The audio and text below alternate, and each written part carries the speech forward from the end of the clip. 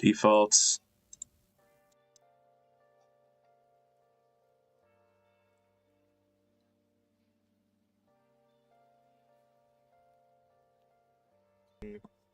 Testing. Okay, cool. Alright, so that just messed up entirely. Okay. We're good. Let me check audio first. Check the audio.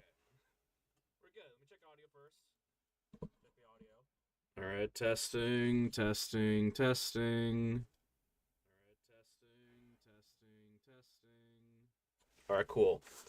I'm gonna go ahead and apply. There's a button back here apparently.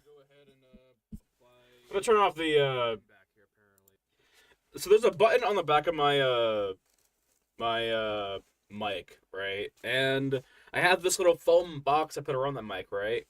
That the back of the box is basically hitting the button to turn it off, basically. This is a weird device, but it's supposed to help.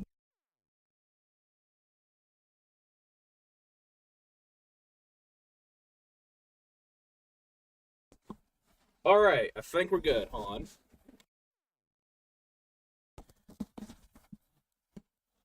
Alright, hold on. The fucking finagle it in. Alright, cool. Alright, ads will play. We'll do some trivia. Alright. I'm not trivia. I need to get ready. I have to get ready for the this stream. Why the hell is whatever. Alright. Anyway, let's go ahead and start the pre-rolls, alright?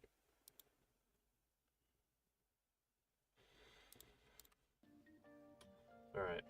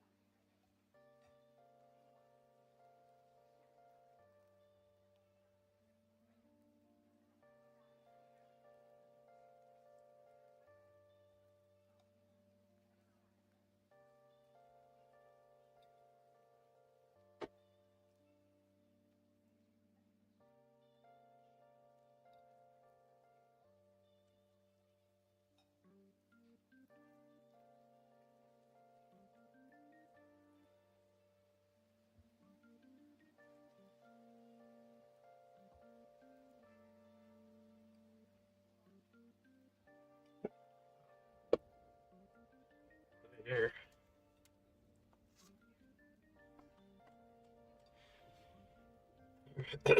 Alright.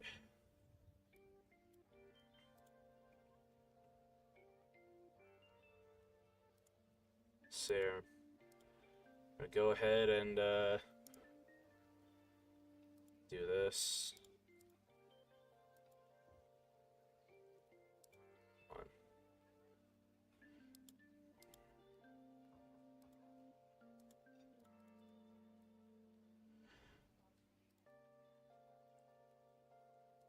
Do one thing. Here, hold on. Alright. I want to see. I want to try this out actually.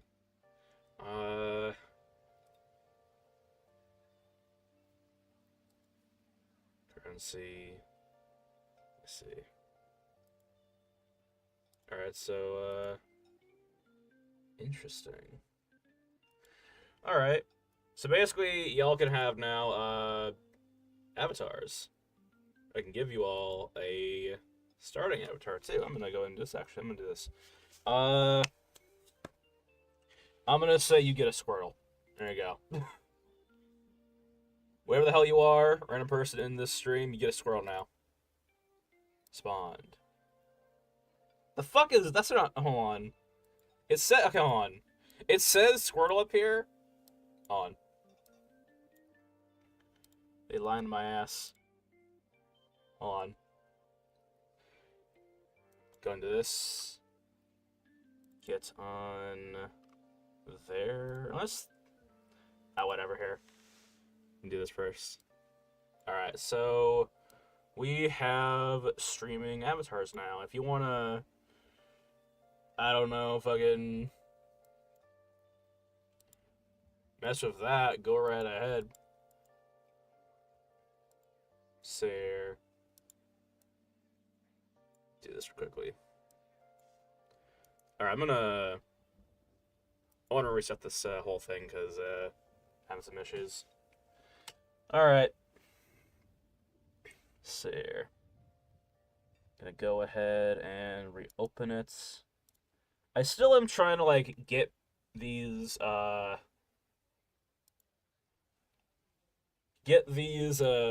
avatars working out, because to me, I just want them, honestly, now.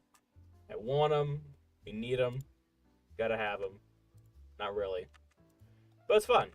It's fun to have. So let's go ahead and go over the screen. Yes, sir. Connect. Waiting for data. Yeah, okay. Alright. So then, quick access. Go ahead and go for you. I'm gonna give you... let's try the Relit avatar. So there. Spawned. Okay, awesome. So, like, all the names that are, like, specified as a certain Pokemon, they, that isn't the names that, they're associated with. Let me see here. Hold on. We're gonna give you a random Pokemon then, alright? Random Pokemon, it's gonna be randomized, because I have... the names that are, like, here are not, like, actually, like, the Pokemon are. Strangely. Hold on. There you go. If you want a new Pokemon, let me know. If not, it's whatever. Sir. Alright. As for myself, I'm gonna choose a random Pokemon as well because, just want to. Alright. No, I want myself. There you go. Let's go ahead and go for... oh, so that fucking works. Okay, I'm gonna go for, Pichu. There you go. Sweet. And then...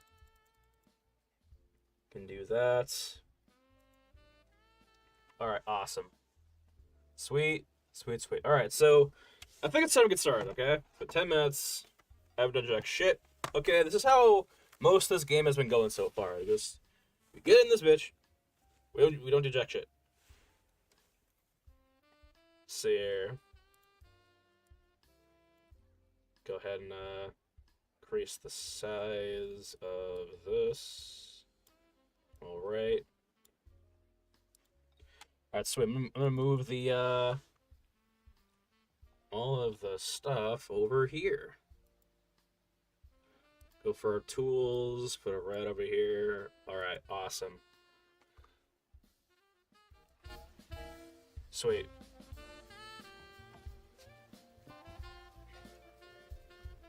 So what I'm doing right now is I'm trying to basically get a leg. Alright, get a leg up. Probably not show that on stream, honestly. I am using a nude reference, alright? Because might as well. I mean, but yeah.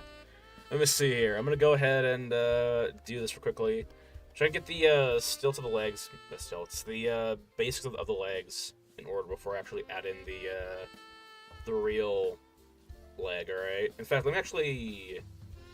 I want to go off and do that. Actually, let me see here. We should have like a other leg. Yeah. I don't know. I kind of want to make a new leg, honestly. You know, new leg for her. Because yeah. Go ahead and go down, and I'm gonna turn off that quickly. Turn off of this. All right. Because what I'm gonna do is I'm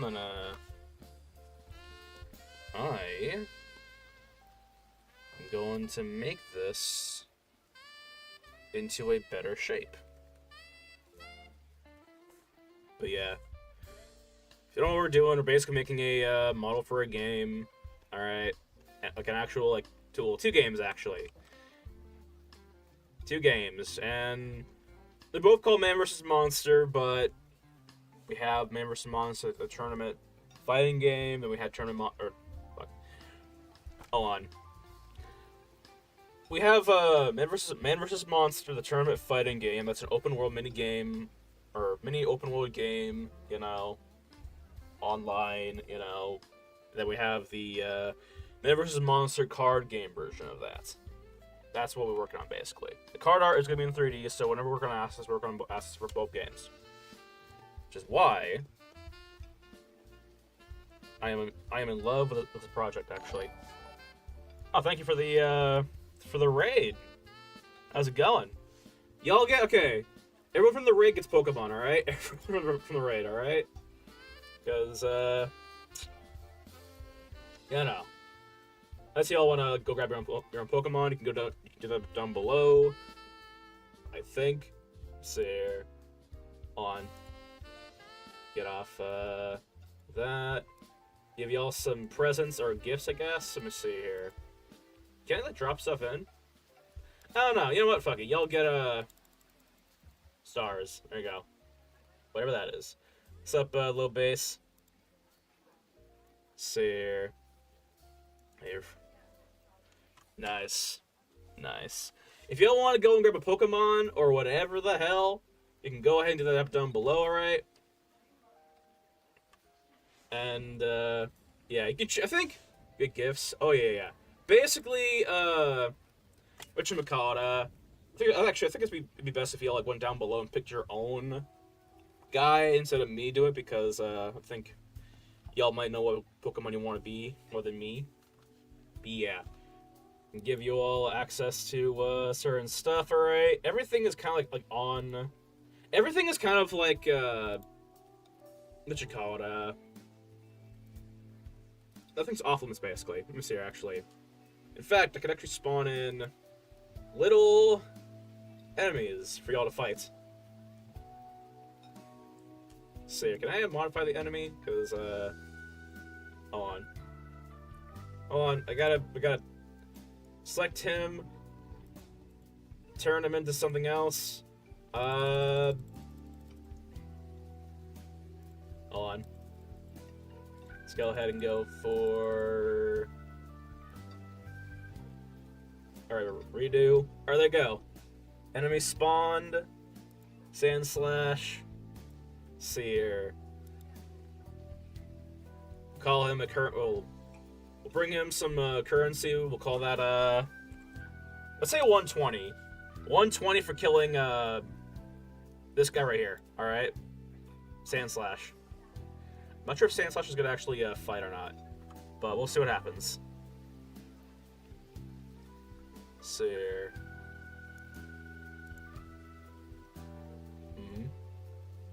But yeah. Let's see here. What else do we have? We also have slaying an avatar by clicking. Okay, hold on. There you go. Cool. Alright. Trying to see what else we have access to on this thing, because I am new to this, you know. Fucking place fucking collision blocks, actually. Hold on.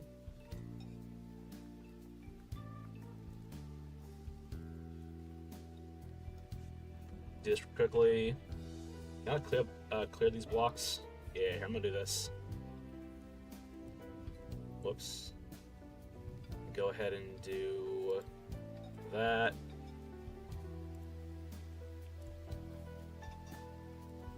Here, see if you can, like, go up this.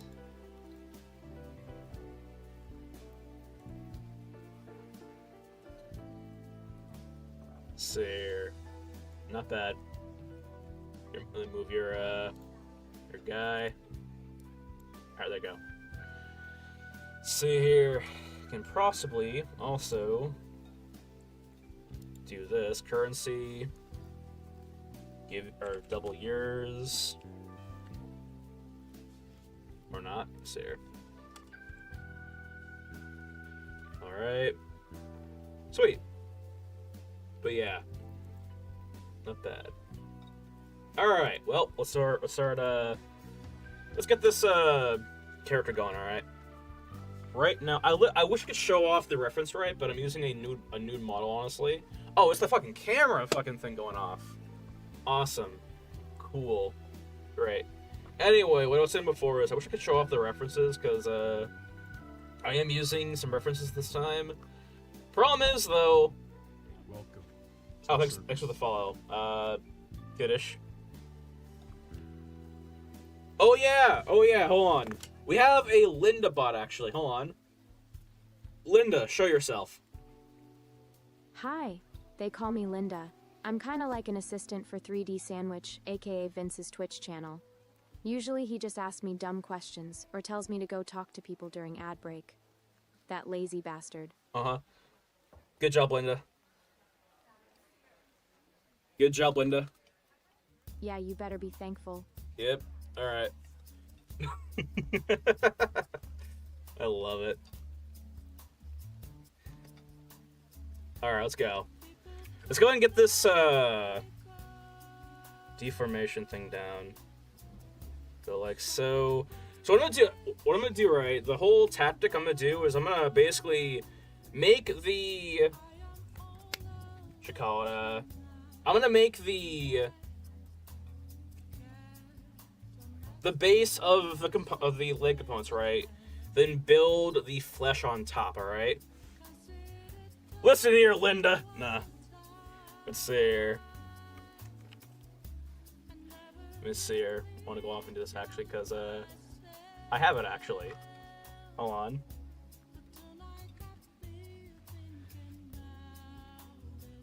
Linda, check it out. It's bass. Or base. There you go. I can do whatever the fuck I want now. Linda, ban someone! No, I'm just kidding. She actually can ban people.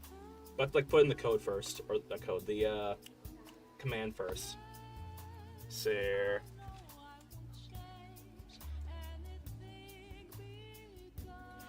Linda, how's the weather? Why don't you turn to the left, goddammit? Oh, nice. It's gloomy outside. Alright. Linda, lock on target. Locking on target, boss. I love it. On.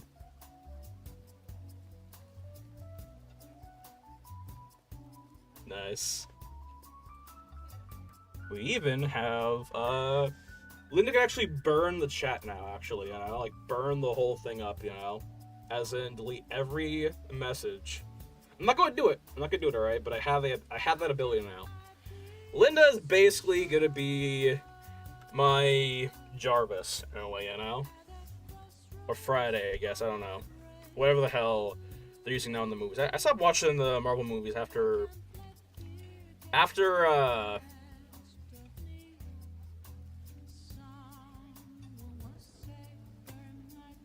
I think Spider-Man Far From Home, I don't know.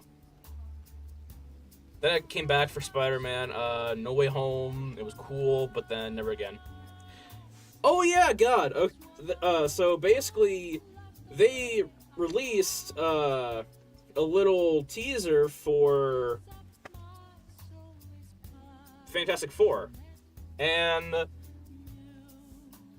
I'm kind of excited for that. Kind of am. I think it's going to be funny, but only because of how the characters look. You know? Like, what you call it? I want to take a little detour, right? Because I want to... Not that the designs are bad, I just think there's some similarities, in my opinion, you know, to like what the designs look like. All right, hold on. We're gonna get PRF up, and I'm gonna go ahead and go over the thing. All right, the thing. Let's see here. New. Let's see here. Can I get like a little image of him? Yeah, this guy. Hold on. I want a full body image of this guy. Alright? And I want to show you all what this guy looks like, alright, to me. Because, I can't unsee it. I can't unsee it. Hold on.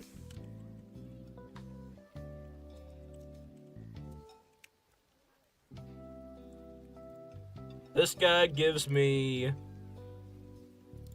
Let's see here. Stretch Armstrong vibes. Fucking, hold on.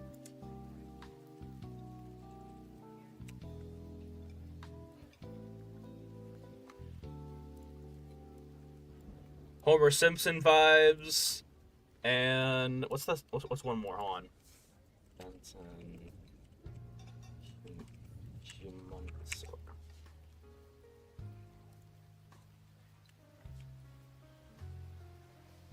And Ben 10 live action. Humongosaur vibes.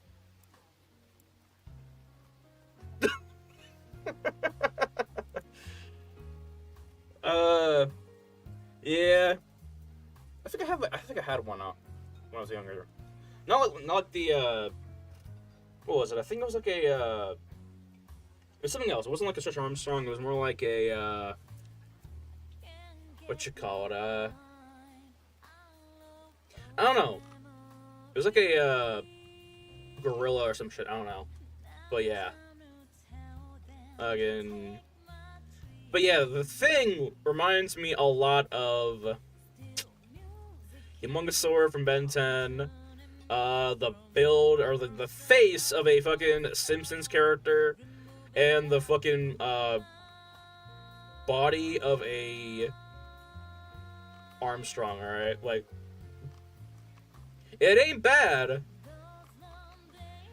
It just looks weird. I guess it does, like, it does, like, accomplish the idea of being a thing, you know? But, in my opinion, like, oh, let me see here. I don't know. All I get is, like, a Simpsons character vibe from this thing, you know? Like, you took a Simpsons character from the show, you brought it to real life, you know? You filled him up with paper mache, and you're like, yo, this is it. But yeah. Let me see here. I might bring in the limbs I made earlier. Let me see here. I'm gonna go ahead and import Jamela. Oh yeah, by the way, we have finally gotten close to being able to open this game for playtesting. At least the card game version. It's free. It's free. I gotta hit a badge. Alright, see you later, kiddish. But basically, what we have is we have access to now playing the game online. And I kind of want to show it off, because in this game we have two games working on. We're working on the card game version of the game, then the actual video game version of the game, right? And both of them pertain to the 3D modeling aspect, right? So, you know. It's killing two birds with one stone, basically. See you later, kiddish. But yeah. And I kind of want to show it off today. Because I do have the, game set up. And I could run it. I could run it. That's the thing. But do I? Let's see here. What do I want? Bony leg, muscular. Let's go for the muscular leg. On.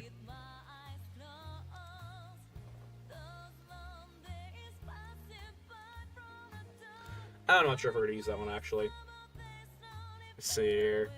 I want the leg that has the pieces to, you know? The pieces, the what do you call it, the customizable pieces, you know? That's the thing that I want. That is what I strive for in modeling, you know, or in art, you know? Giving yourself as much freedom as possible is going to be the best thing you can do.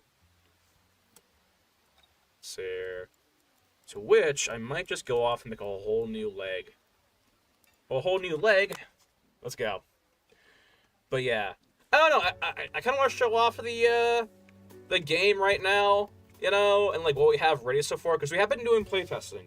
We've been doing playtesting very frequently, and it's been going pretty well so far. Pretty well.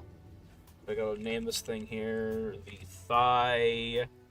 Call this thing here the ankle. Let's see here. Joints. And let's see here.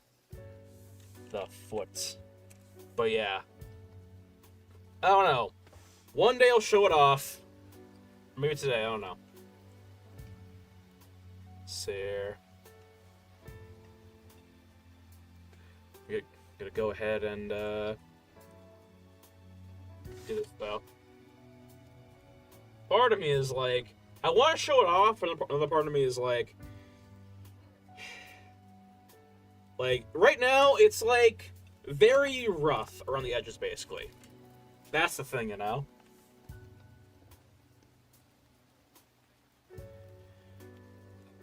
But then again, this is supposed to be a stream, like a Twitch stream of me, like, the process of me, like, making the game. So it's like, it kind of defeats the purpose of this entire channel if I don't, like, show off the game. And be like, this is where we're at right now. So,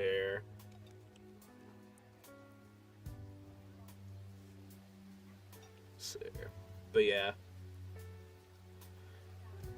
I don't know.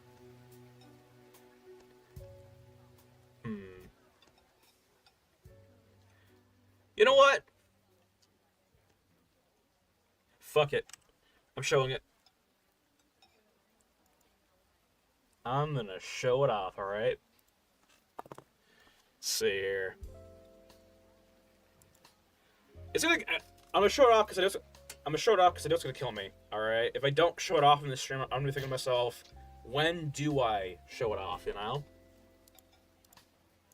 Let's see here. And move the view or the display. Move to the middle. Go like so. All right. I'm actually gonna go ahead and extend that out. Whoops. Alright. I don't think we need like the entire thing. Maybe we do, I don't know. Let's see here. I'm gonna go ahead and do create. Let's go ahead and do a single player. Alright, so I'm gonna go ahead and show off the game what it is, alright? In this middle of this forest. I don't think we need the side views of the screen, so I'm gonna go ahead and like zoom this in. Alright, welcome to the forest, everyone. Here we are. And choose this path. Alright, it's just here now. We're just here now. Let's see here. So basically, I want to show off what I have, alright? We'll go off to the other map, and I'll show you the actual game, part of the game, alright?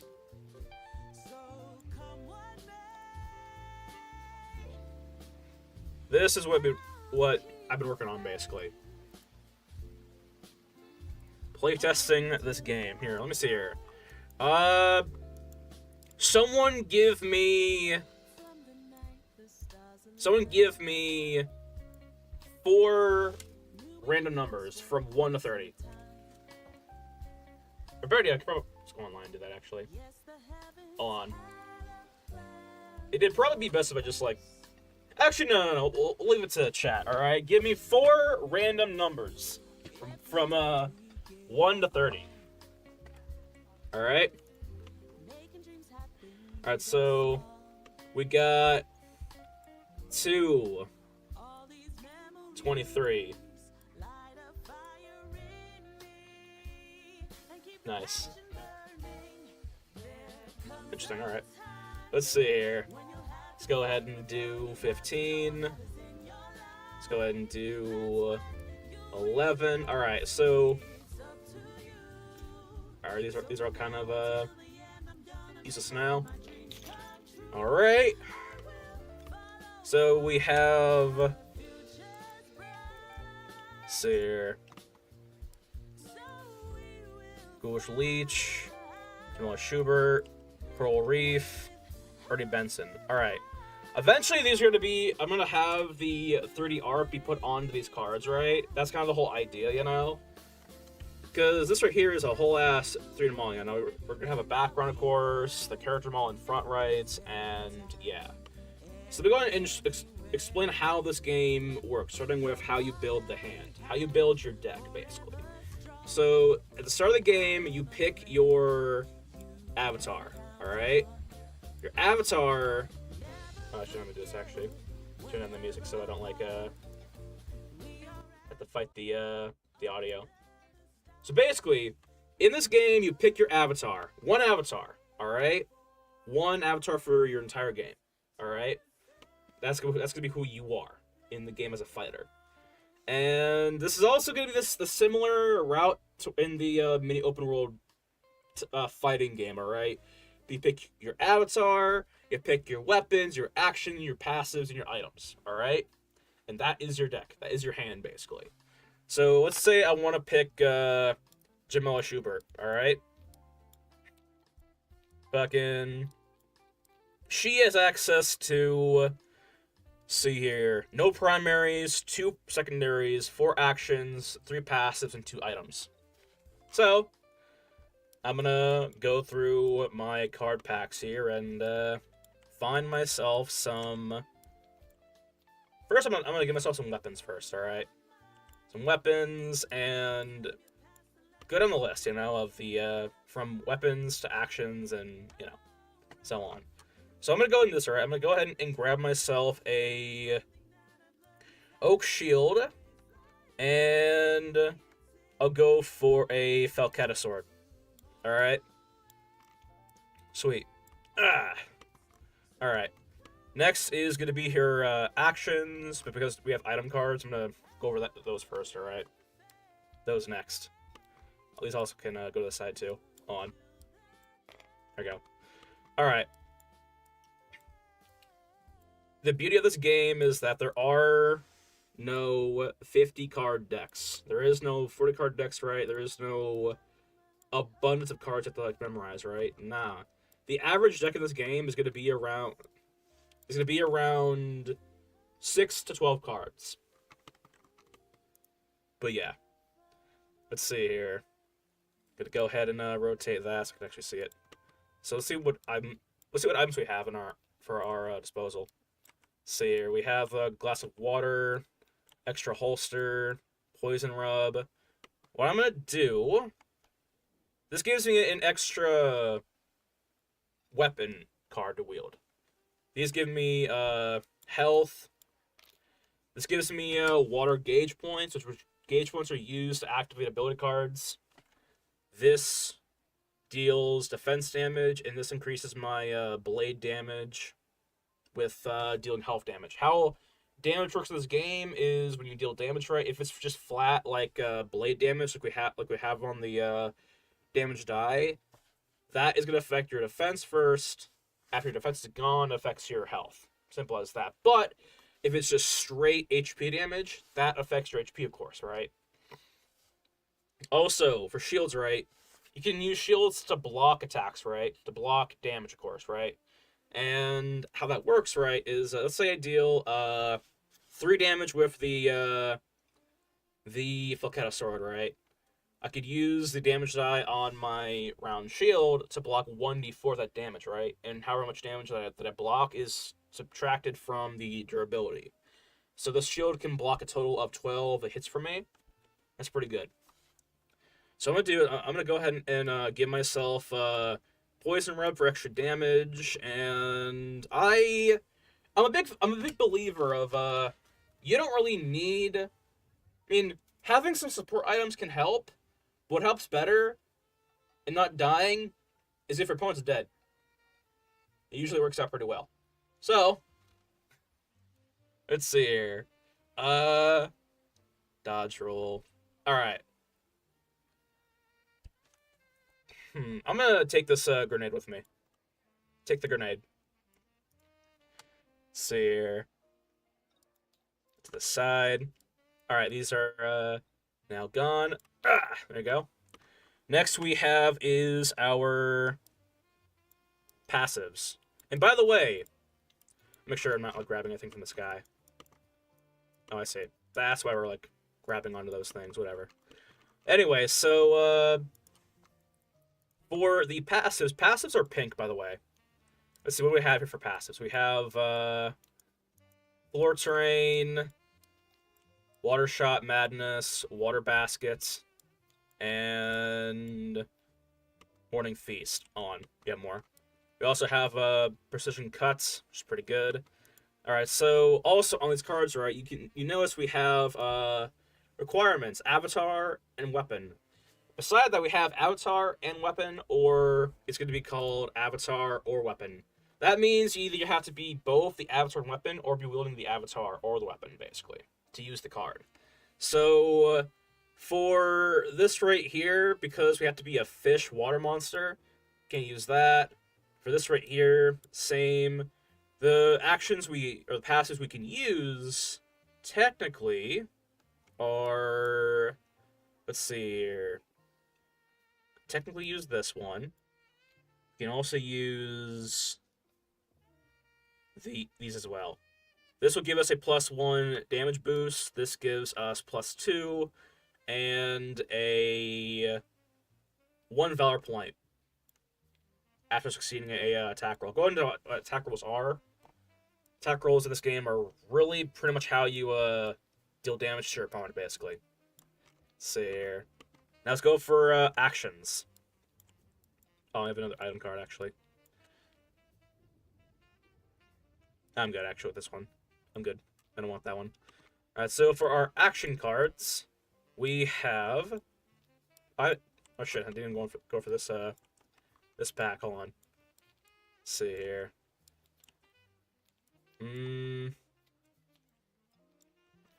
Actually, I'll take out this water basket for apple a day. This gives me +8 health at the start of the game. The last item is that. I don't want these. I'm going off of like what I would want to have in my deck, you know. Oh, I am surprised you actually listened. Yep. Yeah.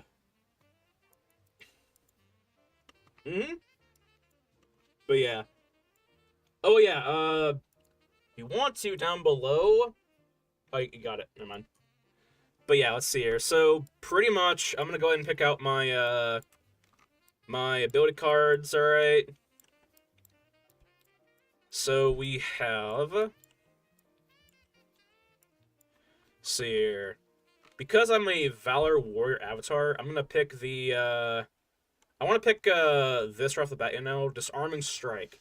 Your attacker unwields all weapons before rolling any speed rolls until the end of turn. Your attacker gains a vulnerability to +2 blade damage.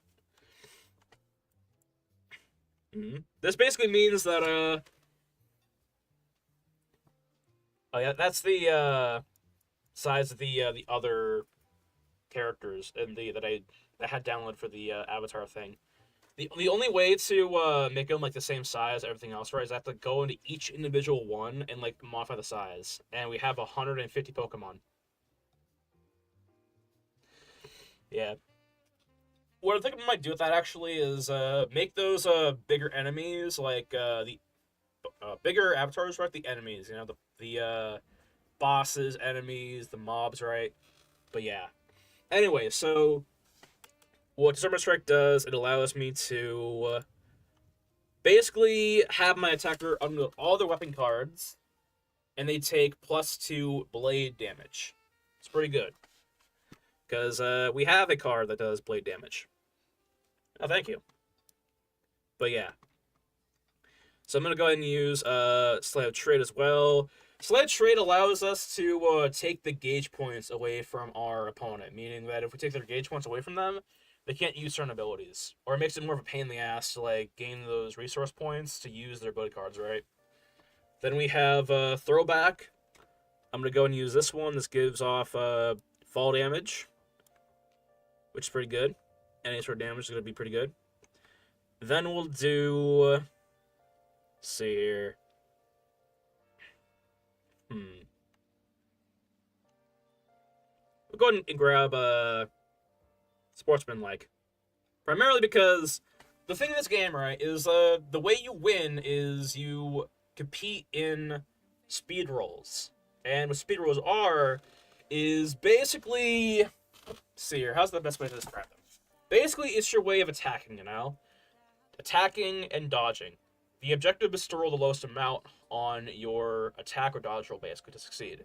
If you're rolling an attack roll and you roll the lowest amount, you deal your weapon card's damage die to the person you're targeting. But if your target succeeds the dodge roll, they avoid the damage, obviously. But yeah. That's kind of the rough down of that.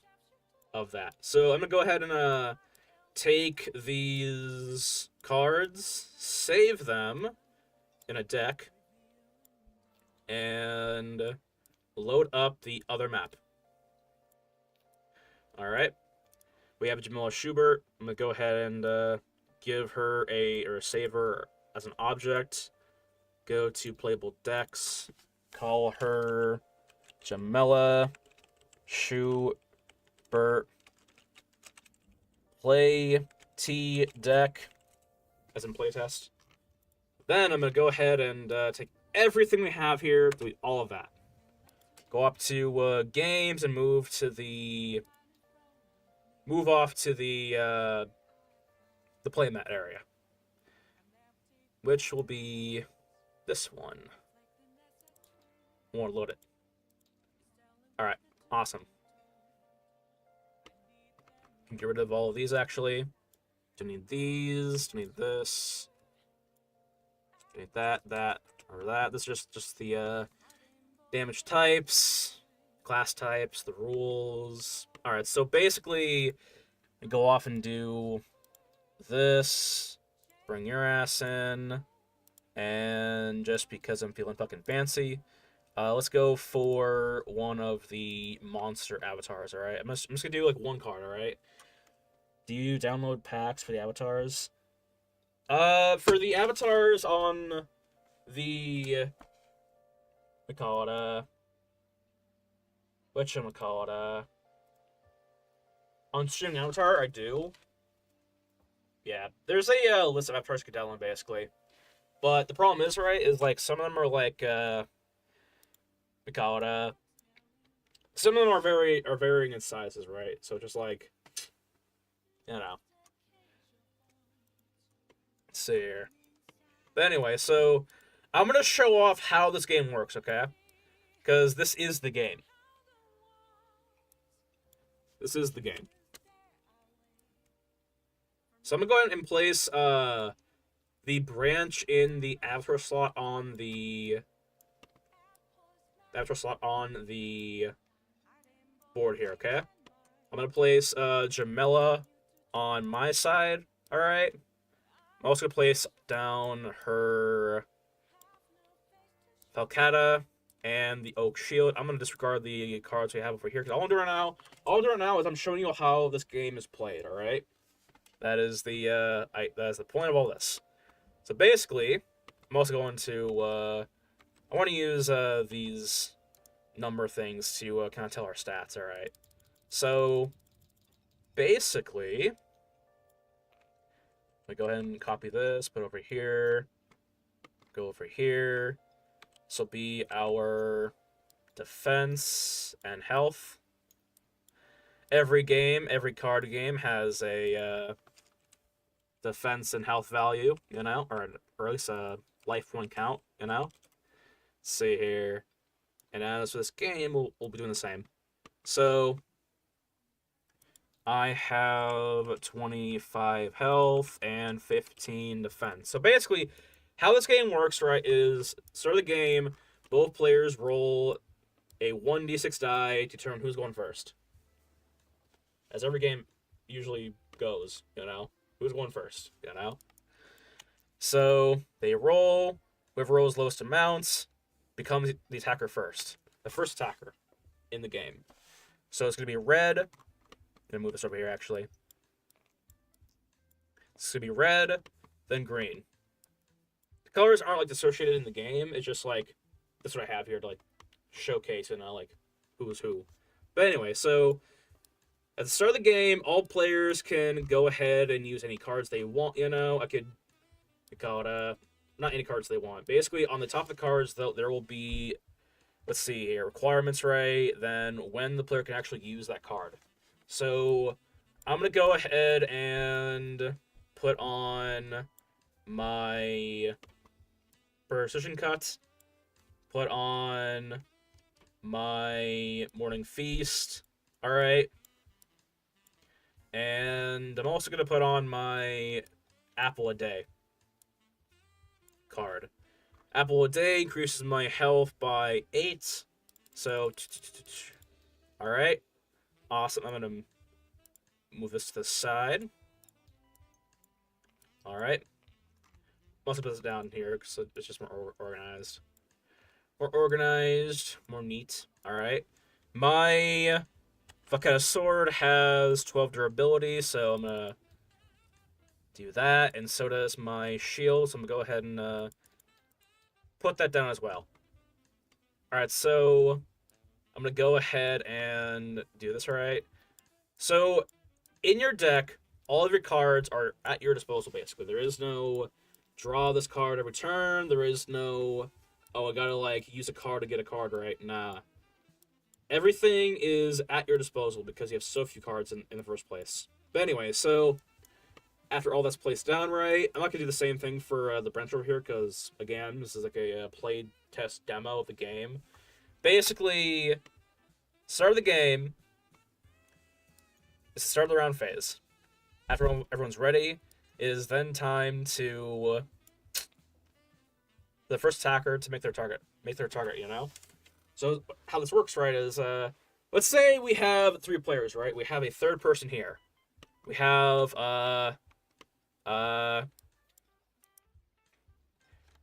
this dummy mimic guy, right?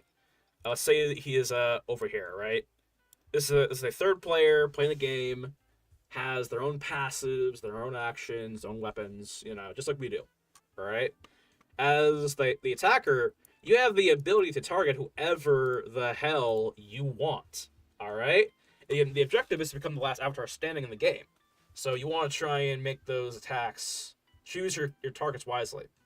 Because someone might need to die first. Someone might need to get absolutely eradicated from the game, Because someone might be more powerful, a lot faster in the game, So yeah, let's see here. So for now, though, I have no idea what the hell Pokeballs do, honestly. I don't think you can, catch things. I think it's just I think Pokeballs are, what your Pokemon or your guy, comes out of, But yeah. Let's see here, though. But yeah, so basically, in this game, right, what you can do is, as the attacker, right, I'm gonna pretend that someone here is playing as the branch monster, right? They choose to attack Jamela, our character, right? So they're gonna be rolling their speed die. Just Cubone and leave it a ton. Oh yeah, I saw that. It's pretty cool. Hmm. So this game, right? So as the attacker, right, you choose someone to target, right? Let's say as the branch monster, we're gonna be targeting Jamela, right? We're not gonna be rolling our speed die versus Jamela's speed die. Alright? And Jamela's rolling a dodge roll, and the branch is rolling an attack roll. If the attacker wins by rolling the lowest amount, he will deal damage with his damage die to Jamela. If Jamela succeeds, she avoids that damage. So the branch's speed die will be a 1d6 and a 1d6 for Jamela. And alright. So let's say this, alright? Let's go and roll. Alright. So in this case, Jamela would succeed because she rolled the lowest amount and she avoids that damage. The next turn would start with Jamela being able to attack the branch now. If there's someone else here, she'd be able to target anyone else. But because the branch is the only one here, the targets are pretty scarce, you know? Let's see here. So, sweet. So, in this scenario, Jamela would succeed because she rolled the lowest amount. And also, I want to point the attention towards the SP on the card on the top right corner. That is what you add to your speed roll. So you want to have less SP. Alright? The minimum to maximum is -2 to +2. And if you have let's say for this incident, right, you had -2 speed, right? But the branch had minus two speed, right? That would bring the dice from a 6 down to a 4, and the branch would actually succeed against this, succeed his dodge roll. But because he has +1, that goes to a 7, and he would fail either way if he didn't have that speed boost, you know. But if he had the -2, you know, he would succeed that dodge roll and avoid the attack or damage he's about to take, basically. Which will be a whole ass 1. A 1, 2, see here. 1, 2, 3, 4, 5. Okay, yeah. That would be 5 defense damage. But yeah, so just go over the game again. Alright, the round phase, alright? Start of round, players can activate and unwield their cards if they want to, you know. Any card that's face up is a card that's currently being wielded, you know. If no cards are face up, then the main ability, or the avatar's main ability is being wielded, you know. For shields, you can have those up with anything in the game. With weapon cards like the sword, right? The blade type weapons, right? Those will take place of your main ability. Let's see here. After everyone's ready, the first attacker may take their turn. They both roll their speed dice against each other, right? Either the dodger will dodge or the attacker will attack. Turn moves on. And, yeah. If this was a real game, then Jamila would attack again. But let's just say we want to do some interesting stuff out here, okay? Let's say we want, we're going to use 1x use of our Poison Rub to, see here, to deal 1 HP damage for every 4 blade damage we deal. Alright? Let's say we have this on our board, and yeah. Then we'll have this card ready. We'll activate Toxic Alchemy Grenade. We'll use 1x use of this as well. And we'll use that on the branch, alright? So if the branch see here. If they fail their initial dodge roll, the first dodge roll, they'll take 1d4 plus 1 defense damage. All right. Now I want to show you all how, like, the meat and potatoes of this game. All right. The fundamentals, the how you can like trip yourself up in this game. You know, because every roll you take is a risk. Every roll, speed roll, is a risk. Because what happens if you both roll the same amounts? In this case, what happens if you both roll the same amount? All right.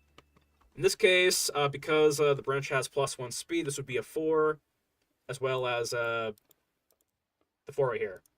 On 4. All right. Well, this grenade card goes out the window. The effect cancels. The poison robe also cancels. That cancels out. And you then roll again, but this time as a tiebreaker roll. Whoever succeeds that roll deals damage to the other player. So, while Jamela was the first attacker now the branch has the ability to attack back. And on any speed roll, if both players roll the same amounts, unless the card says otherwise, they then roll a tiebreaker. And whoever rolls the lowest amount in that roll deals damage to the other player.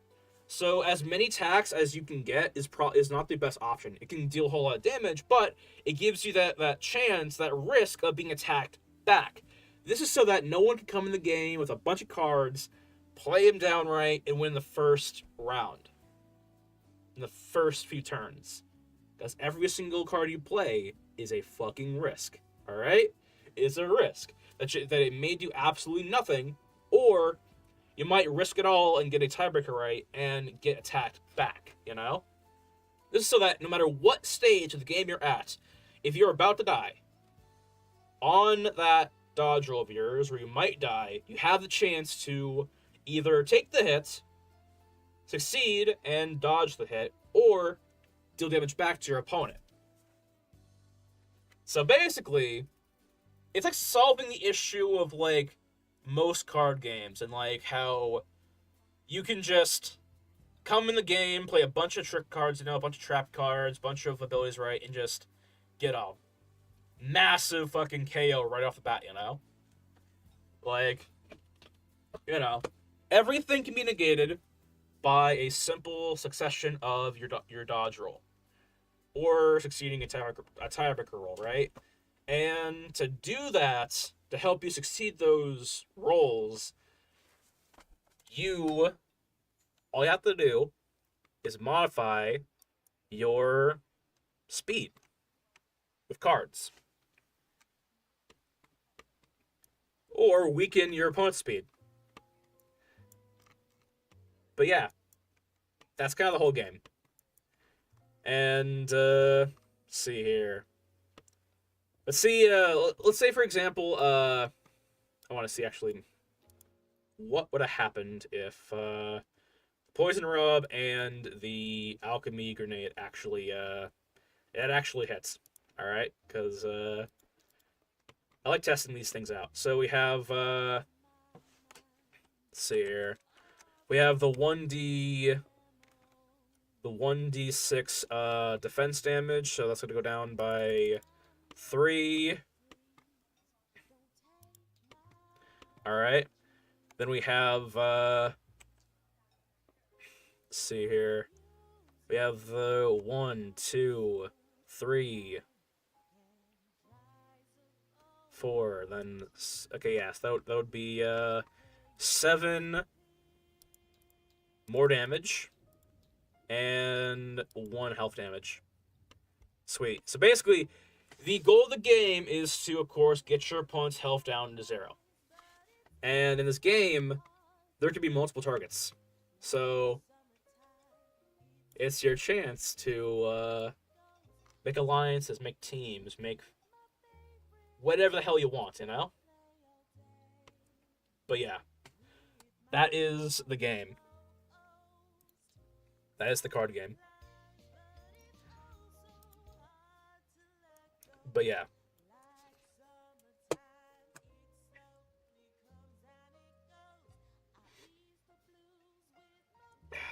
But yeah, doing a whole lot of playtests of that game. It's pretty good, pretty fun, and yeah.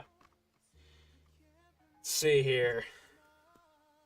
I'm gonna go ahead and do this though. All right, get the back to Jamela Shurbet. All right, get her legs in order. So, but yeah,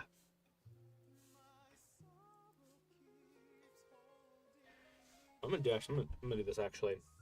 Go up to see here, auto masking, back face masking. All right, but yeah,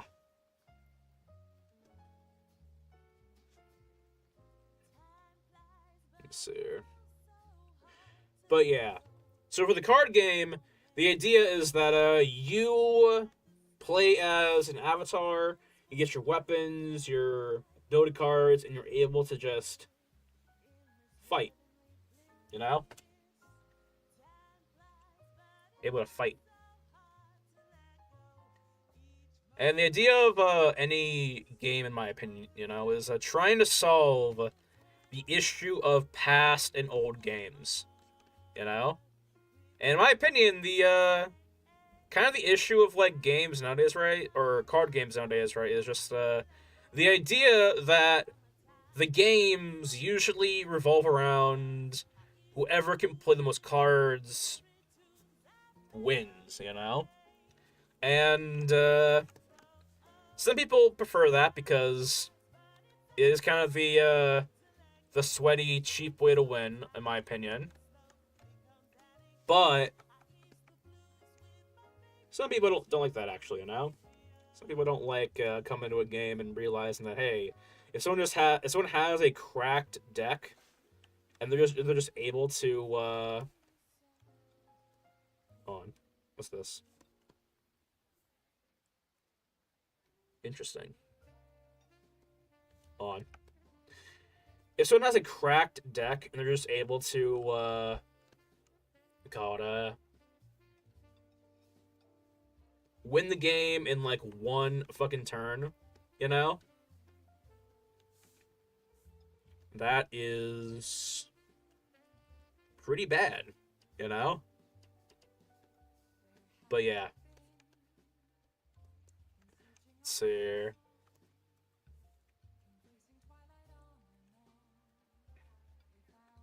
But yeah. Let's go. Anyway, so I want to try this actually. Try and do this, alright? I want to play with the thing here, okay? So, can I spawn you all some enemies? That's what I want.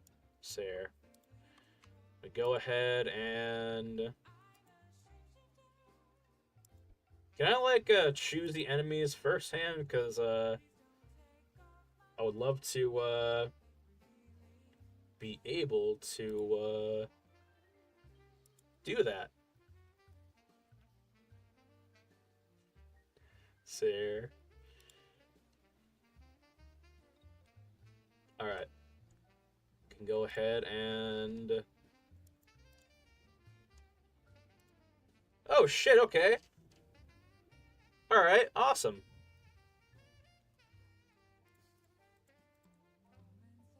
There you go.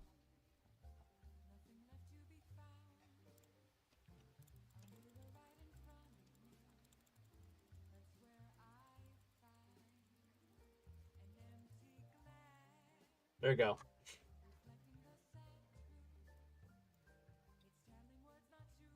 Great, awesome. Let's see here.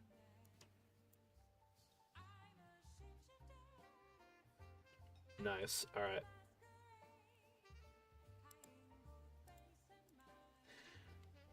What I also could do here, I want to try something out. Okay, I want to try something out real quickly. All right, I'm gonna go ahead and I'm gonna pin uh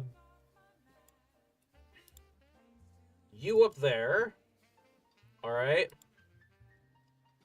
Then I am going to see here. make a little platform for you. And then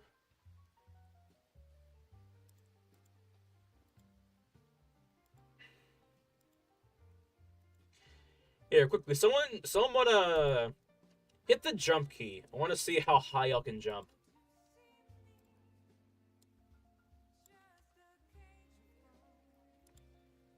All right. I think y'all might be able to complete the course. I don't know. Whoever can beat or get to see here. Whoever can get to whatever the hell his name is. Whoever can get to the guy pinned up top, gets nothing, but it'd be pretty cool to see. See here.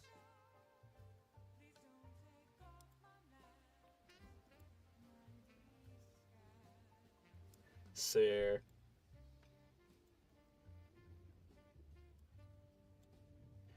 All right. Can y'all go get through there? No? All right, hold on. See here.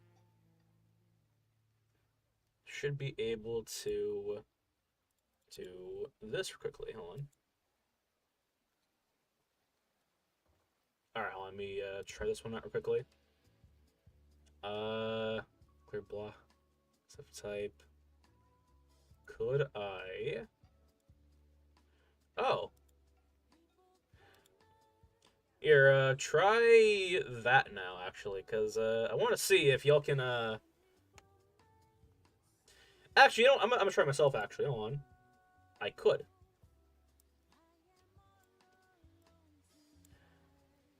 A whole ass ladder. Awesome. Alright. Go ahead and try this out real quickly. Because I want to try myself, actually, you know? See if I can, see what we can do with this. Just bring Leafy on to the front of the course. Yeah, here. I'm gonna do this.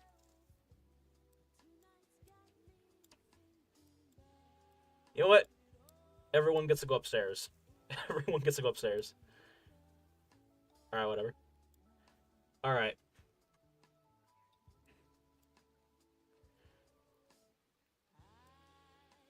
Here, let's do this actually. Here, I'm gonna put your ass over there. You're over here. I'm gonna start despawning some stuff actually here. I'm gonna get your fucking ass back up there here. I'm gonna do this actually. Despawn. Despawn. Alright, so the main enemy right now is going to be Sandshrew, okay? Hold on. Main enemy right now is going to be Sandshrew right now. Gotta pin him up here. Alright, if you can get to him, I will give you a little reward box. Alright? I'll give you a little award. Alright? Whoever gets him first. That award is going to be, let's say, I'll give you 300 points if you get to, Sandshrew up there. If you can.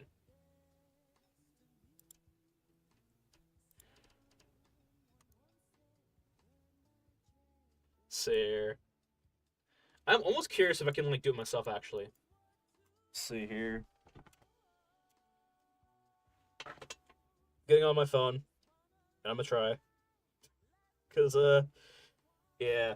Down below, there is the, command system thing. Kind of like a, unique little... Hold on. Unique little Game Boy thing, you know? So here. I'm gonna go over here. Can I control it myself? That's the thing. Alright. See here. I should probably have the fucking stream be playing in order for me to actually play myself. Let me see here. Alright, I'm gonna try. See here. Go right.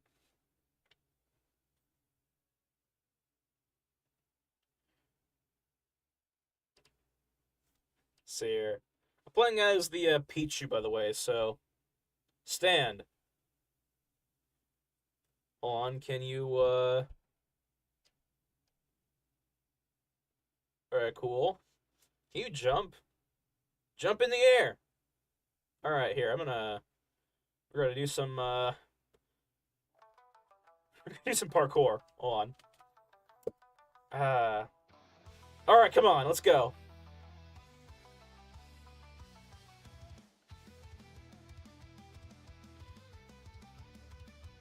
Come on. Jump and go forward.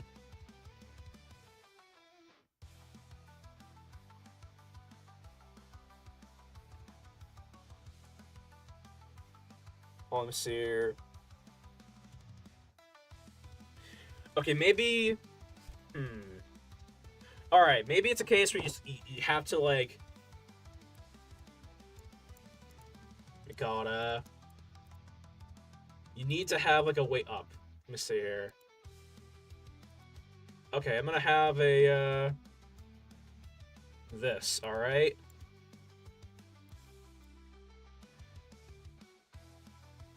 Let's go ahead and do some collision. He's on the move. Hold on.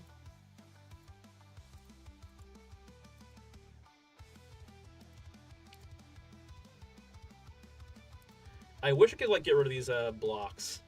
I don't think I can actually. If I get rid of everything.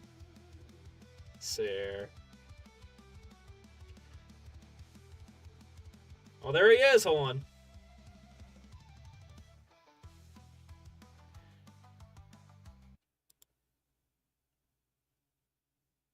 Let's see here. Yeah, whatever. All right. Spawn zones. Okay, so comes in up here. Awesome. All right. We're gonna try this now.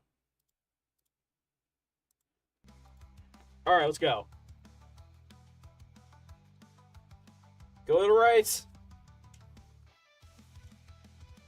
We're gonna try this now. All right.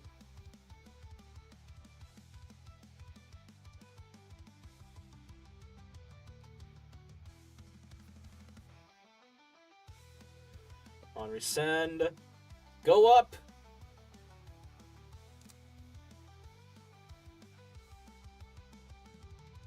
Come on. Go right.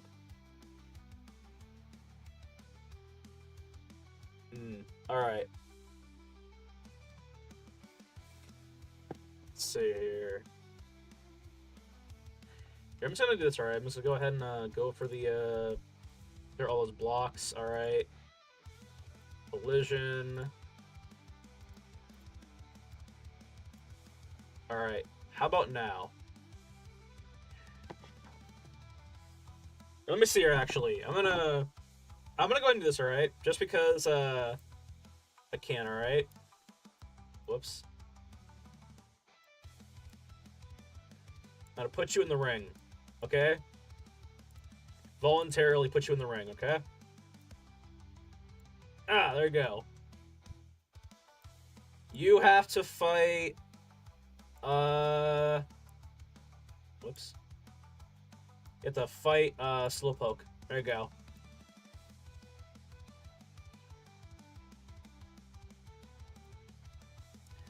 On. It's not the delay, it's the fact that once you get them go, man, can't stop them. Yeah, that's true. Yeah. Yeah, that's true.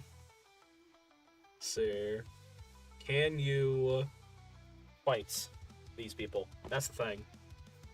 Oh, can I do bomb or some shit, or am I just like? Oh, there's a whole ass fucking attack. Let me see here. I'm gonna... Oh, shit. Okay, hold on. Can I attack? Let's see here.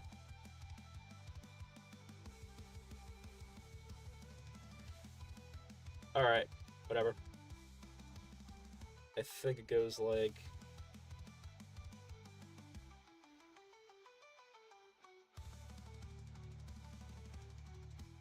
Let's see here.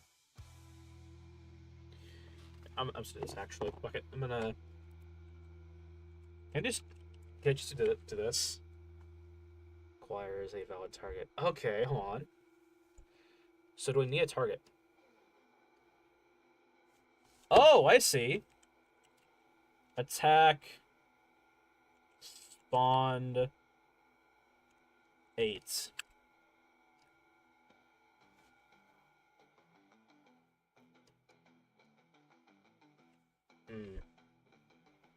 Let me see here.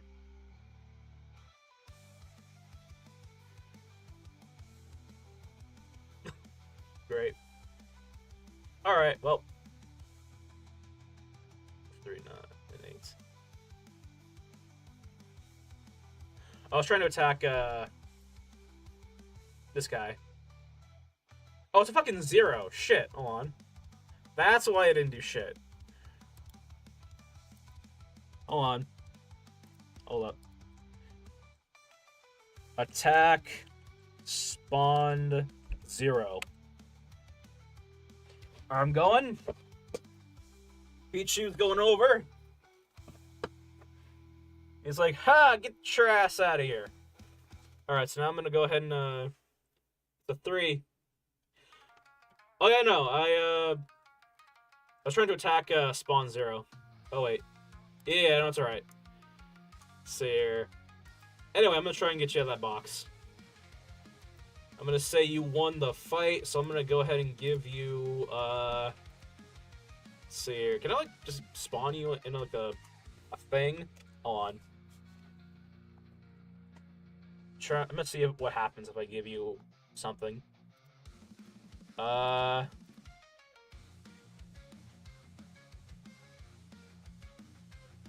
alright, let me see here. I mean, shit, let me see here. Could I... Nah, it's whatever. I'm gonna clear these blocks. Same for all of these. Actually, no, spawn zone will stay in. I'll have like a right here. For it to like fall off on. I wish I could just like delete these actually, you know, because that would be so much better.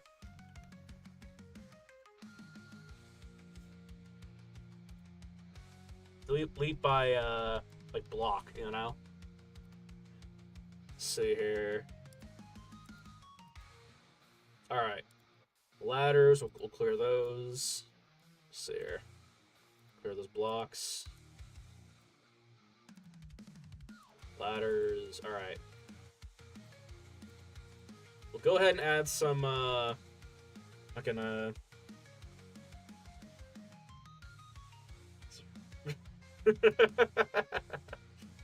yeah. All right.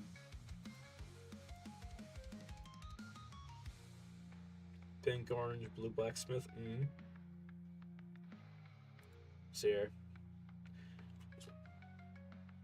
Pink, orange, red, blue, green, or gray. I'm gonna go for green. Green.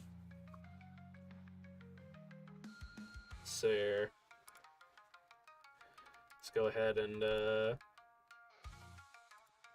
do this.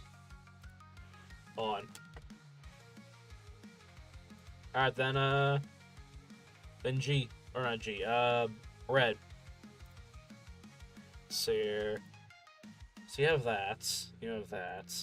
I wish the... I kind of wish I could like just like drop a thing in, you know, like a little box as the award thing here. I'll just do this. All right, I'll just do this. I will make a box. Alright. Make a box. I'll put you inside of that box. Alright. And then... Or not. Oh shit, alright. Never mind.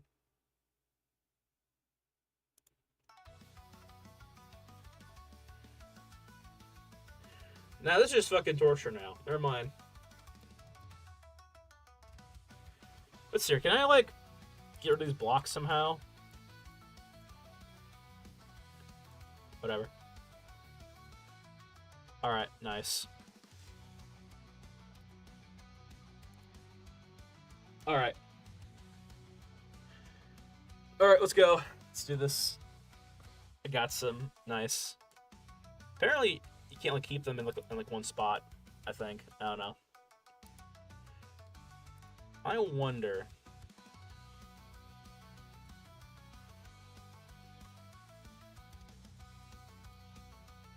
A little bit of a carpet bombing, because why not?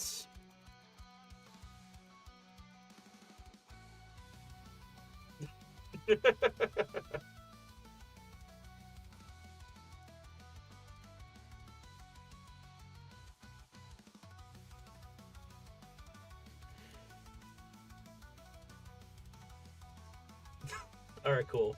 Alright, that's gonna stop. I'm gonna go and make a little course though. Alright. See here.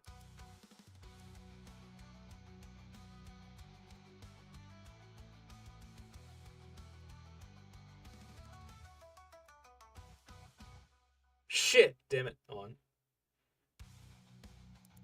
Ah, whatever. It's fine.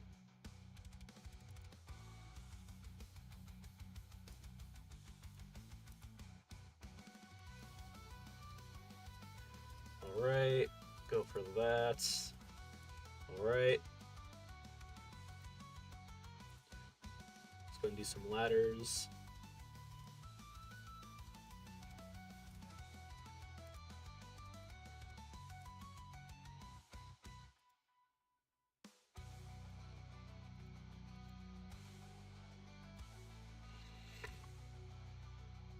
Alright, if anyone wants to try and take the leap, go right ahead.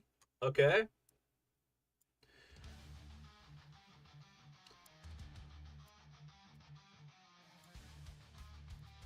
Alright. Do some more ladder stuff. Alright. Alright. There we go. We'll see if that's possible.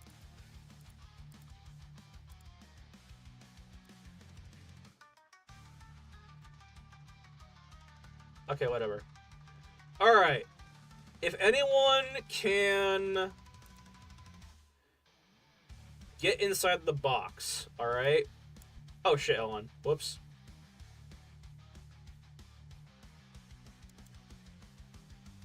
And beat up... So here. That guy... I'll give you some points. Alright, I'll give you some stuff.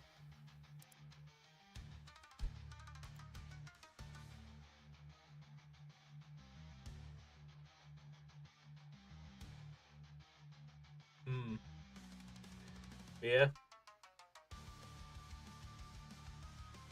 See here. Alright, I want to see what happens if I have, spawned 12, I'm gonna say. Let me see, what is this guy? Spawn 12. Alright, so currency for... Oh, I can set the fucking currency for these guys. Okay, so if you beat this this guy, you'll get 200 points.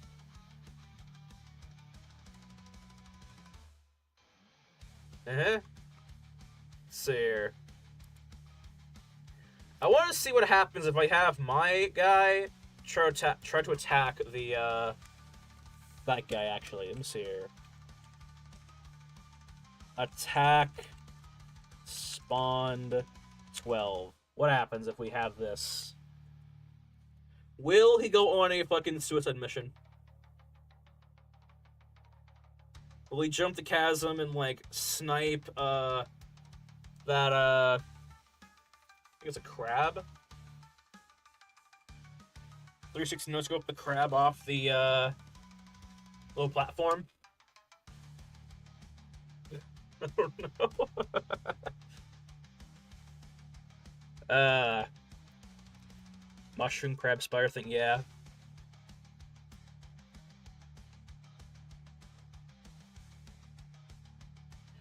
God. But yeah, I don't know.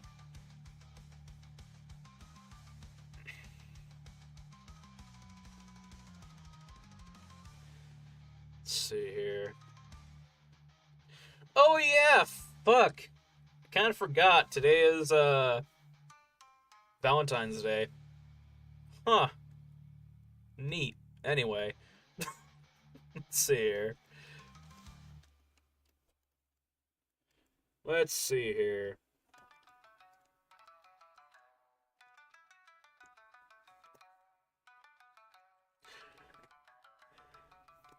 Oh yeah, so I want to go ahead and put the attention on this, alright? Because it's going to be relevant soon. Basically, what I have planned is I have. Okay, so if you go on the Discord announcement, right, I have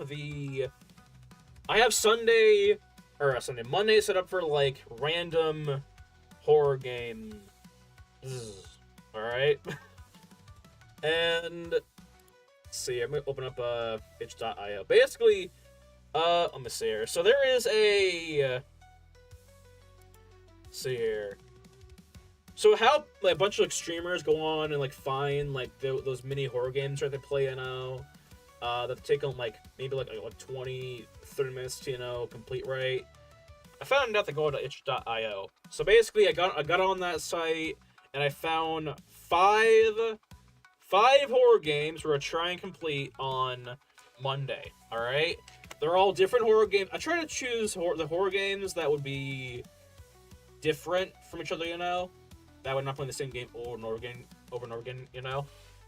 So I want to show off the games, all right? Because I picked games at random, but also took a little glance at them and thought, would this be fun for stream? I think they will be fun for stream. One of them is not really a horror game. It's tagged as a horror game, but I think it'd be just more of a fun thing to try out, So we have. Let's see here. Lion of Hell. What is this game about? No idea. I saw a creepy ass doll. I thought to myself, that would be pretty interesting. You get to feed the birds. You get to talk to like possessed children. That guy. I'm not sure what it's about, but I think there's a lion in the park.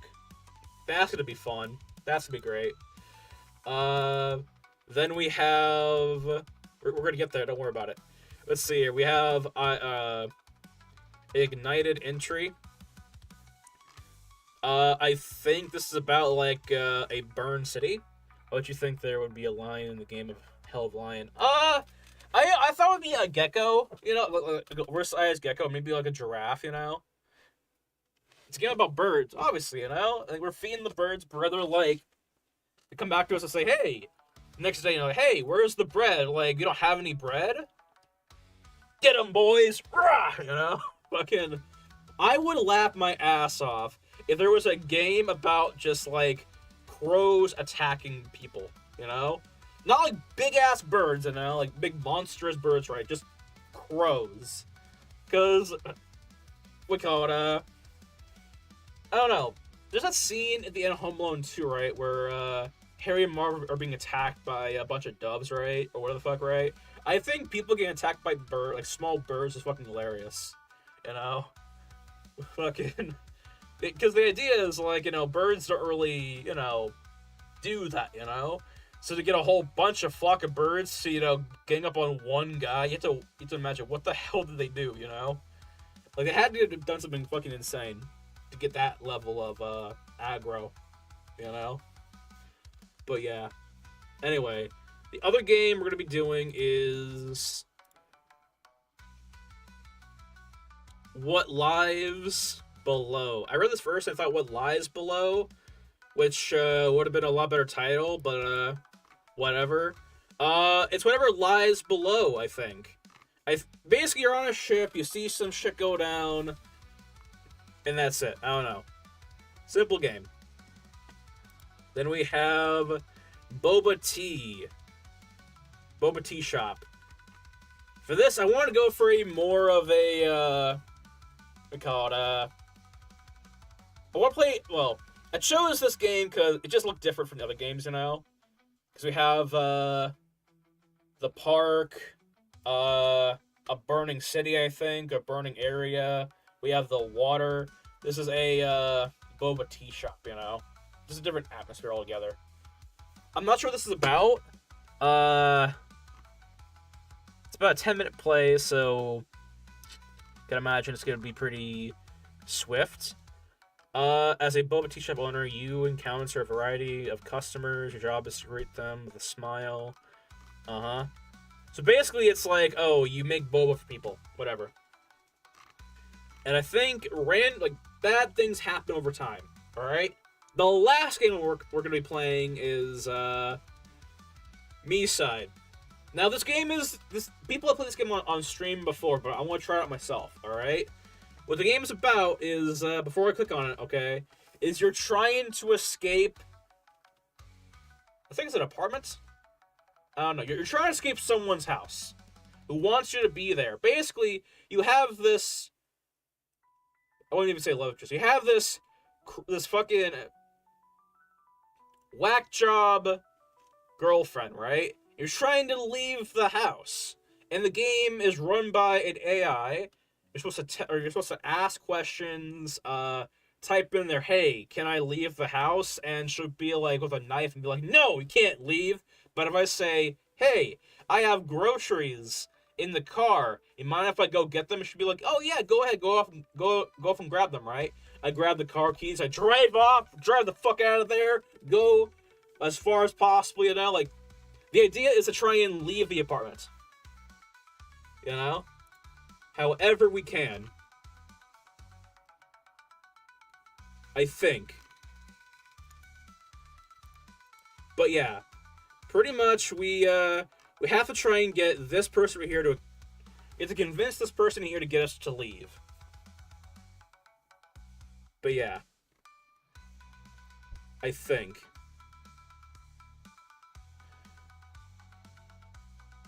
But yeah. Let's see here. It's gonna be... I want to play that game because I've seen a lot of people... play that game on stream before, and I want to try it out myself, because, I like games where, I want to try out games where, I'm not messing with the bird god. I'm good, pal. Yeah. But yeah. I love games where, they introduce, interactive chat stuff, right? Because, you know my ass, I'm gonna fucking probably get myself killed in that game, saying the wrong thing. Hey, how's your day, huh? How's your day, sweetie? Oh, that's cool. Anyway, I'm going to bed. See ya. Bye.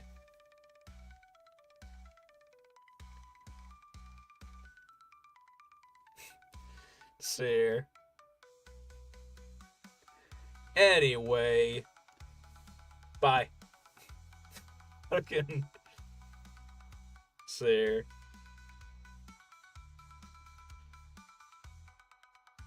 God, that would have been a good game to play it today on stream, because,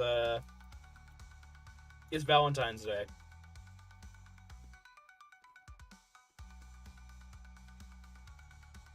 But yeah. It'd be a good game to play on stream today. But I want to get her done. This character.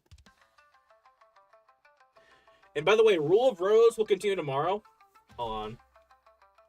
Hold on, we're gonna try something out real quickly, okay? We're gonna try out Linda. Alright? I want Linda to help me out here.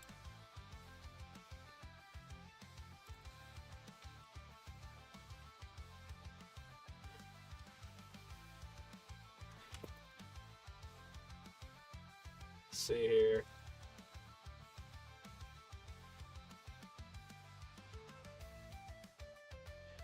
Linda, send them to the Shadow Realm. Linda, send them to the Shadow Realm.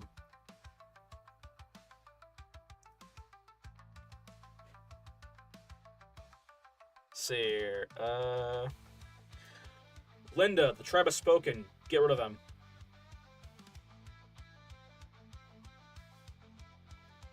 Linda, ban Hammer Time.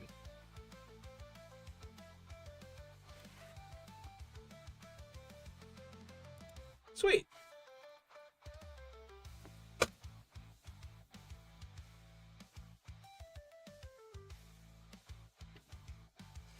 I don't know. Well, the reason why they do weird ass font is because on Twitch, right, you can have like certain words be banned in chat, you know, and it also goes by and so if you let me see here. So basically, if you try and ban certain words from appearing in your chat, right, these bots, these scammers, they know that people are gonna use the common words, you know, like link, go here, you know, or whatever, right? So they use like different fonts so that it bypasses that. The only way to mitigate it is to use the same fonts, but then you're probably just fighting an uphill battle of like trying to put in like 100 font types, you know, because you know. Let's see here. But yeah. Anyway, I'm gonna for no reason whatsoever, I'm gonna go ahead and put Pincer down, okay? Whoever wants to kick the crap out of Pincer, go right ahead.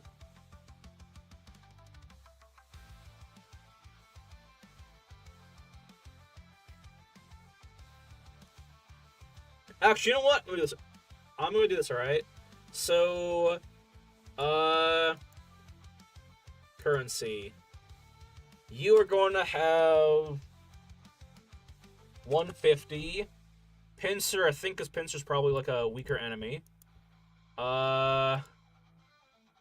Pincer is gonna have. Let's see here, 100 currency. This guy is gonna have a 175. Alright. Alright. And this guy over here can go fuck himself. I'm gonna put him over here. See here. Delete. Alright. Sweet. So now I'm gonna grab you. I'm gonna go ahead and change your name. Name tag.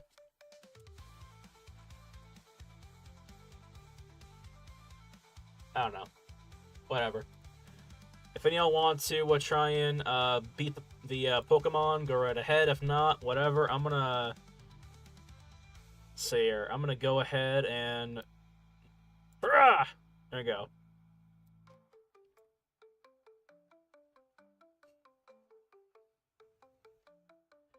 See here.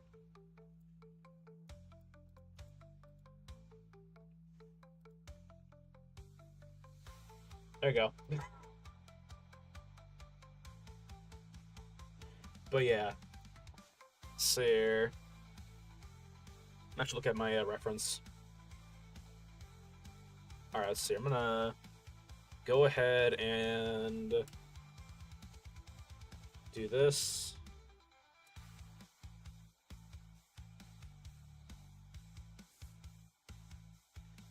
right. Let's go and do Z sub. Alright. But yeah. I want to see her actually. Oop. Where was that tool?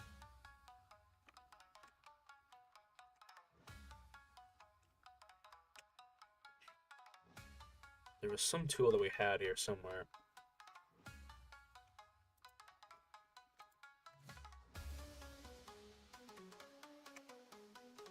Trying to find some tool that we had. I remember seeing at one point.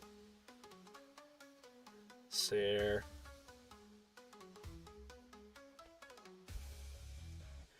I don't know. There.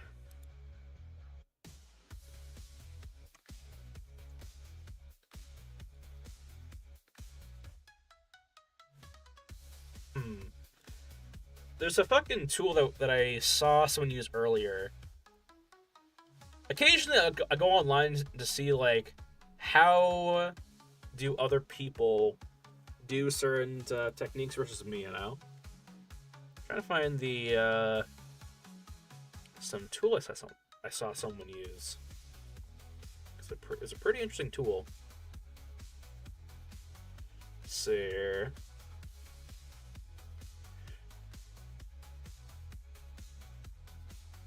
Might be extractor, I don't know. Let me see here. I would have looked the tool up. I know that much. Let's see here. All right.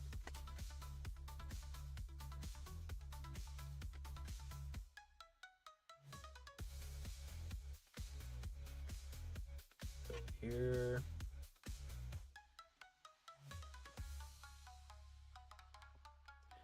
Over here. Trying to find the tool that I found earlier.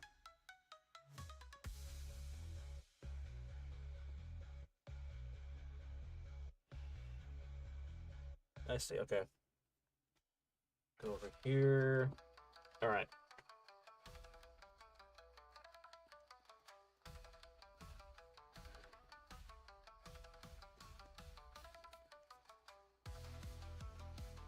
Let's go.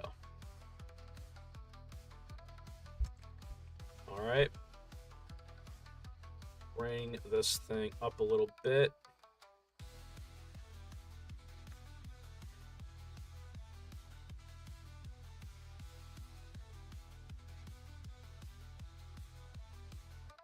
Alright.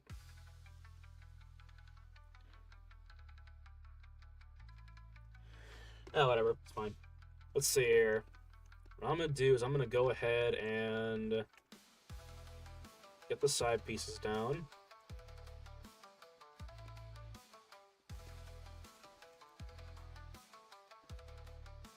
Alright. I'm going to go ahead and go like so. I need the side pieces of the leg here, you know? Something to kind of like give it some meat, you know? That sounds fucking weird, actually. Like, basically, I need to give it like some depth, or else their character is gonna look very weird.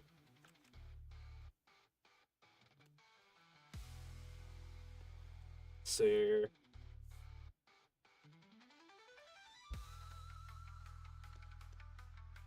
just a little bit. All right. I'm gonna go ahead and use nope. I want to use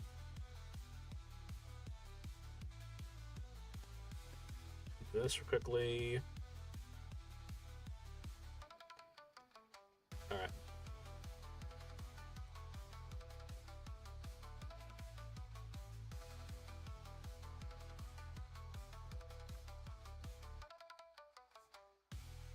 All right. Let's go ahead and do this.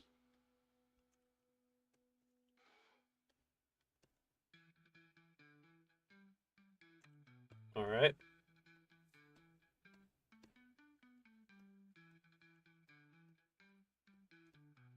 Alright, interesting. Alright.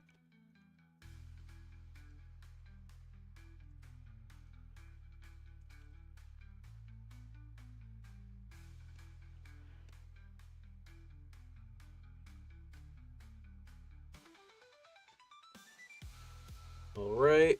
Sweet.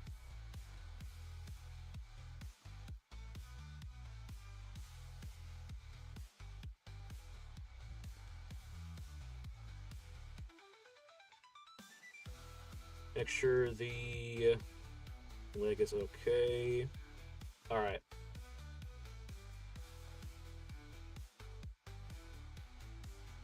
Alright. So now what I'm going to do is I'm going to go ahead and I would like to combine all of these here joints together. Alright. I want to go ahead and do some inflation on the bottom here. Give us something to work with, basically. Alright, so now we should be good to go. I'm going to go ahead and put on a dynamicness.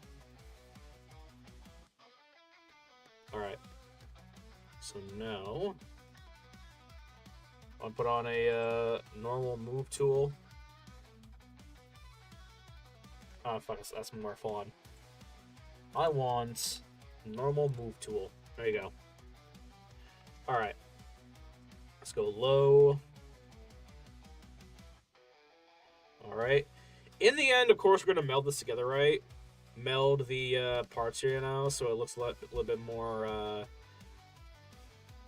better, of course. So I'm gonna try and get the back portion here all situated. So we have more meat over there, a little bit more over here. I feel we're calling it meat, So here. Alright. Then from the front side. Alright. Alright. So then we'll go ahead and want the Z sub. Alright.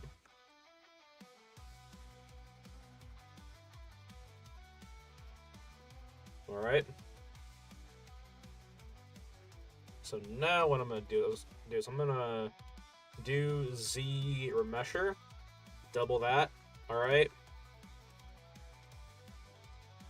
Double that. And keep going. Basically, the idea, of course, is the low to high poly method. Remember how many polygons do we have? It literally... Oh, I'm going to just... see here. Give me a deform mask. Okay, we don't want that. We want to get rid of anything that is like inside of each other.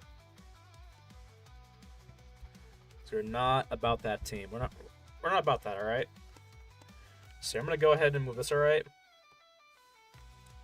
I'm gonna use snake hook, alright? See here.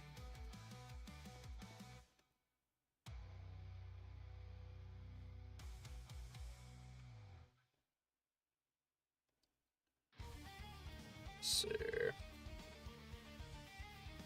Alright.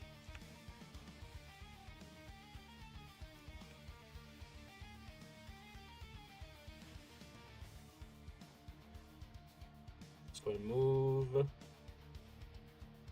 this to the side. Alright.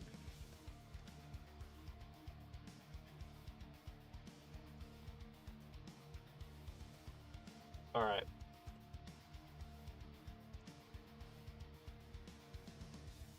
So now I'm going to go ahead and grab the foot. Alright. Believe it or not, okay, I've had one person in the past be like, why aren't you making the foot? Isn't the foot an important part of the model? And the answer before was the feet wasn't going to be shown because the character would have shoes on, right? And therefore it's kind of needless to have a fucking foot there because the player's not going to see it, you know? But she has sandals on. She's going to have sandals. So we need the foot this time. This one time. Be excited. Fucking... We need feet. No.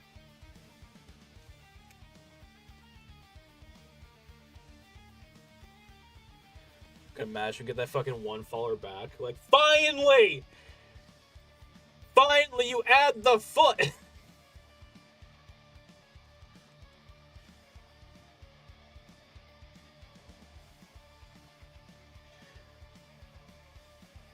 I swear to fucking God, if I, like, make the foot one day, or make a foot model one day, and that's how I get, like, my quote-unquote debut on fucking stream, I'm gonna lose it.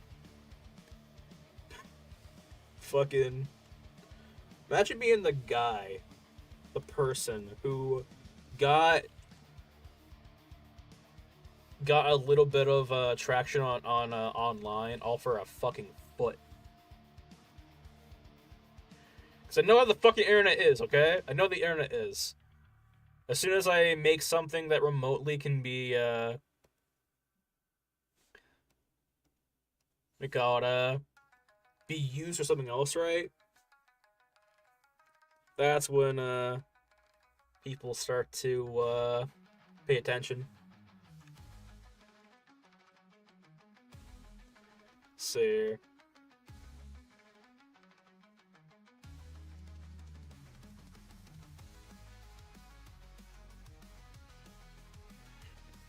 Alright, I'm gonna go ahead and add the, what will be the kneecap.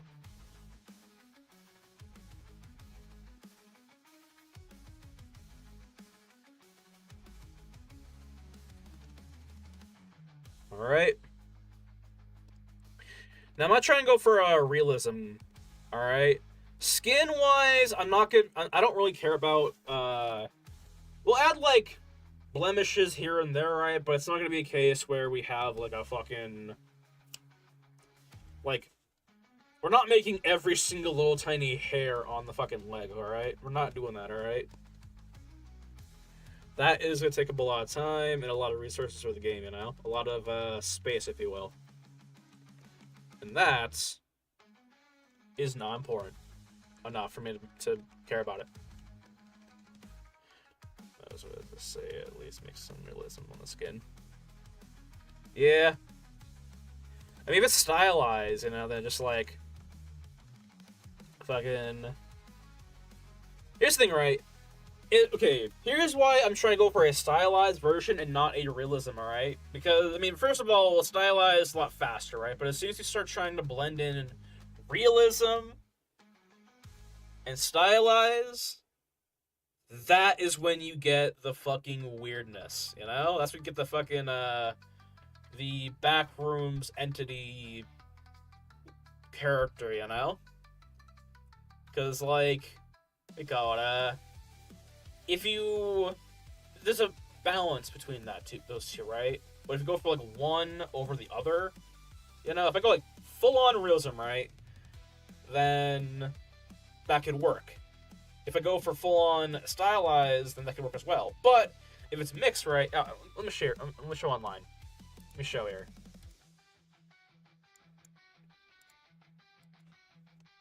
Examples of stylized plus realism.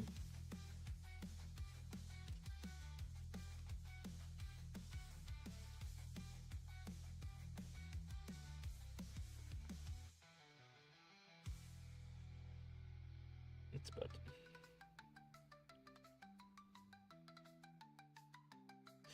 Pretty much. Pretty much. Oh, I'm here. Try to find an example that I had to kind of like look into beforehand, like, in college. Found it. Kadabra. So this is like the stylized to realism spectrum, basically, you know? The middle portion is pretty much the combination. The, obviously, you know, the left side is stylized, right side is realism. And, yeah. Uh, if you go for... Yeah, fucking...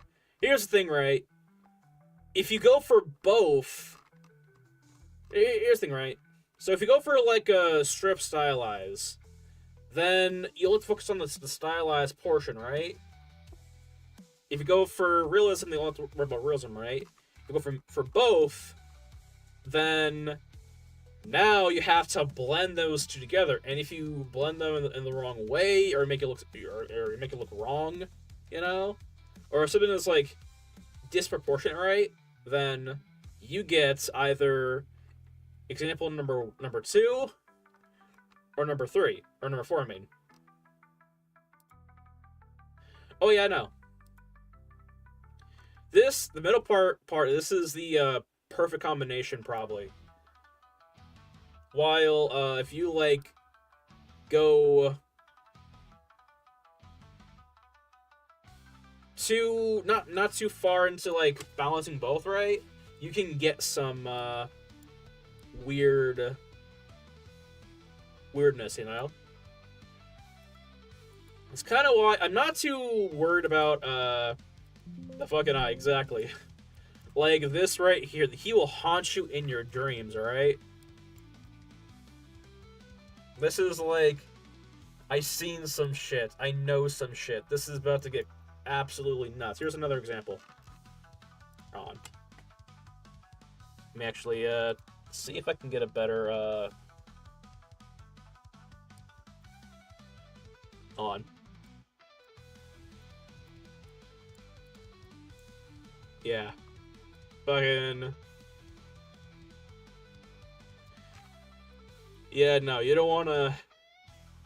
You want to go for either... In my opinion, go for one or the other. Not both. Yeah. One or the other, not both. You can go both if you're experienced in that stuff, right? But you know,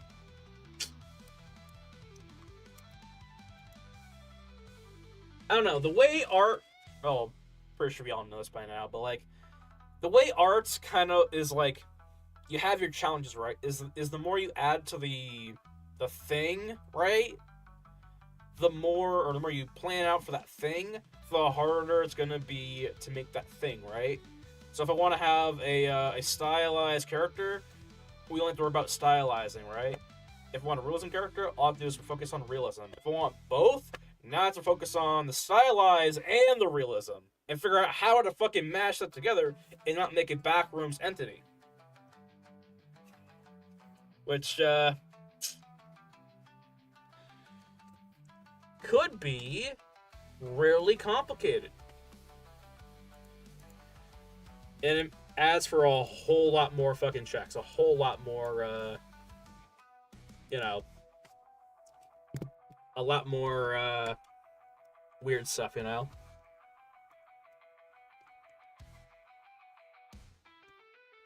But yeah.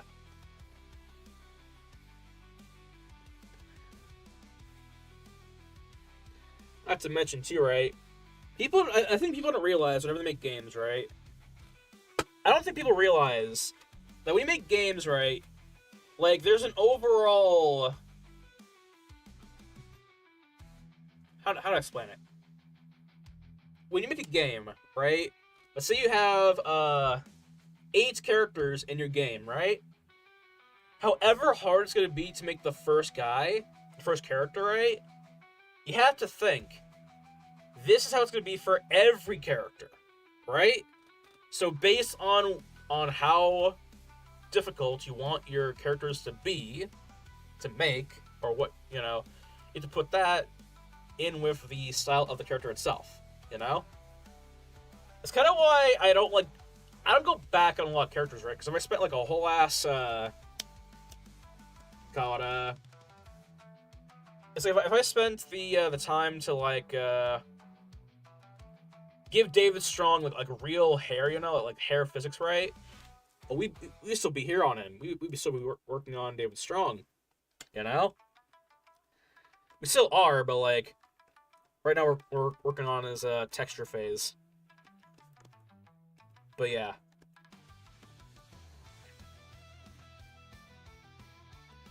But yeah. Anyway, so point is I'm trying to make is I'm not trying to kill myself. All right, with an abundance of fucking editing. Whoops. All right. Sweet. But yeah, because whatever you do, whatever style you decided to do for one character, you gotta do that to the rest, right? And however hard you make it for that one character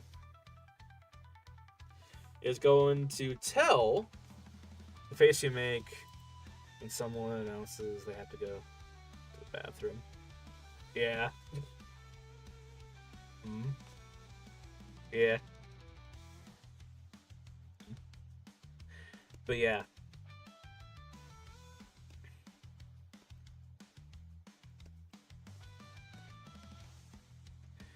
But yeah, basically what we're trying to say is, you know, if you're going to make a game, you have to make those characters, every asset that's going to be like a common occurrence, right?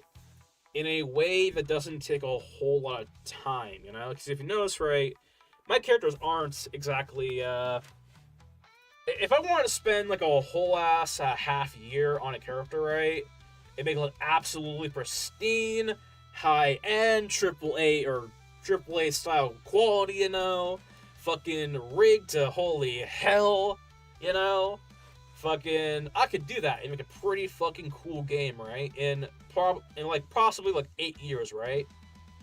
In possibly 8 years, but I really don't want to do that. I don't want to spend the next 8 years just working on a fucking game and like that may or may not fail. You know.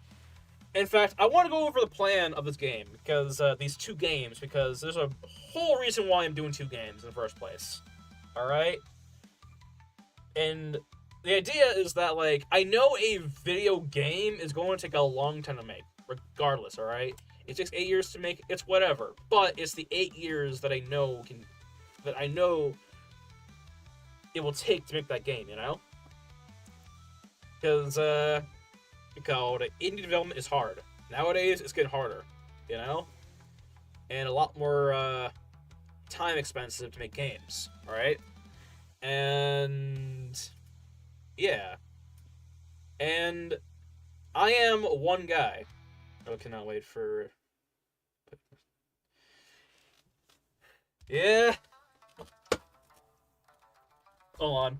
So basically, the funny part about that is we're almost ready for the playtesting phase of the card game. The card game portion. I want to explain the entire plan of this game, alright? Because I think it's important to go over this. So basically, we're working on two games, alright? We're working on two games. The card game and the video game version of the game, alright?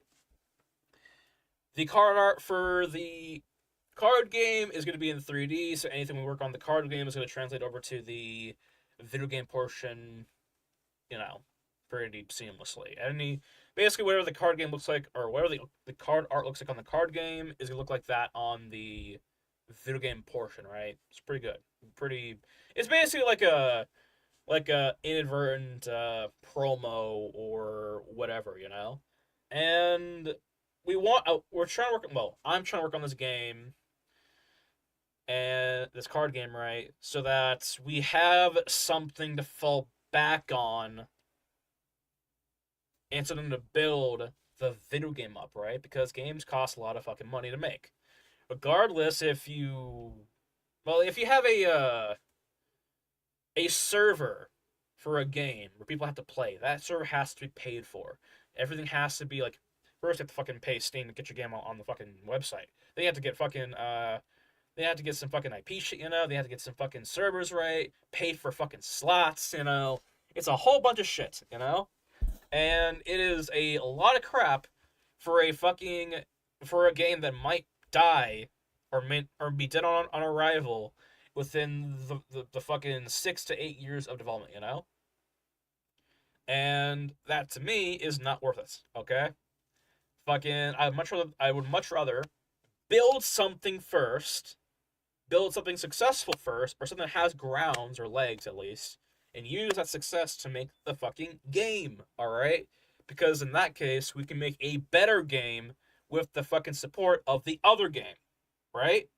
And because we're making models for the card art of the card game, we'll already have a jumpstart on the video game portion of that game.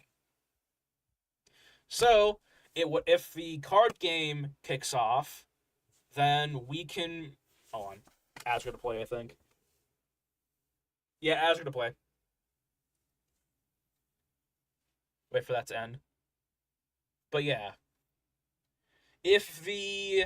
I'm just going to say this, people on YouTube, right? If the card game succeeds, then we can use that to make the video game portion. But even if it doesn't succeed, we still have the models to make the fucking video game version indefinitely. It'll just be a whole lot harder. You know? A whole lot more difficult. Let's see here. It's gonna work on my stuff until everyone gets back from the ads. But yeah. The idea is we pretty much want to have stable grounds, you know? Stable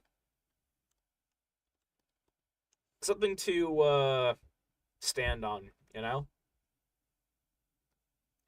But yeah. Oh, whatever. But yeah. I'm waiting for everyone to get back from the ads real quickly.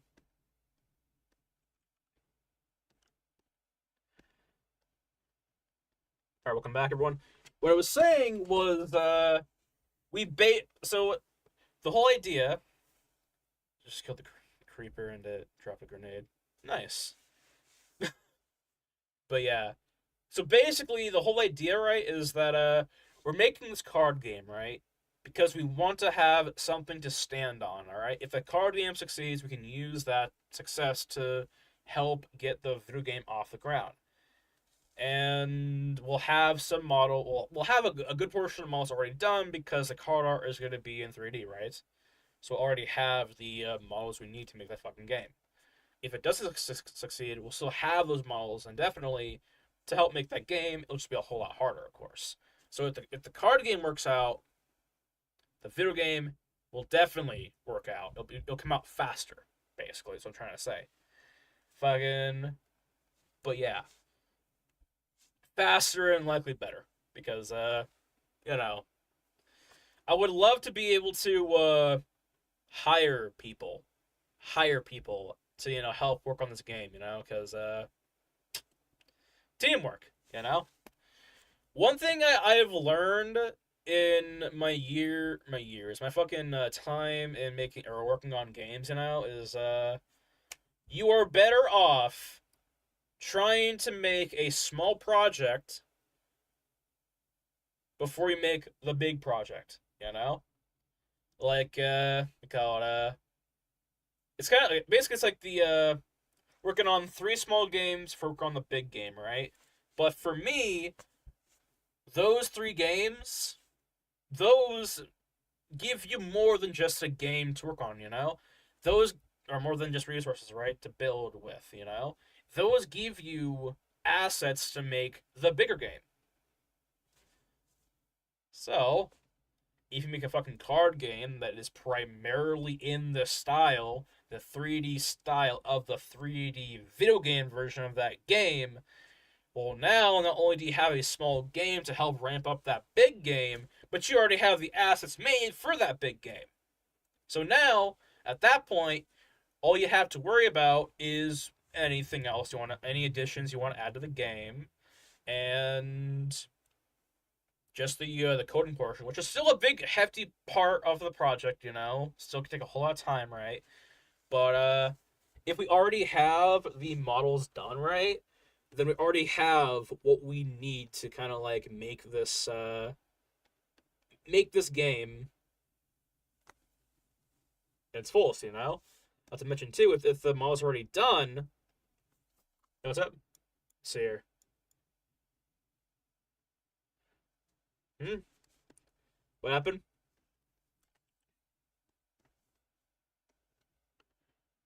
It glitched out and whispered. Oh, I see. Oh, let me see here. Do that. There we go. It's better now.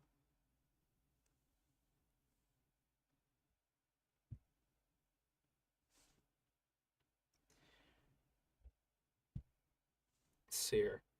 Oh yeah, so I can't tell if that was on my end or your end, but I can definitely hear perfectly fine. Okay, cool. I want to actually show off what I have here because for my way of getting better sound quality, because if I don't have what I have on right now, it's just like a fucking tin can out here. Fucking because y'all probably don't even see it. I can tell that was on my side, but all right. Yeah, because I have foam all around me. I almost want to take a picture, but fucking. Actually, yeah, I'm gonna take a picture. And I'm gonna take a picture, put it on the Discord, right? And that'd be a lot better than me like just pulling crap down and showing on camera. Hold on. Say cheese. Hold on. Let's see here. Make sure I'm not on fucking video mode.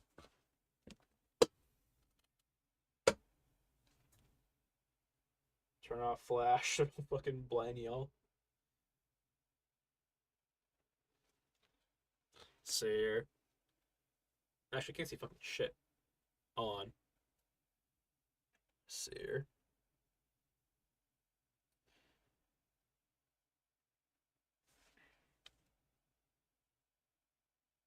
Fuck it, I'm just gonna show you all. Alright. The camera didn't.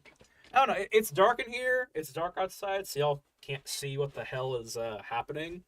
Or what the hell's here, but pretty much. I'm out turning. Alright, cool. We have a. We have this thing that is literally on the mic now. Alright? We have like Squid Game uh helmet thing to make the mic sound a little bit better.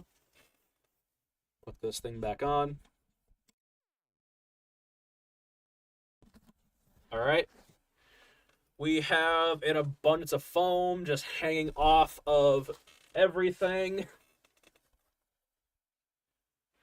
And I literally mean fucking kind of everything. Fucking uh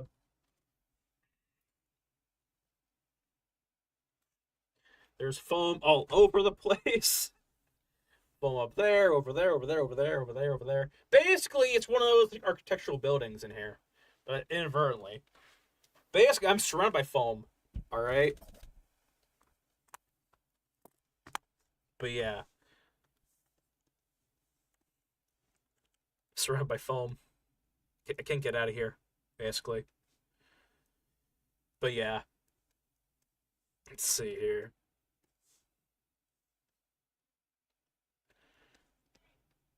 God, that reminds me too. One of these days, if I wish I had more people. Because I would love to do one of those. Post your setup in the Discord channel. Because I know some you'll probably have some weird ass shit. Probably, I don't know. I have some weird ass shit, honestly. Because you know, I have nothing on my desk but like foam panels just like propped up. Play Minecraft on a projector screen. That actually sounds pretty cool though. Actually sounds pretty cool, like a big ass screen. God, I was thinking about getting a projector screen, like just for the back here. And I was thinking, because I was thinking, like, I always want to have. I have a green screen that I can hook up, right? Problem is, though, it's a hassle to hook up, right? Because even if I do hook it up all the way, you know, there's still some issues that comes to the lighting, because there are certain green in the camera, like hues of green, right? So it's gonna like be disappearing with everything else in the background, right? So I was thinking, what if I just had a green screen projector? Paints the whole background with green lights and just use color key or chroma key to like hit the green in the background, and that's the green screen. You know, I wouldn't have to set up a no fucking no. This choice will matter a lot. Yes or no? Uh, yes. I don't know. I was thinking about doing that, right? Because to get the green screen panel on my chair, I have to take it out, unfold it, strap it on, make sure it's nice and proper, right? Go into my OBS settings, make sure color key's on, adjust it based on the lighting I have in the room, because I'm next to the damn window over here. Fucking so the natural lighting comes in and it messes with the color of everything, right? Be cool if I could just hit a fucking projector button, shine on some green light behind me, and just put the color key on that. You know? Fucking that would be a whole lot better than roughing it out. But yeah. Let's see, I'm gonna go ahead and let me do this actually. I'm gonna go ahead and put on some pinch.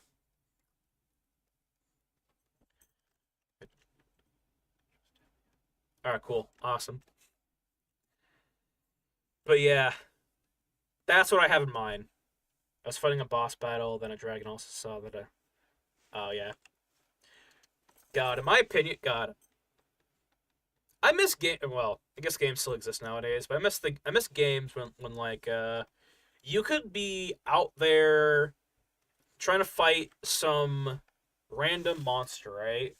And then you see another monster coming up, right? Another monster in the vicinity, and you think to yourself, "Oh God, don't aggro me, don't aggro, don't aggro." It looks at you like, "Oh fuck." I remember Skyrim, right? That used to be a big thing for me. Yeah, like you'd be fighting something, extreme, right? You see a fucking giant in the fucking corner of your eye, or like, don't fucking notice me, don't see me, you don't see me, you don't see me. Get their club ready, and they're like, oh fuck, all right, like, but yeah, let's see here. That's when we all turned into John Cena, you know. Wish we were, no, but yeah. Anyway, let's see here. But yeah, the fuck is this on? Did I accidentally copy this thing? I did. Hold on. Can I like? Yeah. Let me. I'm gonna actually no. I'm gonna use this actually. Fuck. I'm gonna go and turn this thing into a spear and put it on the back as the cab in the back, right? I wish I could. I wish I could show. I wish I could show the goddamn reference. Problem is though, I'm actually using a nude model, to like get the to try and like get it right. And I know Twitch is gonna be like, "Hey, what's that over there?" Banned. I might have to use the only thing protecting me from banning or getting myself banned on Twitch is Linda, probably. I should do that probably. I should set up Linda to like what do you call it become like a ban deterrent, you know? Try and get that to happen. Because I think that'd be funny.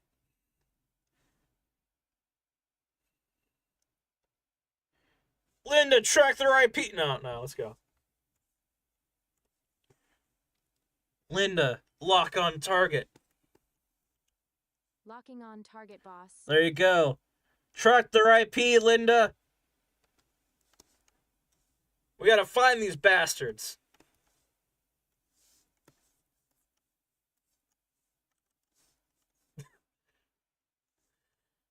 I hope to God.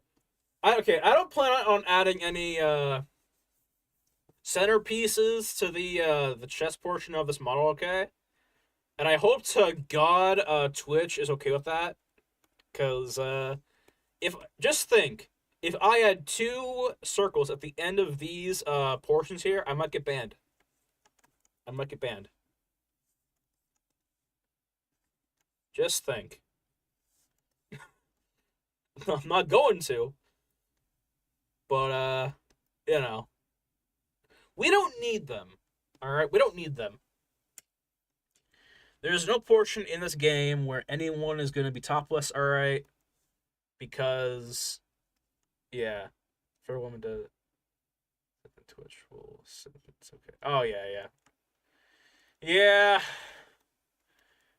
Yeah, that's kind of the whole thing about Twitch too, you know. Fucking it. If it, if I sit in a fucking in a shallow hot tub with my shirt off, I'm gonna get my ass banned. But if someone else does it, fucking. But yeah, I don't know. I feel like on Twitch there's enough. It sounds very fucking petty, but there's enough diversity when it comes to the platform that call it you can kind of not have to be that way, you know. This mofo said they said, "Hey, is that Frank Castle Crash shirt?" Mm-hmm. But yeah, I don't know. I don't know. Not gonna lie, not so much now because I kind of like just like got over it, you know. Fucking, I used to kind of like, I feel like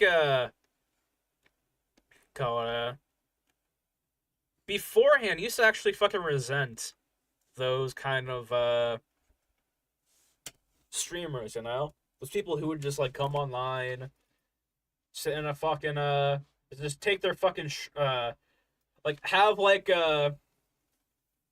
call it those streamers who would like intentionally use their body to attract views, you know. And I get why, you know. I mean, it reels in the views, it gets them a ton of fucking money, which is like whatever, right?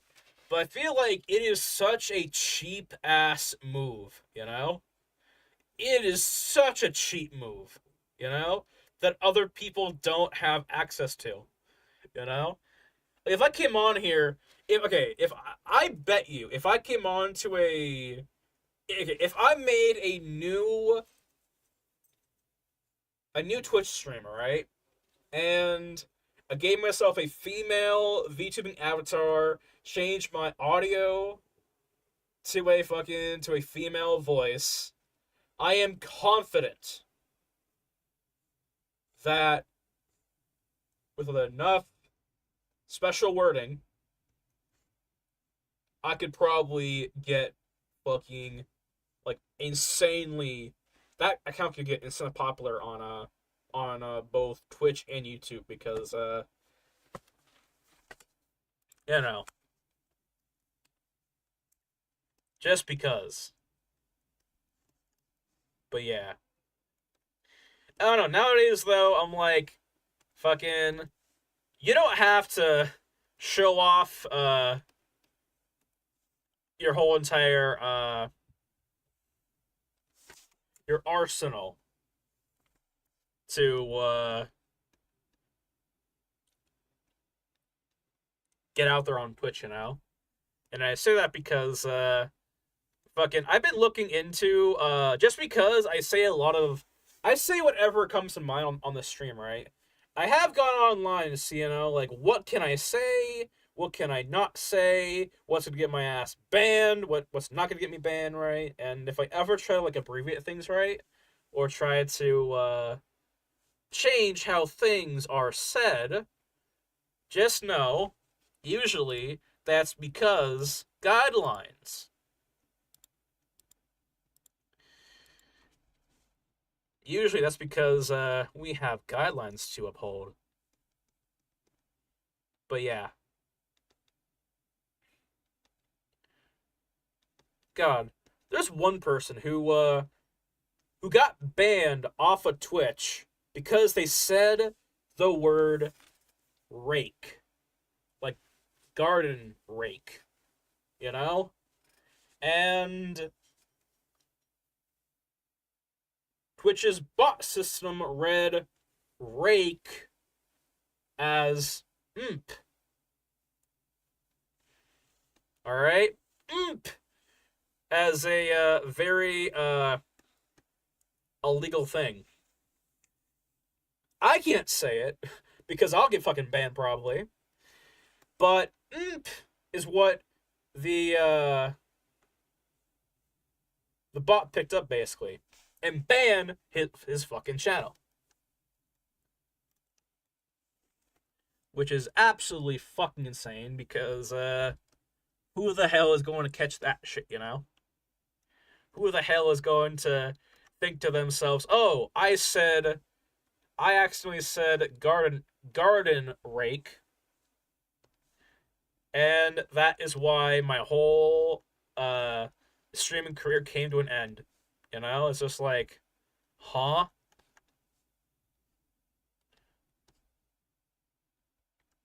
But then you can have someone online literally show off almost the entire package, right? And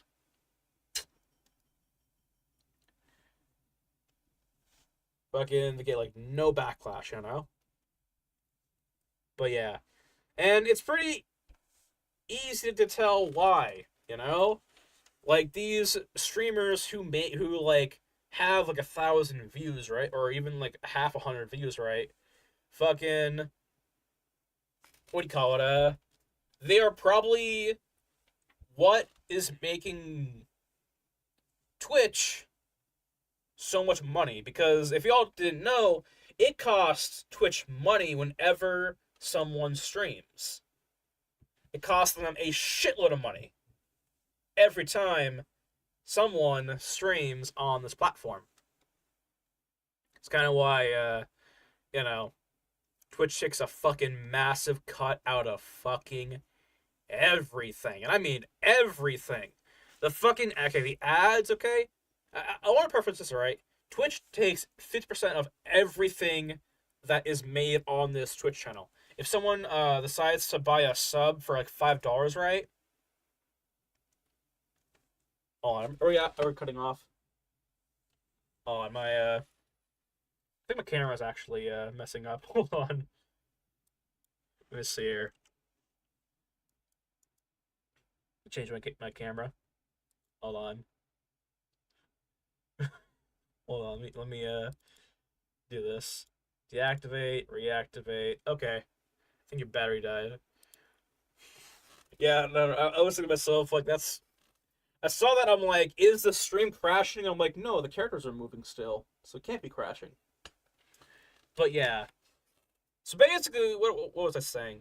So, like, whenever you stream on Twitch, it costs Twitch money for that stream. In fact, let's go ahead and go on, there's a calculator we can go to online to see how much money I have costed Twitch, Jeff Bezos, by streaming. How much? How much does it cost Twitch for someone to stream? Calculator. I think. Let me see here. Cost estimator. Was there something? Okay, hold on. So, cost estimator. Was this it? I think this is it. Let me see here. Hold on. So, standard channel type. I'll go standard actually. So this is the we're gonna go over the stats. All right. So all right. So basically, if we go ahead, is this the right one? Let me see here. Make sure this is the right one. I think. Uh, this one might be a little bit better to use. Let's see here. Let's just say North America, right? We stream 4 times a week. On average, we're streaming about we're basically going on around like 20 hours a week. You know? Is this like a day or like is like per day or is this like no, it'd be like a never mind, hold on. Yeah. Alright. Per day, unique chatters. Let's see here. Our viewer count is 3. Basically, we're costing Twitch this much amount of money, uh, pretty much every time we stream, pretty much, right? And that's not a lot, right? But let's go off and calculate someone who does have a lot of viewers, a lot of a lot of people, you know. Let's say you stream still the 4 hours a week. You stream for let's say 10 hours or let's say 8 hours, right? Whatever, 9. You have 4.5k viewers. Let's just say this. All right. Unique chatters. Let's just say out of those people, you get like let's say 1,000 new chatters or 1,000 new chatters, right? You are now costing Twitch about let's see here around like 70 to 140 bucks per stream. Yay! You're costing them about around 1,100 to around 2,200 per month. Yay! Every year you're costing Twitch or Amazon really fucking 13 to 200 and or 13 to 26 grand every year. Yay! Let's say you're someone like Queso and you have 50,000 people who watch your ass. You're costing Twitch around 400 bucks a day. 400 to 1,000. Yay! Does this even matter? Let me see here. I don't know. It matters somewhat. Let's see here. Let's say you're streaming. He streams a lot. Let's say you're streaming 6 hours or six times a week. All right, and you're streaming for 12 hours, and your average view count is around 50. This is how much you're costing Twitch. All right. But you're also making Twitch money in return because you have everything gets cut down by 50%. You know, called seer. Like in order to like buy bits, you have to spend real money on that currency on Twitch. Then you have Twitch subs. They take off 50% of whatever you make through Twitch subs. Then ads. Ads are kind of interesting because you can get a certain cut based on how many ads you play per hour in stream. I have a system in play where we only play ads every 30 minutes. Therefore, I get a 50% cut of the entirety of the ads. Alright? And yeah. Fucking and so what that all kind of stems to, if I go off to my Twitch call it my Twitch payouts, and I'm not afraid to show this off, okay? Because it's not It's not really a whatever. See, I'm just gonna show it off, right? So for the month, let's see here, we have. Let's see here, I'm gonna go ahead and try and do this. Time per stream, ad breaks. All right. Trying to see here. We have subscriptions. Okay, whatever. So if we go ahead and do this, where the hell is our PRF? There it is. Go over here. Print.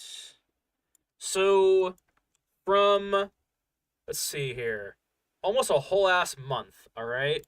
I want to go over this. All right. Someone came in to a streamer stream and said I'll turn off my ad blocker just for you. That doesn't matter. I'll tell you right now, that does not matter. Are ads playing right now? Ads are playing right now, actually. Wait for ads to will end. But on YouTube, right? This is the average the average taken for a small streamer. Alright? For a small streamer, this is the fucking stats, alright? I have streamed for 51 hours from January 16th to February 14th, alright? Altogether, there has been almost 3 hours worth of ad breaks, alright? Fucking, let me see here. And out of all that time, we've had around 2 to 3 viewers per stream, which is pretty low, alright? And altogether, that has accumulated pretty much just $3 whole. I'm not even joking with you. I'm not even like trying to be funny right now. Like it is funny in my opinion, but you know. Alright, it's over. Hold on. I'm gonna go ahead and go over what I just said while as we're playing, alright? But basically, so I have streamed for 51 hours throughout January 16th to February 14th today, alright? We have had almost 3 hours worth of ad breaks. Or we have 2 hours and 52 minutes of ad breaks. All right. Our average viewer count is around like 3.2 or 4, whatever. Our ads per hour is around 3 minutes, which is pretty standard, honestly. And our revenue for the entire month that I streamed was $3.15. And Twitch takes, guess what? 50% of basically nothing.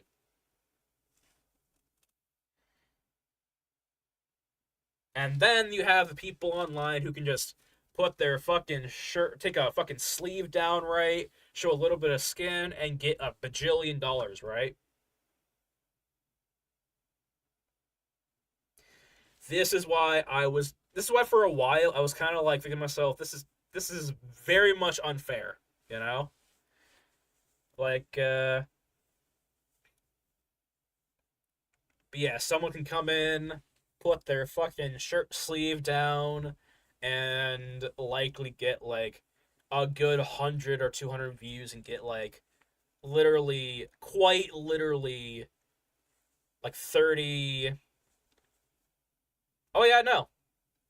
They call it but yeah, fucking that is the rough reality of streaming, you know? It's kind of why I want to get rid of my we call it my fucking affiliation, you know? Cuz if anything, I don't think it is too useful, you know? It's good for channel point system rewards, but like I think we can manage it out basically. The only problem is though is pretty much we call it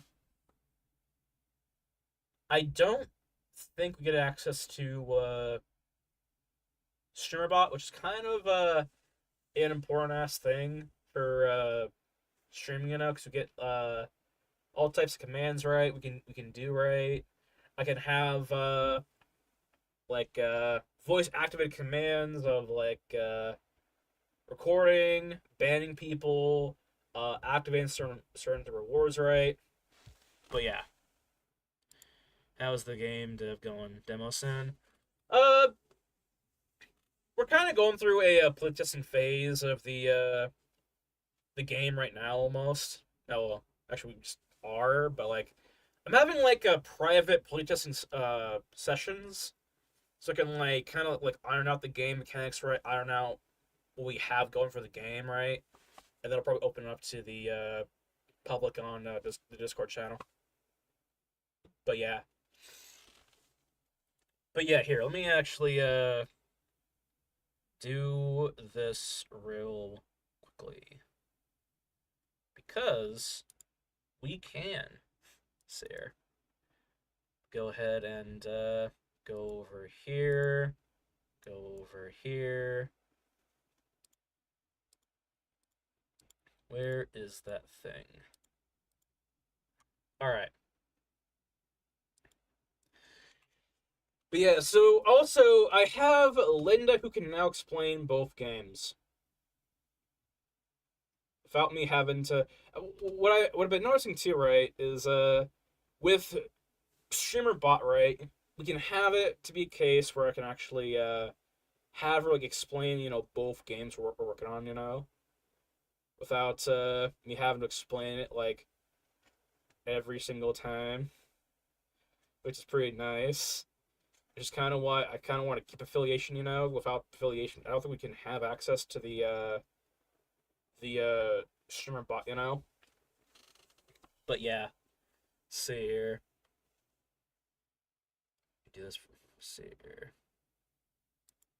But yeah, go over this. Give me the rough down. Where is it? I'm trying to find the where we have that. Let's see here. Linda, explain our plan. See here. Linda, explain our plan.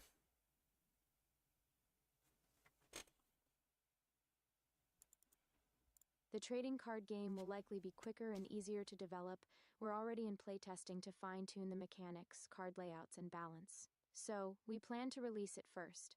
Any 3D assets created for said game will give us a head start on the video game adaptation, which is planned to be a medieval fantasy mini open world tournament fighting game. There you go. That's the that is that. Let me see here.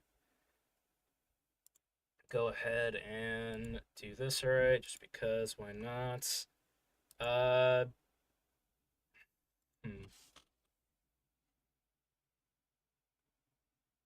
Do this first here. Linda, explain both games for us. Alright. Fucking. Sure thing. There's 2 games we're working on. There you go. Man vs. Monster, the tabletop card game, and then the mini open world Man vs. Monster tournament fighting game, which will be the video game adaptation of the tabletop card game. And the card game is pretty much in playtesting phase right now. In both games, you choose an avatar with a set number of weapons, items, passives, and actions. The video game features a tournament in a mini medieval fantasy open world, while the card game sets the stage for an all-out battle between players. Yep, there you go. There. But yeah, it's pretty much what we're going for now. The card game's coming first because there's not much coding in a card game, if you could imagine. And yeah, it's going pretty well so far. Right now, all I'm trying to do right now is like get the playtesting of the of the card game, ironed out, so that way I can like make a make sessions, right, or like streaming sessions of like playtesting the game live, or like privately. People don't want to be playing the game on stream, because eventually I do want to play this game on stream, you know, play it on stream, tag it like a D&D sort of experience, right, and just play the game, or at least like now I play. Well, what I would like to do, right, is I would like to instead of like playing the game, have a bunch of players come on the game and play it on stream, while I kind of like admin the game, or not admin, like we call it voiceover, You know how in sports games, right, they have the intercom people, like, oh god, look at that, he's rocket jumping towards the fucking goalpost or whatever the fuck, right? Like you know, they call it the game announcer, I think. I don't know. It's gonna be interesting. But yeah, so likely they'll probably end up doing is having to find Twitch streamers who are into these types of card games and have them play test the game. But yeah, so pull up my reference. I wish I could show my reference. No, I wish I could show the reference that I have, but like, there's fucking naked people on here, and Twitch will likely not like that. But yeah, so go ahead and do this. Put to the side. But yeah. Alright, I think we're ready to jump. Actually, no, we need to get the foot base done first. We're almost ready to jump up in polygons. See, I'm gonna go ahead and do this. Alright, I'm gonna go ahead and do yeah, we'll do zero mesh. We'll double that. Move that outwards. Alright. Give me the yeah, okay. Yeah. Put me flat. Alright. Pull this thing down a little bit. But yeah. I don't know. Eventually we'll get the card game in playtesting, or in like live playtesting, which I can't wait for because the game has been like God, it's been really fun to actually playtest, Despite me playtesting the game for the last 2 fucking years, 2 years to like get the game at a decent core, It's pretty entertaining. But the idea of the game is the card game, of course, is fighting. Whenever you make a whenever you make a game or anything that's supposed to be very similar to whatever the hell is out there, right? Because nowadays, good luck being original. Fucking you can be original, but it's incredibly hard to, And if you're making a vast variety of something in something, like a project, right? Good fucking luck. All right, like fucking even a simple concept of slipping on yogurt as a game. You have a lot of games that have those mechanics of like dropping things on the ground and make people slip. So it's like nothing truly is original anymore. Everything is a parody. And with that in mind, just gotta learn to not let it matter to you, But anyway, the idea of making a game similar to other games inadvertently is to try and fix what other games have problems with. And most card games out there, like Yu-Gi-Oh, Magic, Pokemon, whatever the hell, one of the issues, and I'll probably show a video of one of those issues right now. But basically, people can just come in the game, place down like 5 fucking cards, right, and kind of like beat the entire game in like 1 or 2 turns, while the other opponent is just shit out of luck, If you have an experienced player versus a moderately new player, even a player has been. I'm imagining a player has been playing the game for like maybe a couple months, and that expert player has some of the fucking or the long running player, I guess, has some of the best cards in the game, some absolute fucking devious fucking cards that just tank everything or like give you like a crap ton of resources, right? In the first few rounds, right? While the guy who's been playing for a few months, has like nothing to fucking prepare for that attack that's coming towards them, right? Like that's in a lot of games nowadays, in my opinion.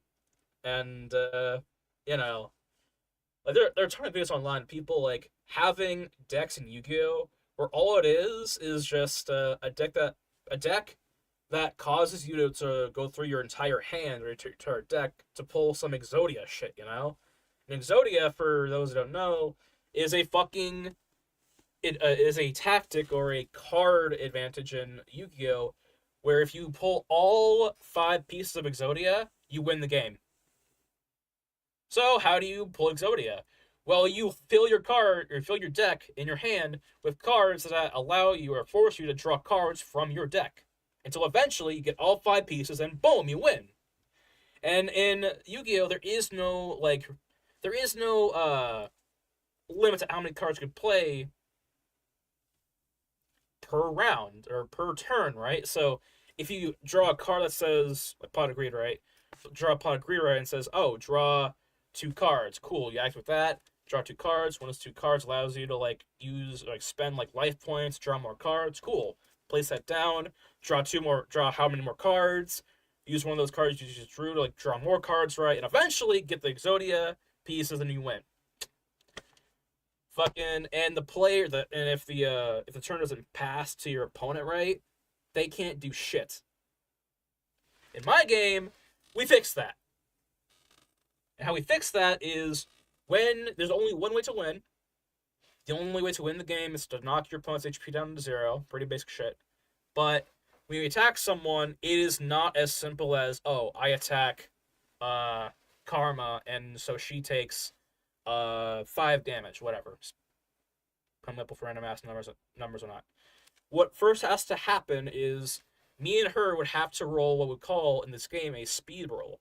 Because I'm attacking Karma, she is gonna be rolling a dodge roll versus an attack roll from me. If I roll the lowest amount on my speed die, that will be located on my weapon card or my main ability that my avatar has. Whichever one I'm like loading first, on that attack, whether it's the weapon or main ability, that is the speed die on that card that I'm gonna be rolling against Karma. Same for her against me. And so if I roll the lowest amount, I deal damage to Karma. If she rolls the lowest amount, then she avoids that damage, right? And how that fixes the entirety of the idea of like, oh, let's play a bunch of fucking cards and win, right? Is that if she succeeds that dodge roll, all my cards that could deal more damage or do some tricks right deactivates. You don't have to have a card in your deck to deactivate the cards. The mechanics deactivate the cards by themselves. They have a chance to. And you can obviously have cards in your hand to increase that chance or to make your speed rolls run more fluently, to allow yourself to have a higher chance of succeeding those. And yeah. And the other way we have that mechanic or that idea to fix in our game is what happens when you roll the same value as your opponent in your speed rolls. If you do, you then roll a tiebreaker. And it works the same way as the other speed rolls. The objective is to roll the lowest amount, and whoever rolls the lowest amount will deal damage to the other player. As a dodge roll, when rolling a dodge roll, you're trying to avoid the damage that your opponent will deal if they succeed their attack roll. If you're rolling a dodge roll, then you will deal damage if you succeed that roll.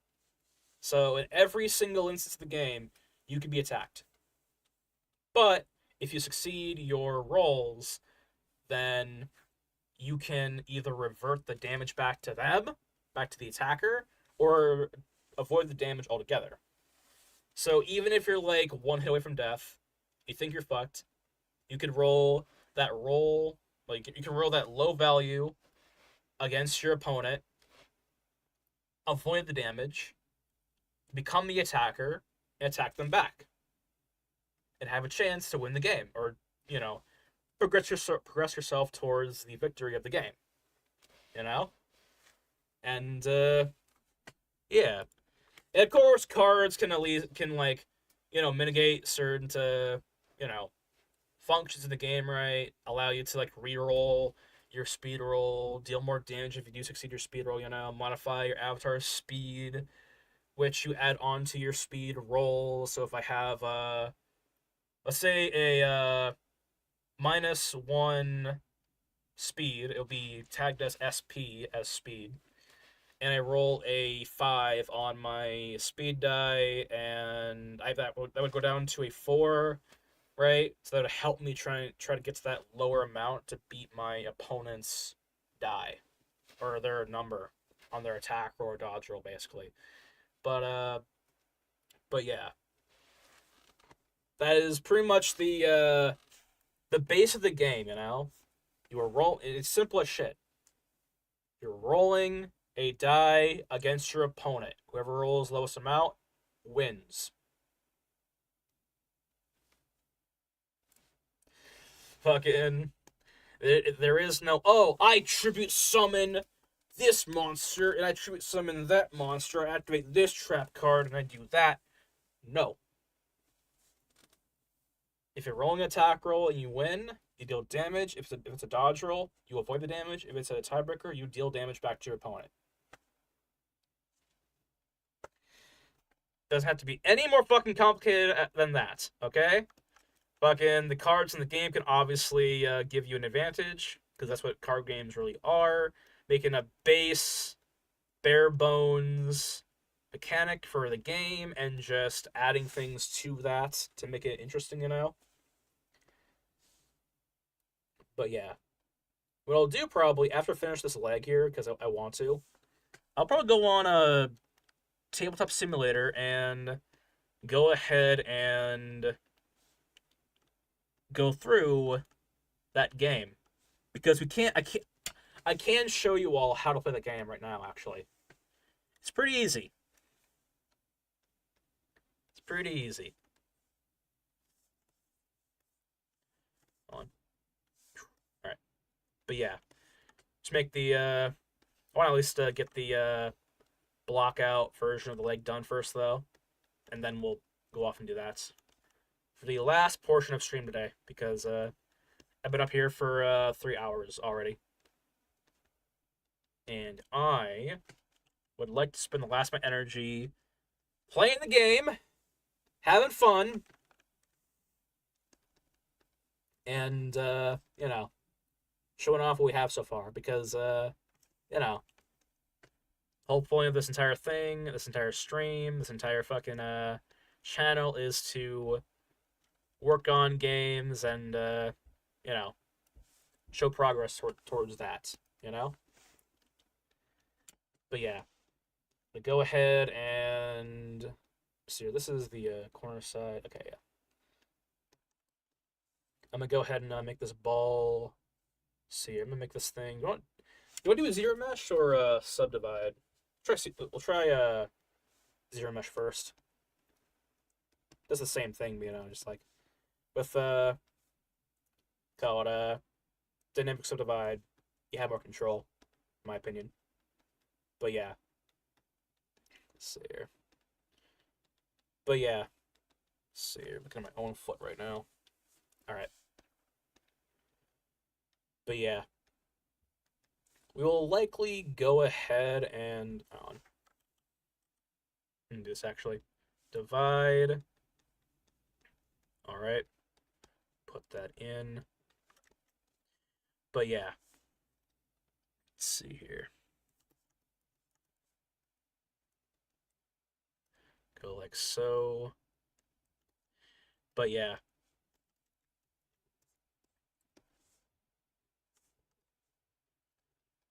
do this quickly.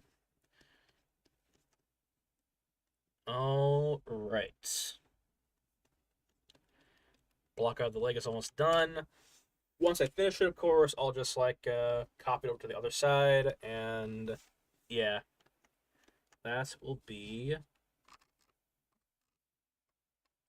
that. So there. Check my reference on.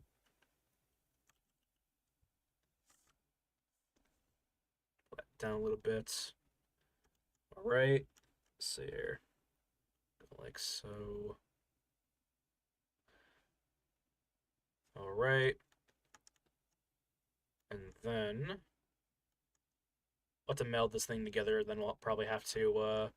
We'll definitely. There's a curve, like a crease, on like where the cheek ends and the thigh meets. But if I do it right now, that's gonna be weird. We need more polygons for that portion.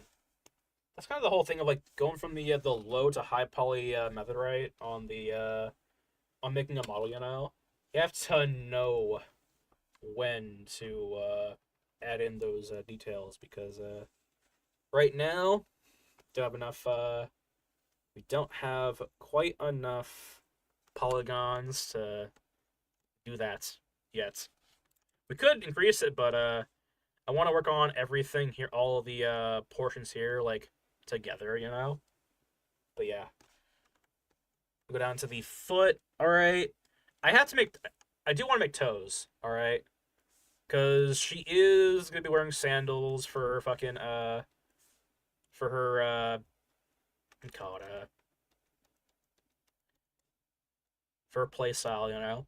She is basically the I want to say the fast damager type.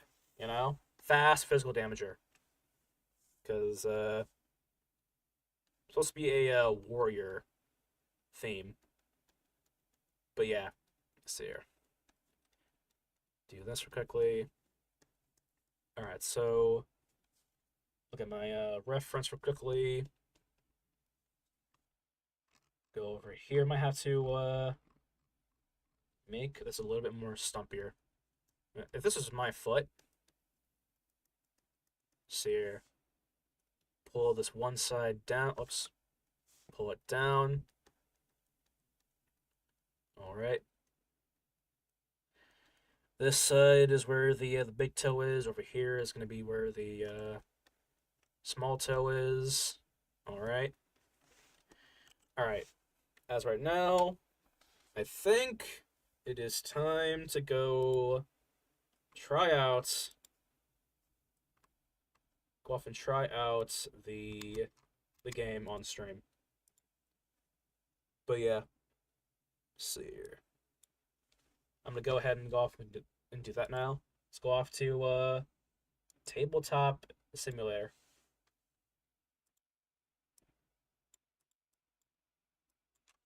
All right, let's go. Might have to move the move that around. All right. Display. Put that in the middle. All right. Awesome. Whoops. All right. Create single player. Meet in the church. All right. I don't choose the backgrounds, by the way. Here, they're just kind of like random. So yeah, I'm gonna go ahead and do this. All right. I'm gonna go ahead and bring in saved objects. Let's go ahead and go like so. All right. Just for sake of players being able to like build their hand or build their card hand, right?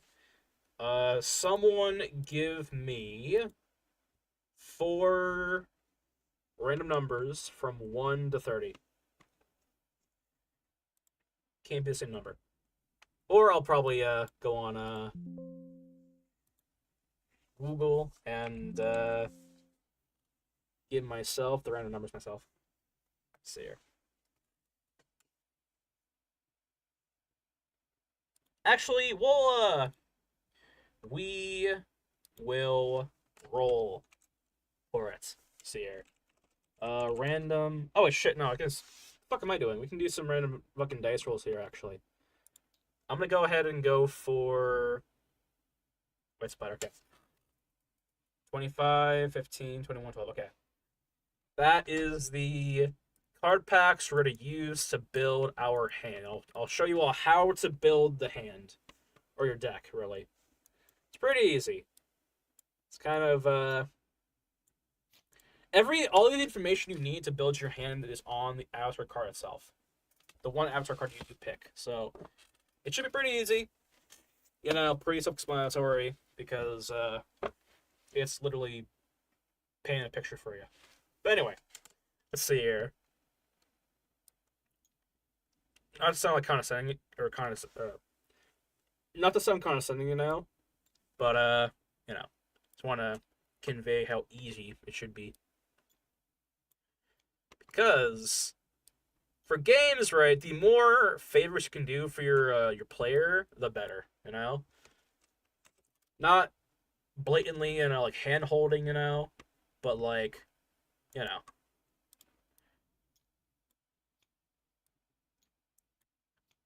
But pretty much, you know, make sure the players can function the game, ideally without the rulebook in a way, you know? That's the thing, too. I want players to be able to, like, get a grasp on how the cards work without reading the rulebook. They'll have to read the rulebook. They'll have to read the rulebook, of course, to, like, learn how to play the game right, but, if they could just, like, come in, look at a card, and think, oh, this card allows me to have 2 weapons, 4 actions, 3 passives, 2 items. That's going to be a big plus.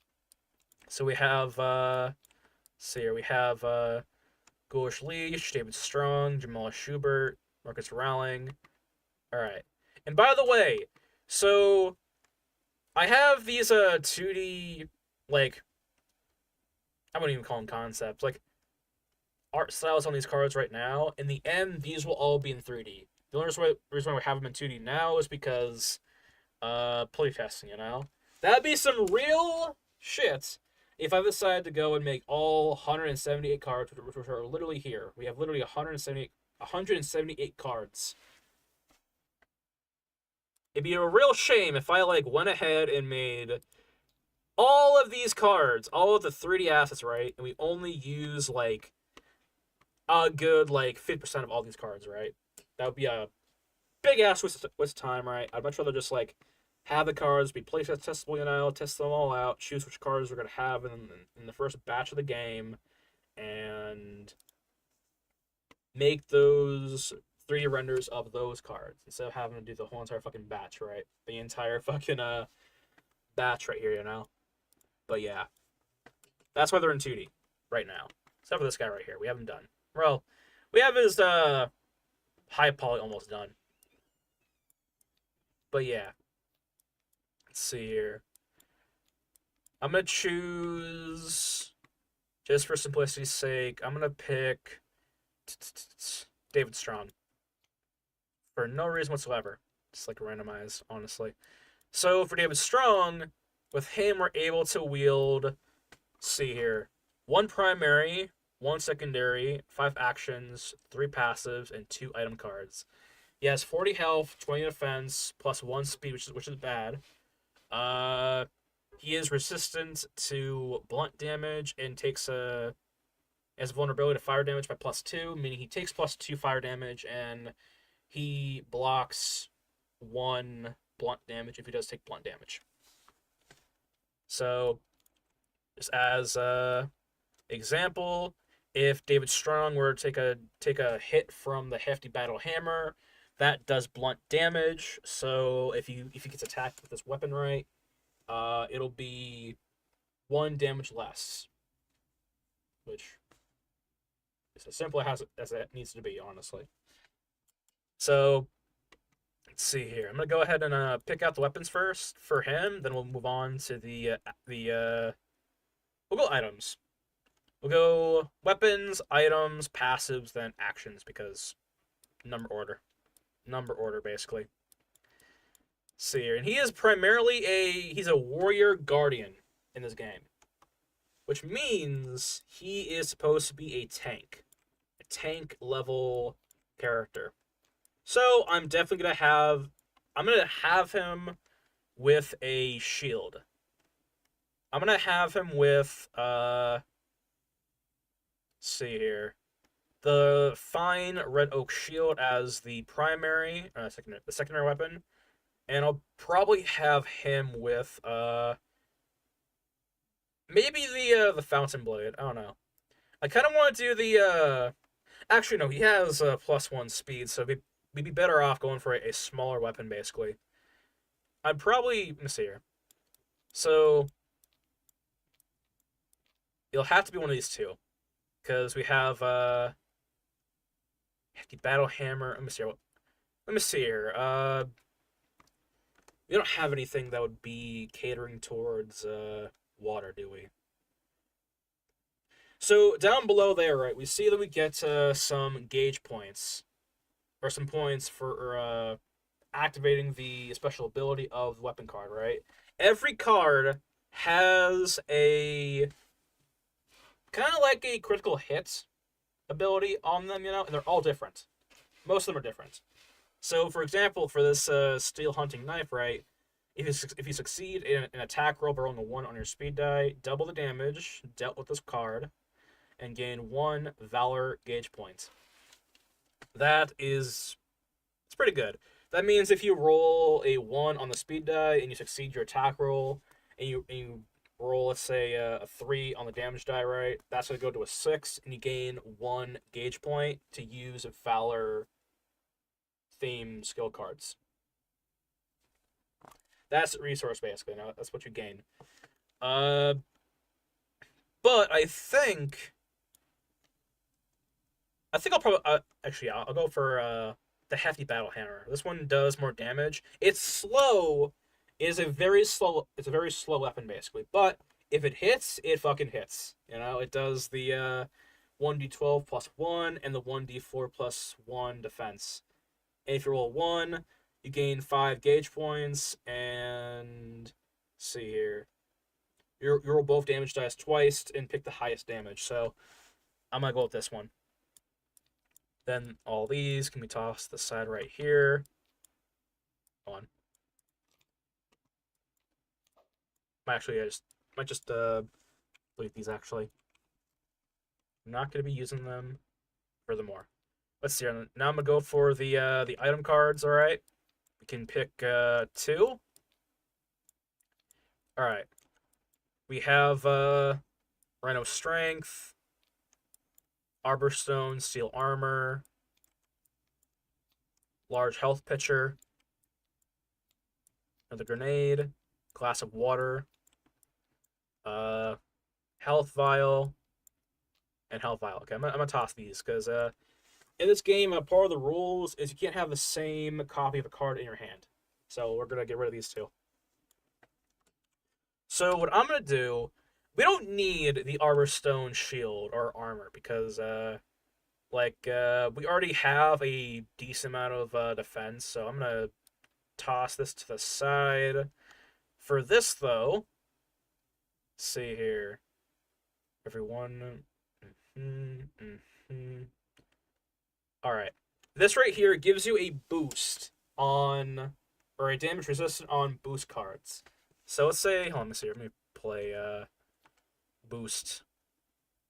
Let's see here. Boost card. Okay, so this is right here on the first portion of the card, right? It says boost. If we have this potion activated, right, that means that if we get attacked by someone who has this ability card active, right, because it has a boost effect on it, right, we don't take the damage this card would deal to us initially. So this card would deal +1 ice damage. If we have Rhino Strength activated, we take less damage from this ability, which is just the synopsis of that, basically. So I want this card in my hand, all right, because that is going to contribute towards our survivability, of the game. So then I'm gonna go ahead and go for I kind of want to go for one of these health vial things, but I'm gonna go for grenade.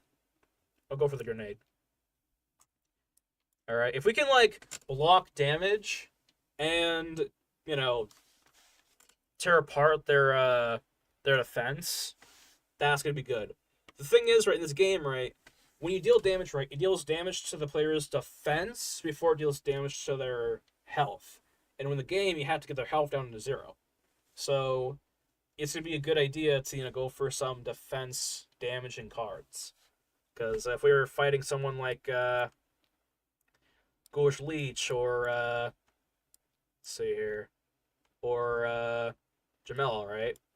Fucking this grenade here will take down anywhere from 2 to 7 of their defense, basically, which is pretty good. It's pretty good. The water card, we could use this, but that basically just gives us like water points, but I don't plan on having a water-based build, so we're gonna just toss that to the side. Then for our action cards, let's go passive, actually. It's passive. We have, see here, Bookworm, Morning Feast, Precision Cut, Apple a Day, Hero. We don't need this one, actually. Don't need it. Let's see here. And what else we have here? We have this right here. Toss that as well. Alright, so go and grab this. Go and grab that. Okay. So these are our passive options with this card pack here. I'm gonna go for because I'm a warrior build. All right, a guardian warrior. I'm gonna pick the ones that are gonna cater towards those stats. All right, so I'm gonna want see here, precision cuts that gives us +1 damage on blades. Let's go for Apple a Day. That gives us +8 HP. Pretty good. I'm gonna go for this thing here. This gives us a 1 gauge reduction or plus on a well. This gives us 1 gauge point towards Valor cards, right? Which could be good, but we're not a Valor avatar. We are a Guardian avatar, and therefore we're gonna take the one that gives us see here, Guardian points. All right. So now let's go for the action cards. All right, and move these down so we can actually pull those in. So we have Spear of Ice. We have Throwback. We have Guard. Charge Takedown. Ooh, another. I don't want that actually. Be cool, but I don't want that.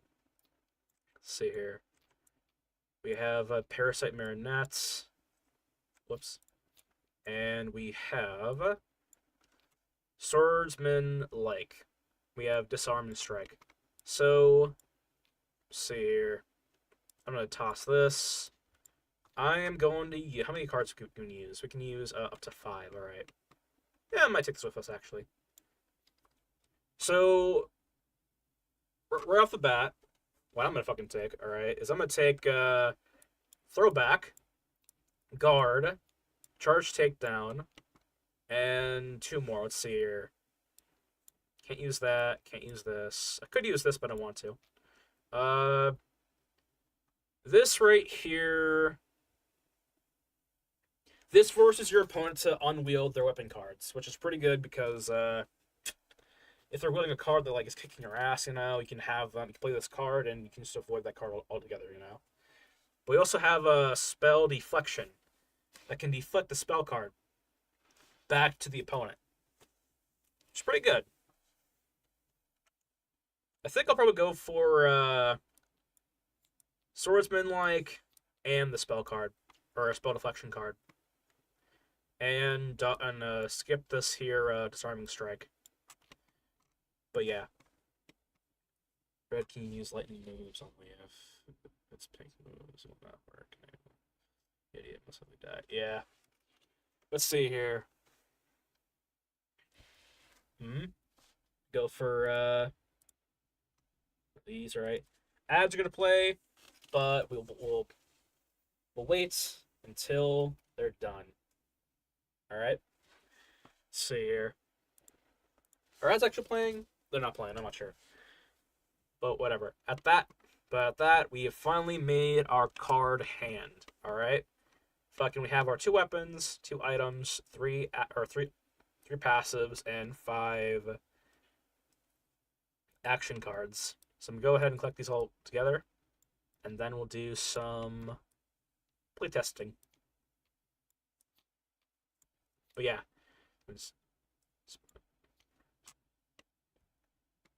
nice.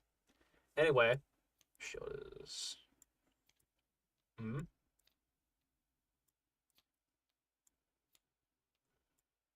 right. All right. Let's see here. We go and bring this onto the in here. See your playable card decks. David Strong card. Play T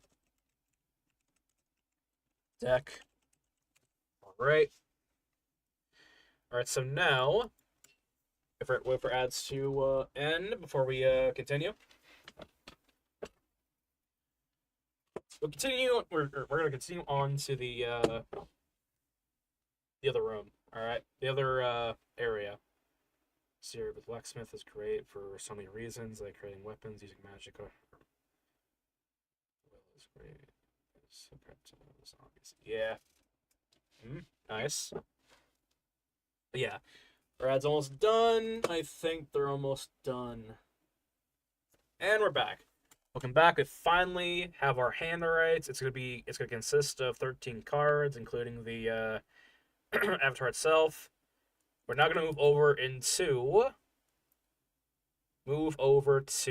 the actual playfield. All right. I'll go ahead and get rid of all these cards because we don't need them anymore. All of this over here, this over here. Get rid of all these. Actually, no, I'm gonna keep these actually. So basically, we call it these are all of the class types in the game. We have warrior, ranger, spell, bard, alchemist, beast, speedster, nature, undead, and poison. For class themes, we have guardian, valor, projectile, quick, fire, lightning, water, healer, darkness, earth, explosion, shockwave, parasite, venom, toxic rhythm, aerial, ice, lightning, gravity, and fall. For weapon types, we have sharp, blunt, wand, shield, instrument, archery, and alchemy. Those are the weapon types in the game. And they all do something a little bit different. A little different, a little crazy. Alright. So I'm gonna go ahead and go through a classic round of the game. Alright. And to make it simple, I'm only gonna be using like one avatar. Or technically 2 avatars actually. We're gonna be using one avatar and fighting against another avatar. Let's say I'm fighting Jamela, whatever. Let's say go ahead and I'm gonna place my card on or my deck on the field real quickly. All right. So this is how the card game or your field works. All right. You place down your avatar card in the avatar slot, which is usually going to be in the middle. Then you place down your weapon cards on the on both sides of your card. Doesn't matter which slot you put it in. Just matters you just put it down next to your avatar, of course. And whichever card is face up is the card you are wielding. If no card is face up, you're wielding your avatar's main ability. But for shields, you can have shields on with any other card or any other weapon card in the game. So I'm gonna have my shield on with my main ability. All right. Then for my item cards, we have the grenade. For our passives, we have precision cut. We have apple a day, and we have hero.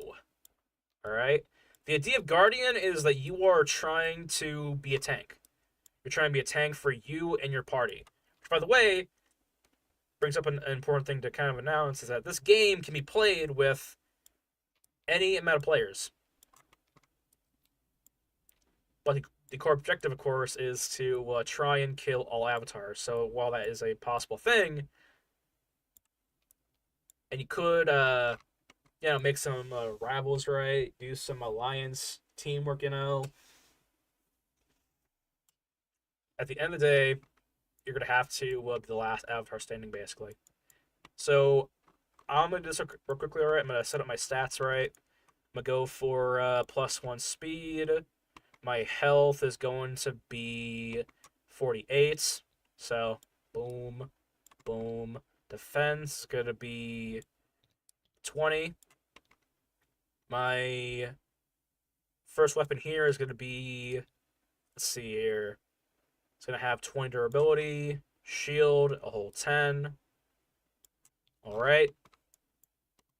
As for Jamela, now if there's another player here, right? So then they would be setting up Jamela as their avatar, right?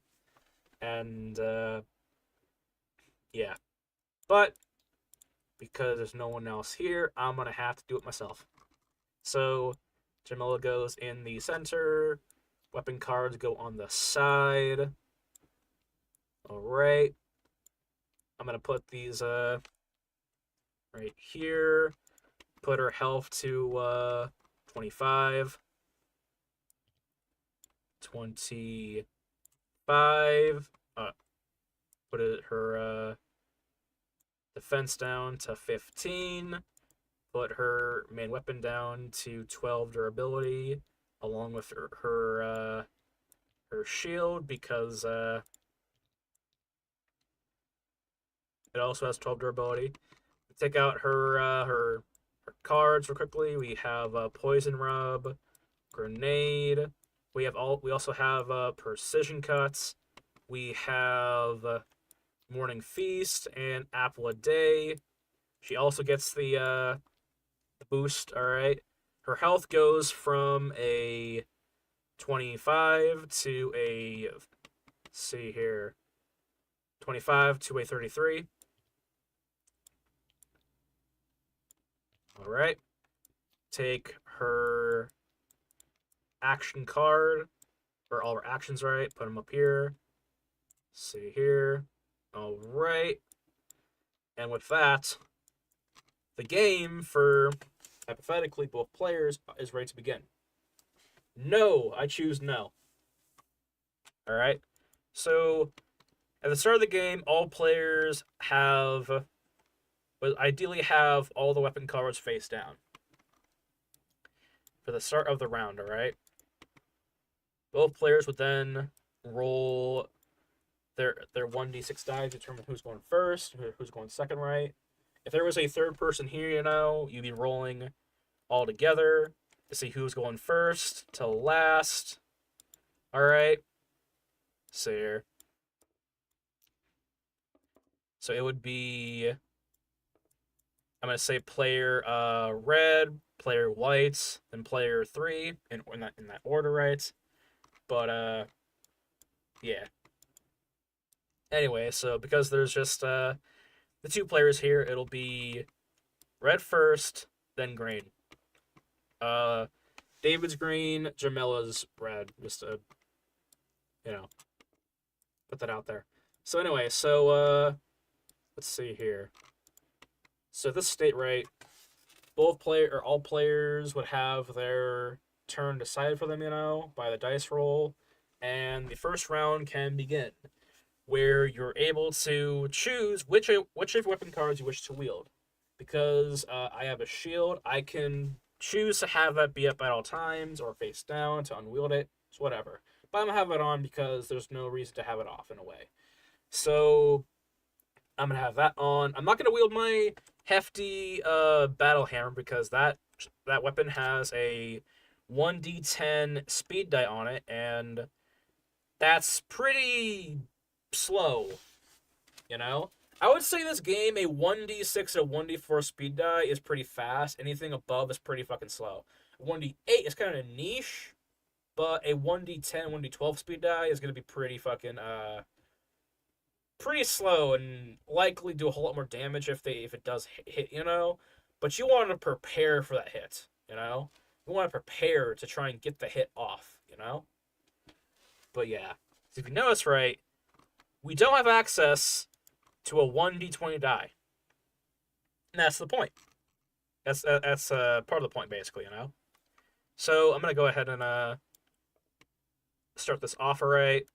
I'm going to have Jamela wield her shield and Falcata sword. Alright. She's going to attack me. If there's a third person here, should have an option between attacking me and the third person. So, yeah.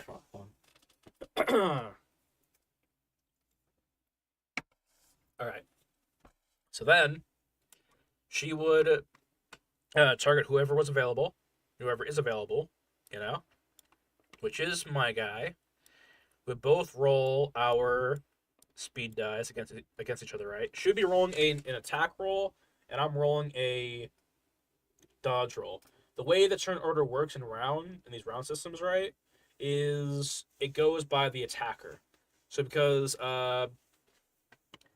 she rolled the lowest amount on that 1d6 dice roll at the start of the game, she's the first attacker. Because I rolled the second highest, I am the next attacker. After my attack turn is over, it becomes the start of the round, and that is when we can use any potions, any cards that allow us to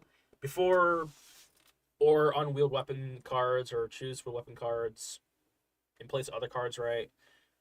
Before the round starts again, where it does the same sequence of her attacking me, then I attack her. So, just to put that in perspective here, just to show it live, basically, on some of the yeah, God, I had to take a break from that game, honestly. On camera, I had to take a break from that game, honestly, now because it's very dark. It's very Silent Hill like. Last thing I did in that game was kill a mermaid with a hat with a cleaver thing, right? And that took a lot out of me. This airship also is very dark. Yeah. But yeah. Anyway, so continue the playtest or the game. All right. So basically, let's say we both roll our speed dice, right? So basically, let's say I rolled a 4 or not 4, a 3, right? She rolled a 4. Her speed is at 0, so remains at a 3. All right. But me, I have a +1 speed. So this goes to a 4. And because we're both tying in our speed rolls, we then roll again as a tiebreaker roll. Whoever succeeds this roll deals damage to the player with their damage die, right? If I rolled let's say I rolled a 4, right? That would be a 5. She would succeed, and because she's rolling an attack roll, she would deal damage to me with her damage die.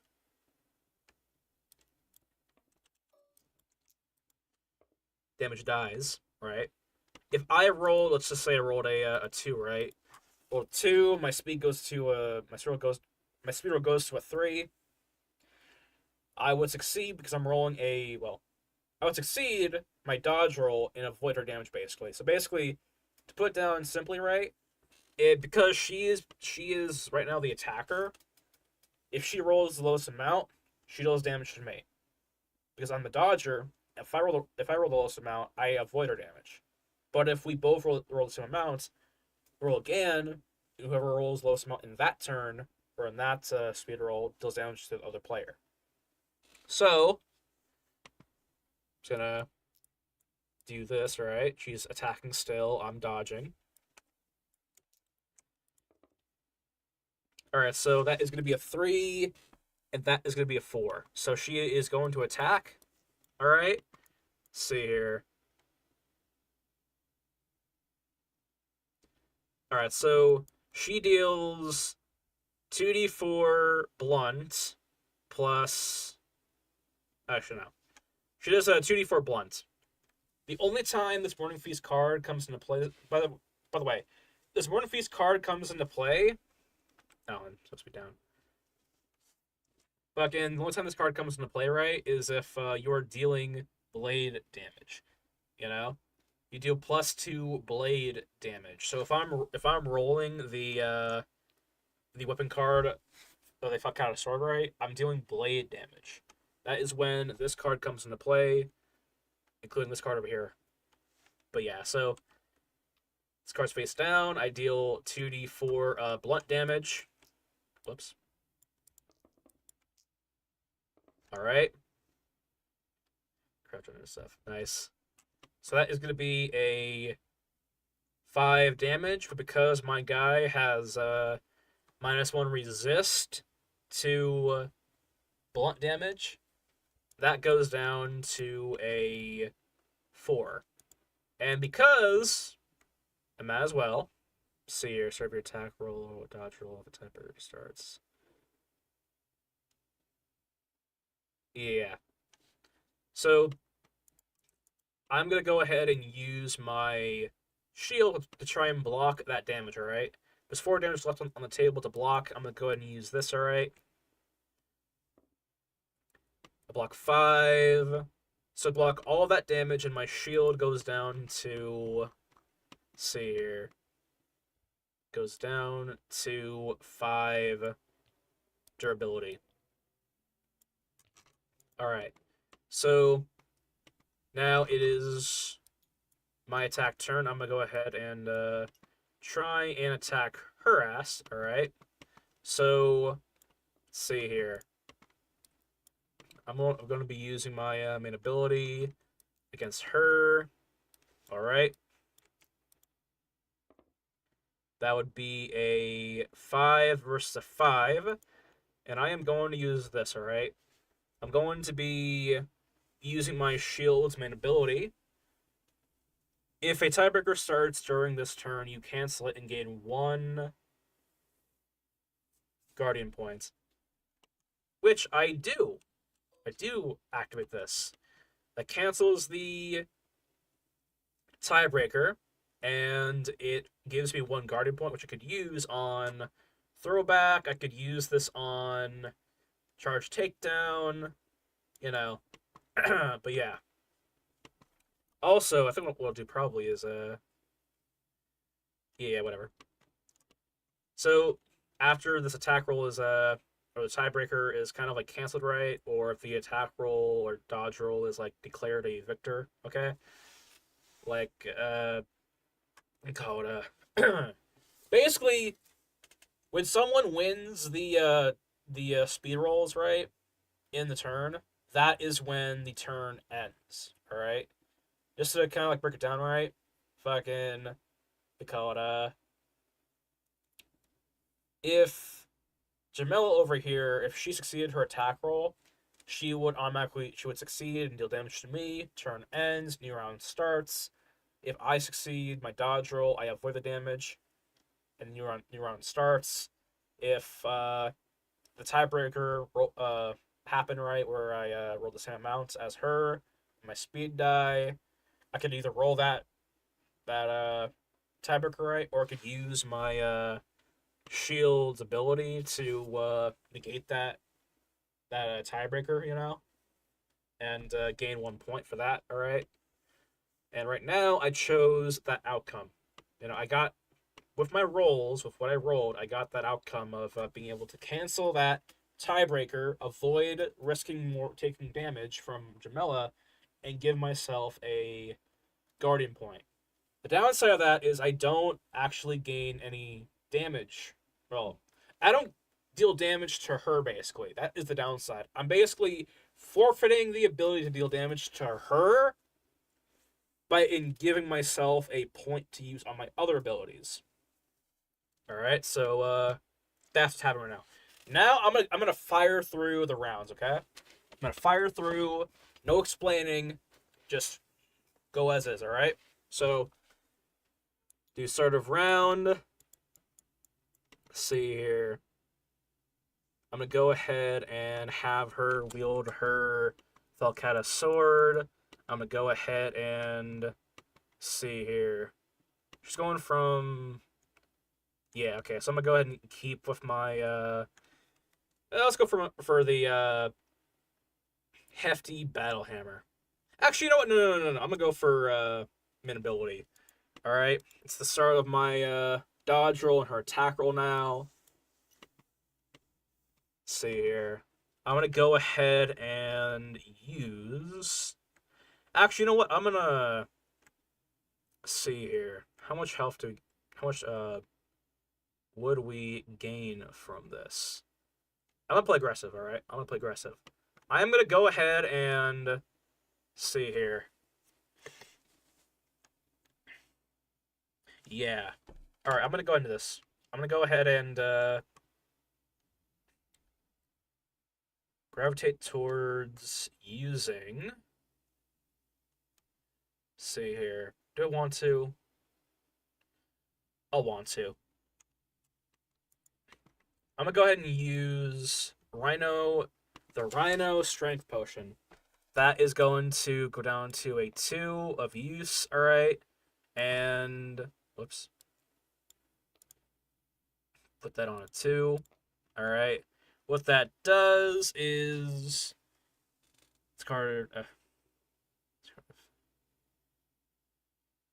yeah, so basically what this card does, it gives me 1 damage resist to all boost ability cards for every 50 LB my avatar weighs. And for every 1 feet tall my avatar is in height. So that will give me 9 damage resist. Yeah, for 2 rounds, which is pretty good. So now we'll go ahead and do our rolls. All right. I rolled a 2. She rolled a 3. I succeed in my dodge roll. All right. Now it is my attack roll. I'm gonna go ahead and do this. All right. I'm gonna go ahead and activate. See here, toxic alchemy grenade.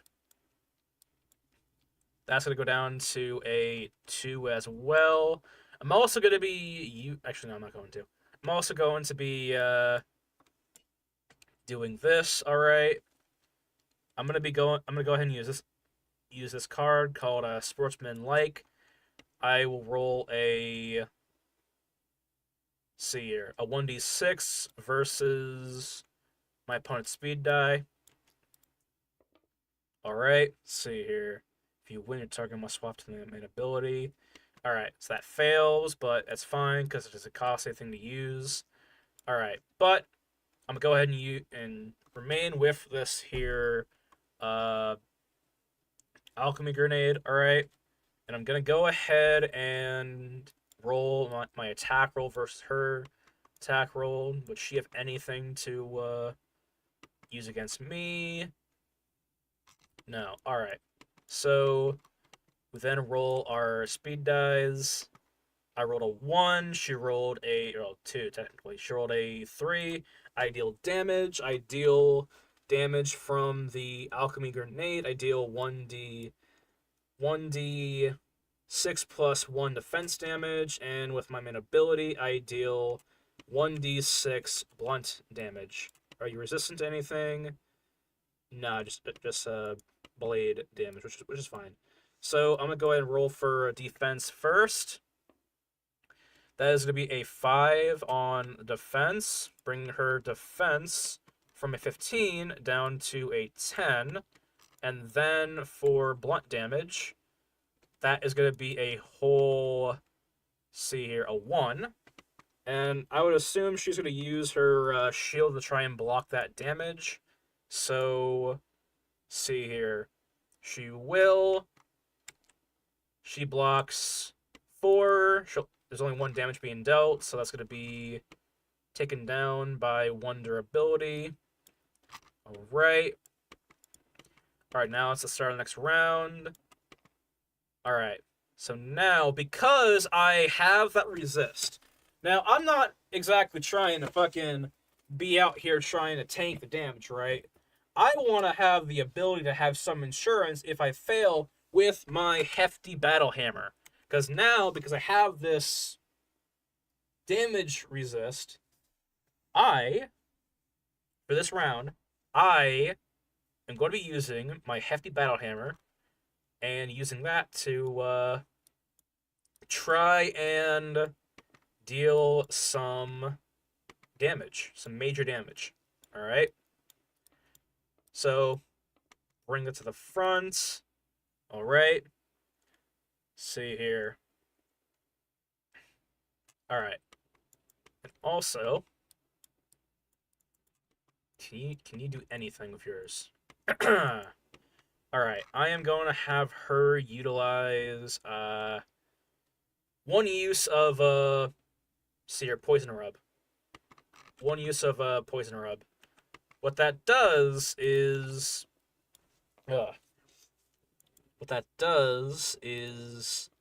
she can apply that towards her blade weapon. Alright? And with that, see here. And for every 4 blade damage she deals 1 health damage to our avatar if she succeeds her attack roll. It's a risk, but, you know, it's a high reward because she does a lot of damage. With, just alone, her minimum damage output is 4. Highest is, a whole 10. So, and with that, special ability that she has there, that can go from a whole 10 damage to around 10 damage and around 2. No, it would be a 10 damage and 7 health damage with the poison rub. So that's a lot of damage, which is why you need that strength potion. So now I'm gonna roll. I rolled a 1. Sweet. She rolled a 4. I'm going to be activating my fucking my special ability on my hefty hammer. Alright. I am going to be gaining 5 of these valor points. Alright. Which can be used on my throwback ability, of course. And I'll be rolling both of my damage dice twice and picking the highest number for both. So I'm going to be rolling the 1d12 and the 1d4 twice, alright? So I'm going to deal 7 damage, 7 blunt damage. That's going to be 8, because the plus 1. I'm also going to lower the, see here, durability down by 1, alright? That is going to be 8 blunt damage and whatever. 8 blunt damage and 4 defense damage, which is going to pretty much almost obliterate her defense, right? But I'm gonna play her like an actual player.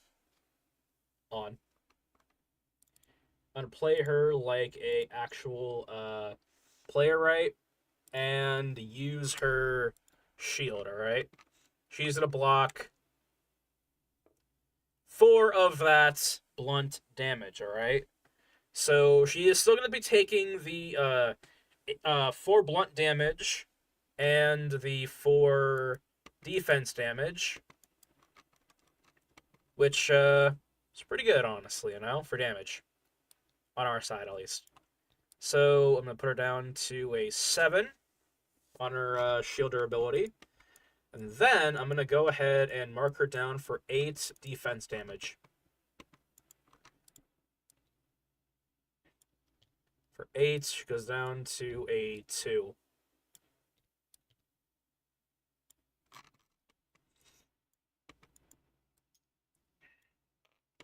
Alright. Alright, let's see here. But yeah, I think as we're going to play, that happens, we'll go ahead and pause a little bit, alright? But yeah. Let's see here, though. Now it is... Let's see here. Her turn. I still have the hefty battle hammer in play, so I still have to roll the 1d10 against her die, which is not good, but it's better than nothing. All right, hold on. Wait for ads to end, and we'll come back on this little cliffhanger. But yeah, but yeah. Let's see here.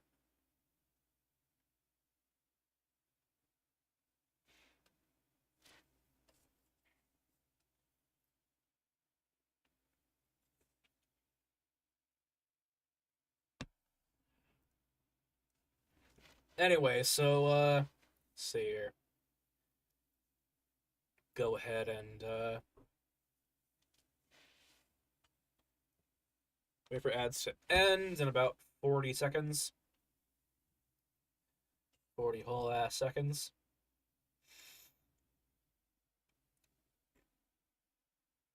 But yeah.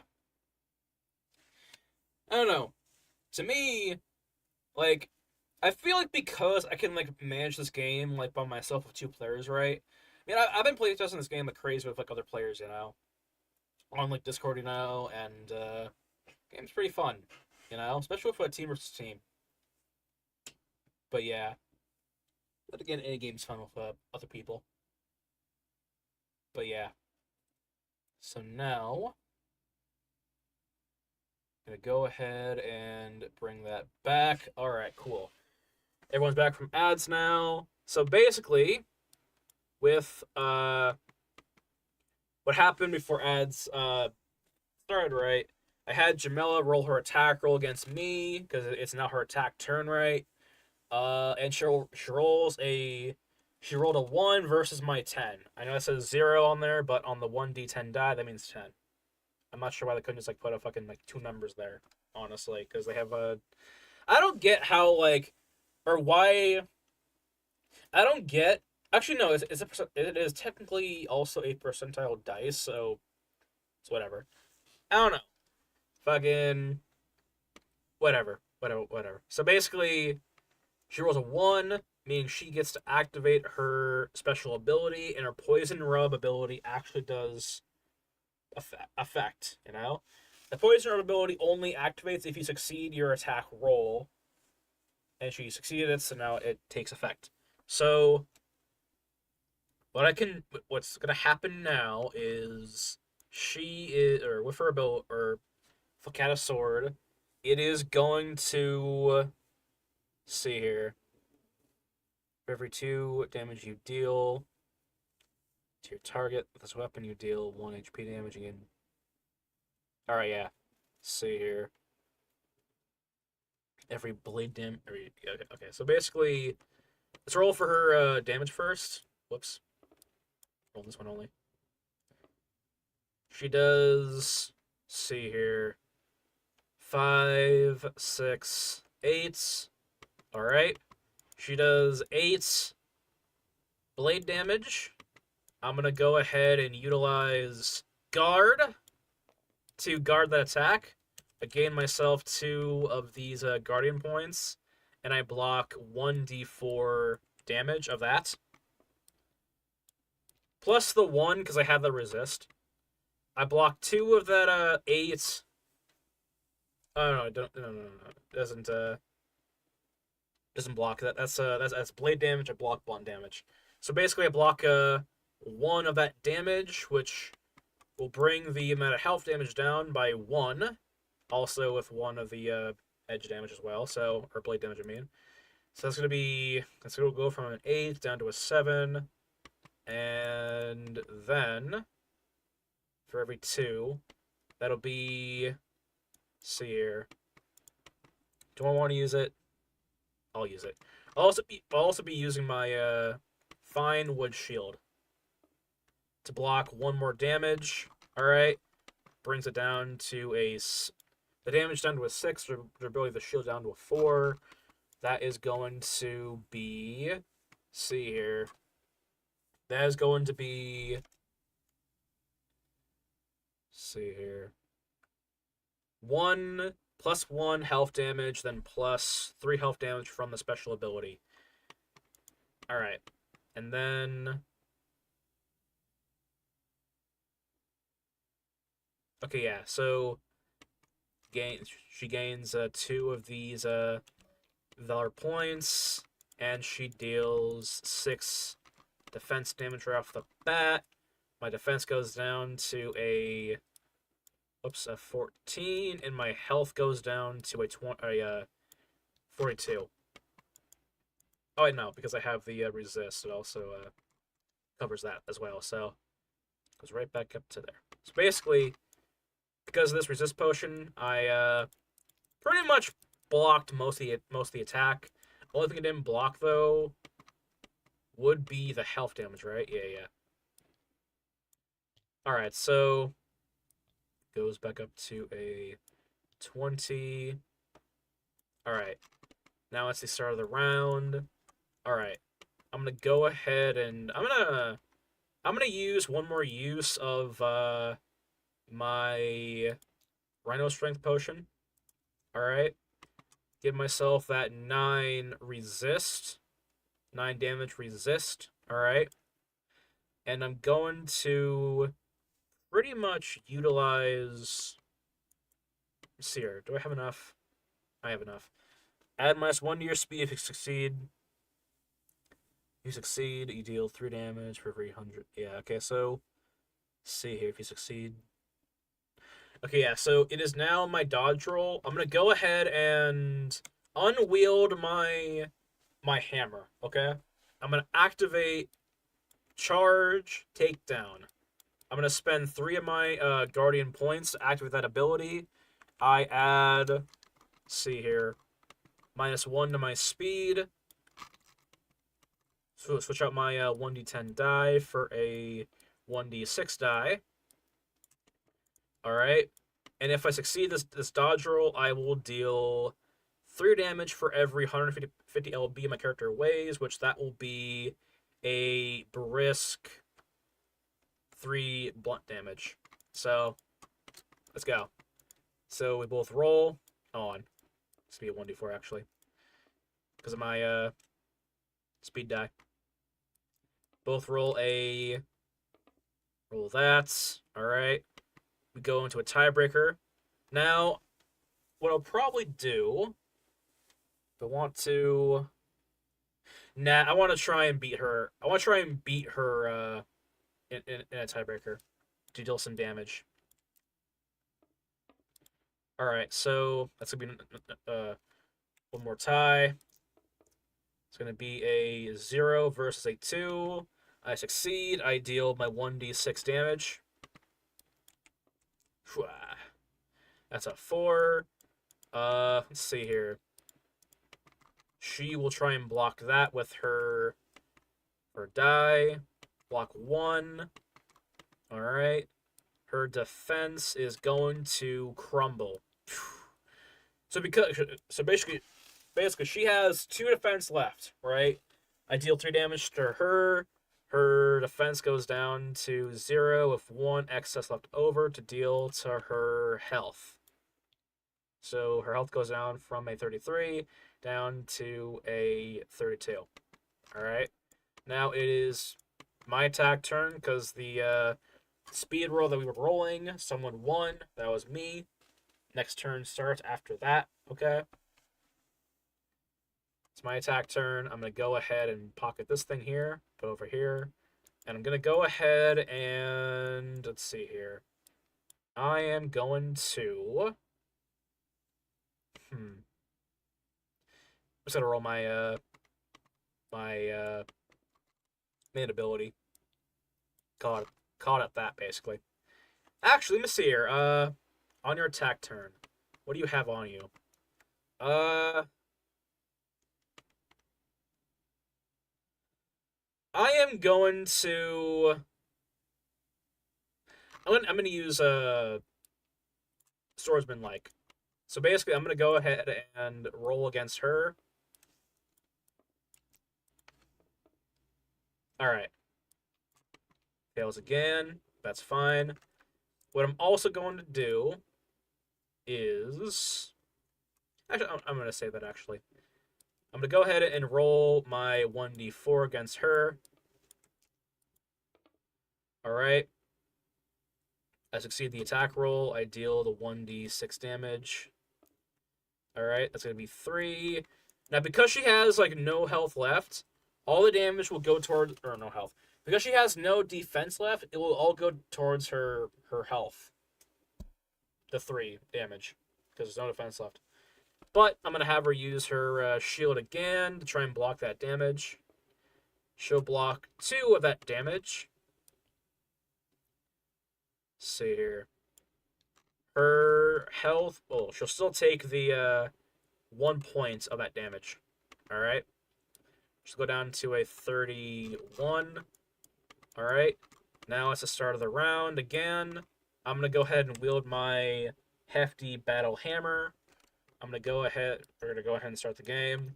She is going to be rolling her... Let's see here. Rolling her fuck out of sword. Speed die of 1d6 versus my 1d10.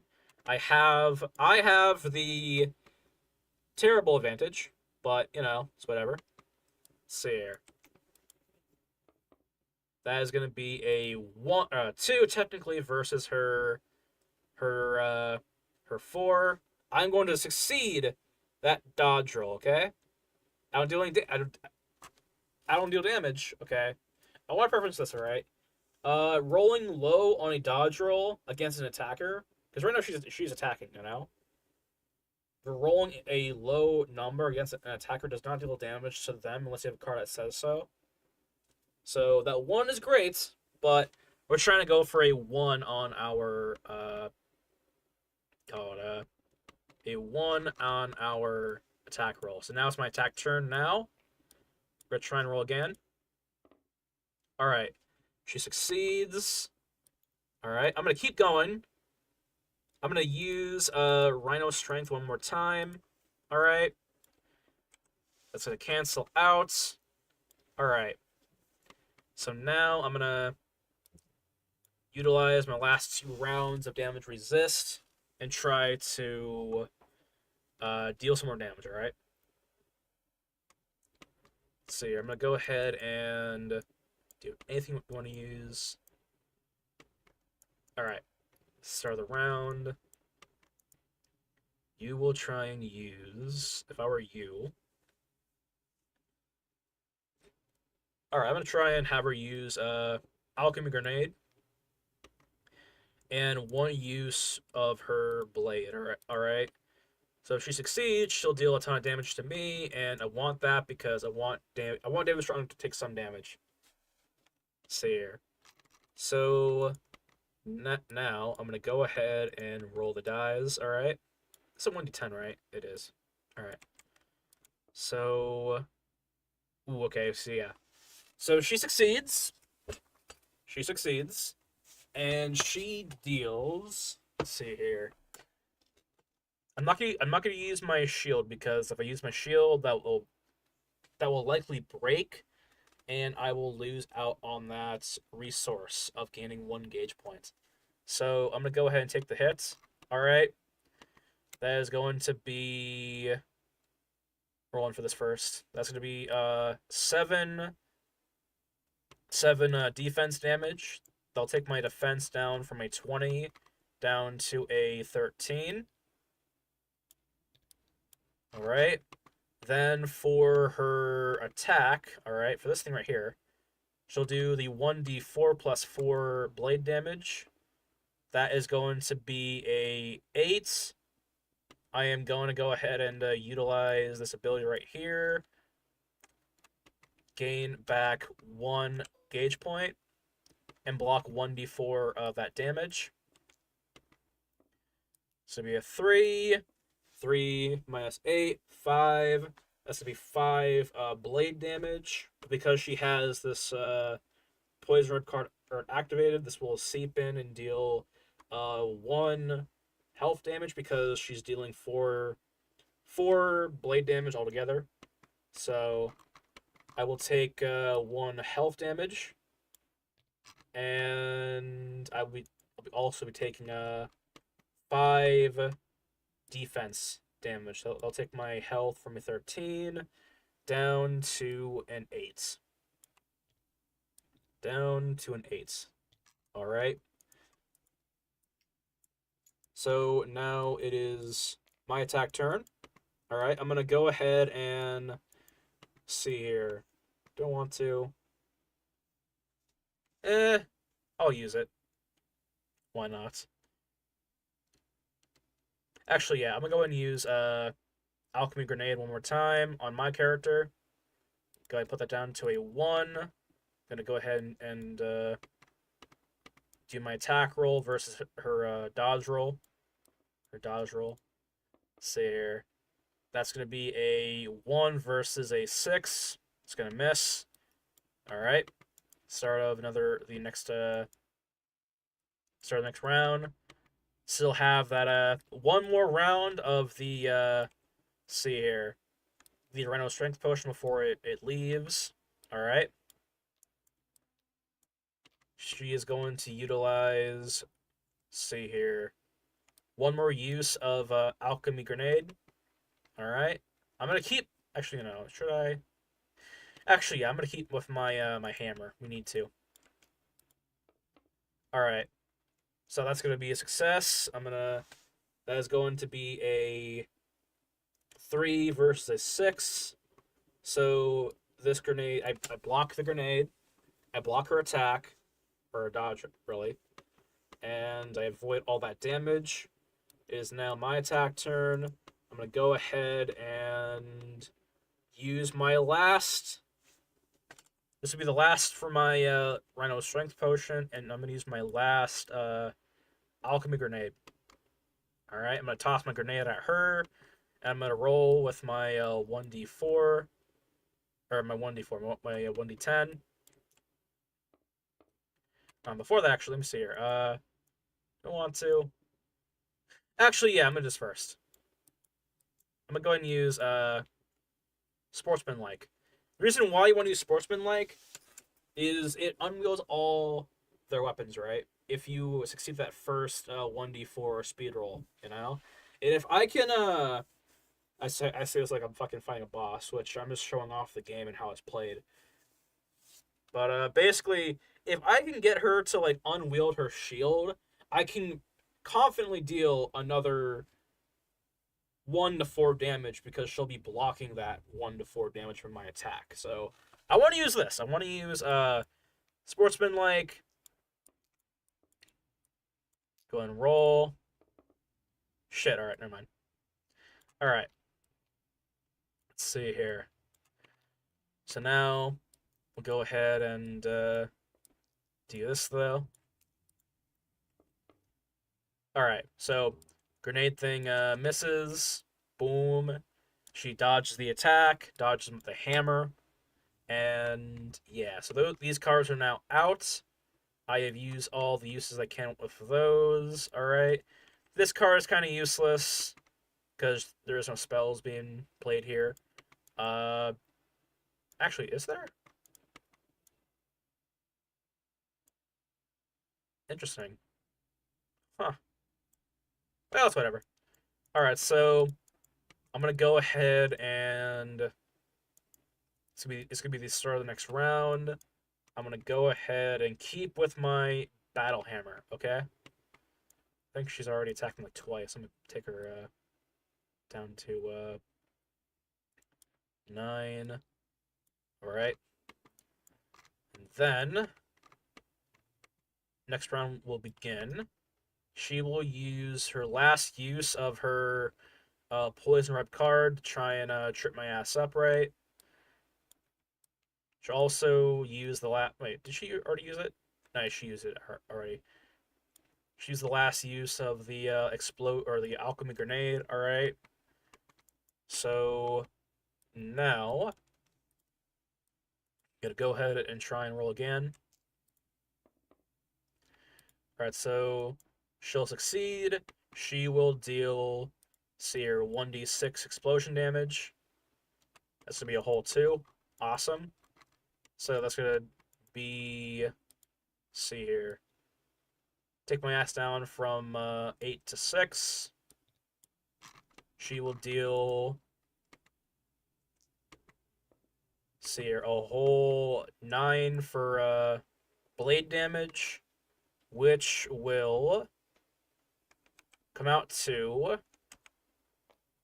see here, 8 blade damage, or 9 blade damage, and 2 health damage, which the 2 health damage can't be blocked, so I'm gonna put that down, my health down to a 39.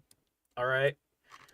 I'm gonna go and activate a Guardian, or Guard, get myself another one of these points, block 1d4 of that 9 blade damage. That's gonna be a 2. I'm gonna go ahead and use my Fine Wood Shield to block that, try and block more of that damage, alright? That is going to be a 2 plus a 3, alright? This thing goes down to 1 more durability before it breaks. It can't use the weapon anymore. Alright. This sword is going to go down to 8 durability. Whoops. Go down to 8. Alright, I'm going to block a grand total of 5 of that 9 damage, meaning it'll go... It'll go down to a 3. So that will be... see here. 3 defense. Alright. Next attack turn. I'm going to go ahead and put this back over here.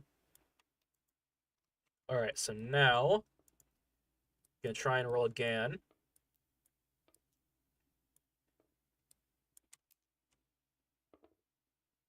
Alright, sweet. Awesome. So I rolled the 2, rolled the 1, so it gets to roll my my 2 speed dice, or my 2 damage dice twice. Put this thing down from a 19 to an 18. Alright. I gain, see here, 5 more of these points. Alright. So now, see here. I'm going to go ahead and grab up.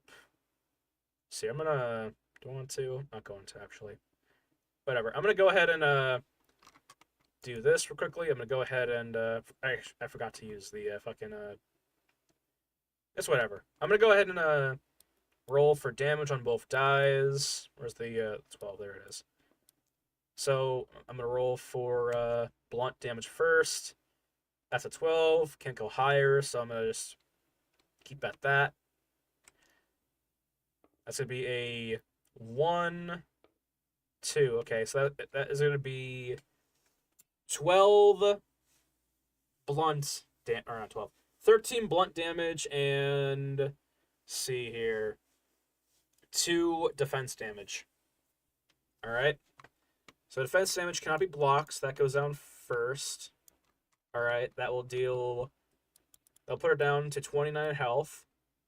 29. And she will use her shield to try and block that 13 damage. Which will be a 3, meaning that damage will go down from a 13 down to a 10. Meaning her shield is now also down to 1 durability. And let's see here. She will take 10 health damage, meaning her health will go right down to 19. All right. This is the end game phase, if anything, where you have like almost no resources, it's just slinging damage back and forth to the right, fucking using your cards right, whatever you can to try and get the upper hand, you know. But yeah, so now let's go ahead and do this. Start the next round. I'm gonna keep with my hammer. If I hit with it, I might just win, or David Strong might win. David Strong might win the game. But yeah, I'm gonna go ahead and turn that off. Actually, do we still have it active? We do. All right. So now her attack roll. This card is now gone. Siri, are you gonna use anything else?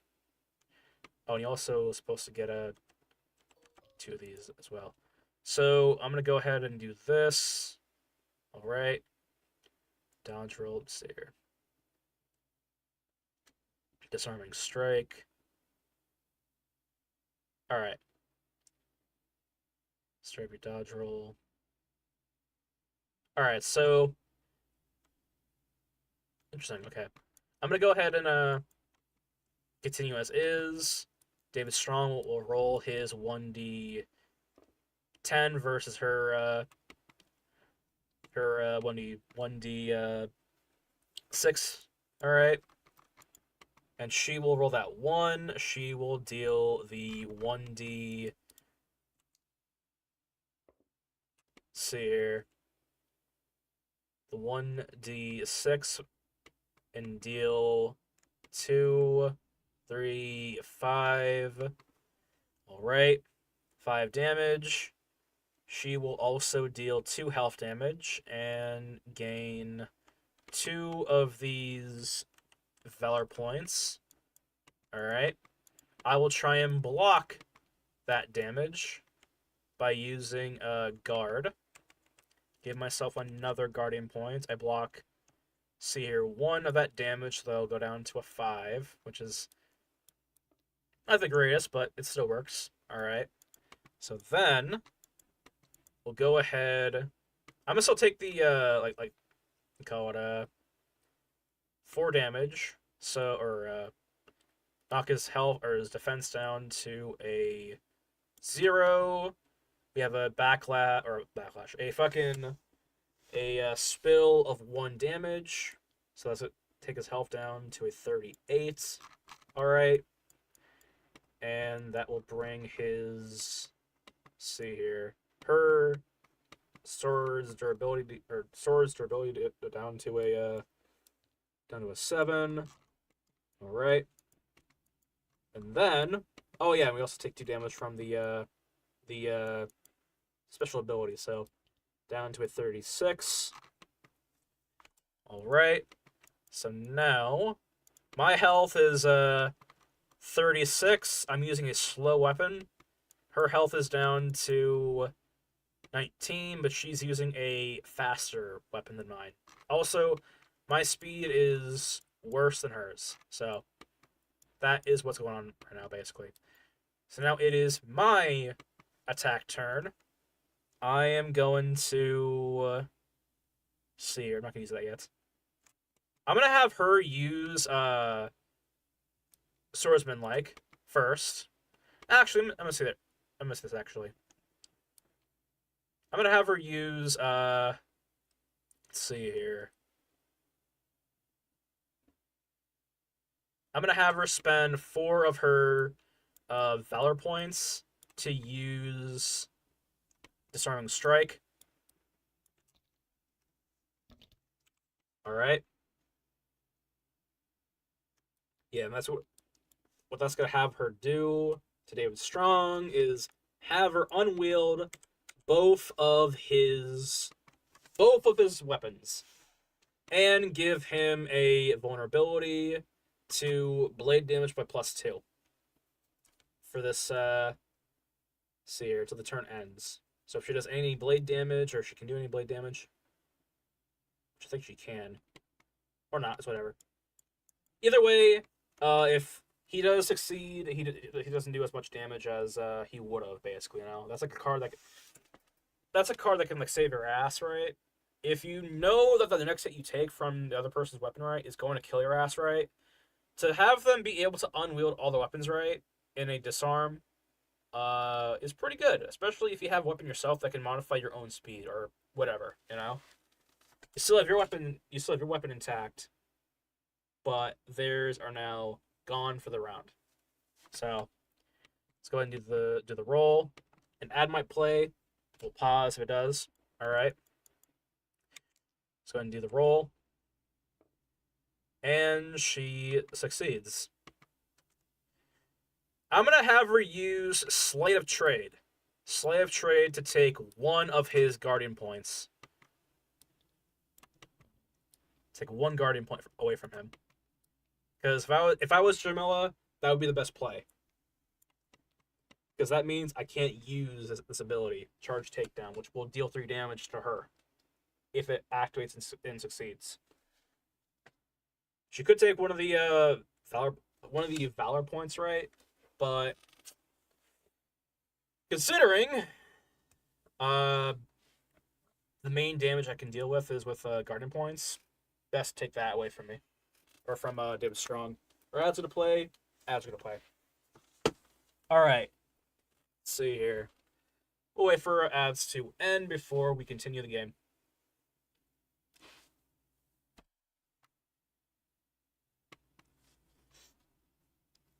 But yeah.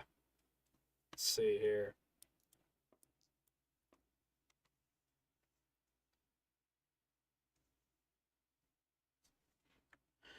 But yeah. I think because, like, for how distracted I get in this game, if I can manage 2 fucking hands or 2 decks in this game, I feel like anyone can handle one. You know? That should be the case. You know? But yeah. Let me see here.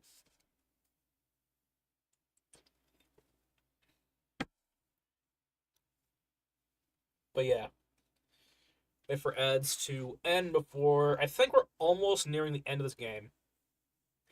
Nearing the end of this here game. But yeah. Let's see here.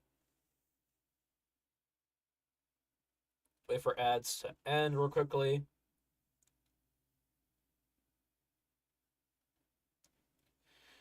All right, welcome back. So, see here. So, right now, I had a if ads played while I explained it, I had a Jamela use Sleight of Trade. What that did is because she rolled a 1 or 2 to succeed her dodge roll. Let's see here. Until the next. Let's see here. On. Let's see here. Basically, she's allowed to take one of his points away from him and use it for herself, or just to have it so David Strong can't use one of his abilities. And if I had that 3rd Guardian point, or if David Strong had that 3rd Guardian point, he could use Charge Takedown, but because I took it away from him as Jamela, he can't use it anymore and deal extra damage, which would have probably killed her, honestly. That's the idea of these cards, right? You're trying to make it so that your opponent can't use certain abilities. And, of course, deal damage and, kill their ass, But yeah, so now it is the start of the next round.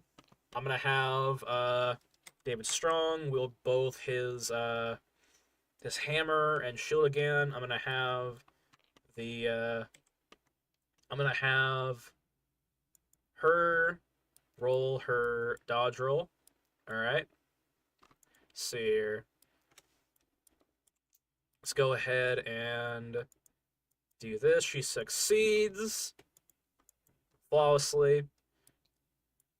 Down to a 6. So now she deals 1d4 or 1d6 plus 1 blade damage. That's going to be a 5 plus 4 because for passives and the +1 on her on a weapon card. That is going to see here. That's gonna be 9 whole damage flat. Let's see here. She also gains let's see here. I'm gonna use the my guard card already. Alright. Gonna use that to gain 1 guardian point and block 1d4 damage. That's gonna be a 4. I'm gonna block 4 of that 9 damage. Bring it right back down to a 5. That will give her only 2 guardian points and only have her deal 2 health damage additionally. So because I call it because I have no defense left, and I don't want to use my last durability of my shield because I don't have access to that shield special ability. I'm going to take the full 7 health damage, which sounds like like 7 health damage sounds not no 7 damage in this game may not sound like a lot, right? But when you have like 40 HP or God, when you put it into the concept, right, that you can only get hit like 5 times, before you're dead, that can be a lot, you know. But yeah, so now I'm gonna go ahead and now it's my attack turn, all right. I'm gonna go ahead and continue as such, all right. Gonna go ahead and do this. She will succeed. All right. Gonna start the next round. Gonna keep with our current cards wielded. Go to her attack roll. I will see here. How many points do you have? You have. All right. I'm gonna have my. Yeah, I'm gonna use my charge takedown. All right, on this here dodge roll of mine. All right. So then, if I succeed, actually, I'm gonna wield my main ability. All right.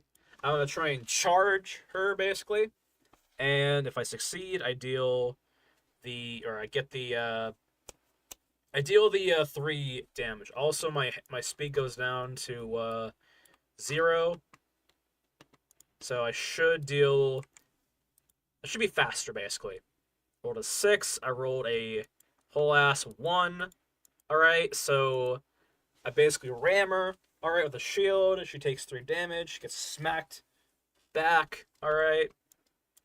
Her health goes down to see here, a 16. All right. Sweet. It's now my attack roll. I'm gonna be rolling it. I'm gonna roll again. See here. I'm gonna go ahead and put my speed back up to a +2. I'm gonna go ahead and roll again against her. That is going to be is gonna fail. Basically, that is a 5 versus a 1. She succeeds and succeeds the dodge roll. Can she use anything? Let's see here. Nah, it's mostly geared towards tiebreakers, whatever. Let's go ahead and do this, alright? I'm gonna go ahead and it's gonna be the start of the next round. Gonna keep as is. Gonna keep my hammer up now, alright? It's gonna be her attack turn. Gonna go ahead and swap out my die for a 1d8 or not 1d, yeah. Oh no, 1d10. I mean, have her roll. She's gonna succeed because I have the +1 speed. I have a disadvantage in speed. All right, whenever we re-roll, we add that +1 to our speed die, and yeah, that is going to be a see here, a 6 versus a 5. She's gonna win basically, and this is also part of the strategy of the game. Had I used the that this charge takedown card this turn and not just spend it as soon as I had it available to me, I could bring this down. I could have brought this down to a tiebreaker roll and rolled a tiebreaker against her and have the chance to deal an attack, which would likely kill her, causing David Strong to win. Whoever the hell would be playing David Strong with this card setup or whatever, you know? Let's see here. But because we used it, shit out of luck. She is going to deal damage now. So David Strong, we fucked up as David Strong. Could avoid that damage and deal some damage back likely. And yeah. But we didn't. So she's going to deal 1d it's gonna be a whole ass 5. Whatever. So I'm gonna go ahead and use this card again. Guard, gain back 1 guardian point, block 3 of that damage. My health will go down to a 17. Alright. Let's see here. So now, it's now started my attack turn. And it's gonna roll against her speed die flats. She's going to succeed. So you succeeded the her dodge roll, so therefore you start the next round. All right, or the next round. Next turn will start basically, but because it's because I'm the last attacker in the round. When my attack turn is over, it's the start of the next round. So now it's the start of the round, of course, and let's see here. I might have her use her. Actually, no. We're gonna keep her on her. We're gonna keep her using her sword until it breaks because the tactic of this is her sword can deal like anywhere from 5 to 10 damage, while her main ability that is a 2d4 damage die, which is pretty good because that means you get to deal. I mean, it's still like a 2 to 8 damage, right? But you are rolling more dies to deal damage, so you can technically have a boost in that regard. It's still gonna be a lot less, minimum and maximum, but you get 2 chances to roll a high value. While for the damage die on the fuck out sword, it's just 1 die. If you roll a 1, you're dealing a flat 5. The lowest amount of damage. But yeah, so it's gonna be Jamela's attack turn now. Gonna have her roll her 1d6 versus my 10. She is going to succeed. I will be using this card again. Give myself another guardian points. Prepare the block. I'm gonna block 2. You are going to be dealing 5 damage. That is going to come down to we call it a 3. Bring my ass down to a 15. She's slowly dwindling my health, but if David Strong, I say this like I'm fucking playing as David Strong, or I'm like playing against a fucking ghost. The whole idea of this playthrough, right, is to show the game, right, a full course of the game, while I explain everything, But basically, the tactic here though is if I can successfully attack with the hefty hammer, if I can get that last hit in, she will likely go down. All right. If not, she will go down pretty significantly, honestly, because the damage that we deal with this here hammer could be anywhere from 4 damage to, see here, 13 plus 16 damage, like 16 damage max, and her health is 16. So if we hit with this hammer, right? If we hit with the hammer, ideally all we'd have to do is just start dealing damage with our main ability, and she'll eventually die. Problem is, right? She's fast as hell. She's fast, and she has that increased damage on her blade. So let's see here. I actually see here. We already rolled for damage or for her attack roll, so I can't swap weapon cards. So the only time you can swap weapon cards if it's the start of the round, which of course in this game it's going to be after my attack roll is over. So we're gonna go on to my attack roll, okay? And I'm gonna try and uh, roll lower than her number basically. Never mind. All right, so that's gonna be a 9 versus a 1. She succeeds. I'm gonna go ahead and get ahead of the curve and use my main ability. All right. She is going to use her sword still. All right, that is going to be a. Let's see here. That is going to be a 1. So that's going to be a 4 versus a 4. And let's see here.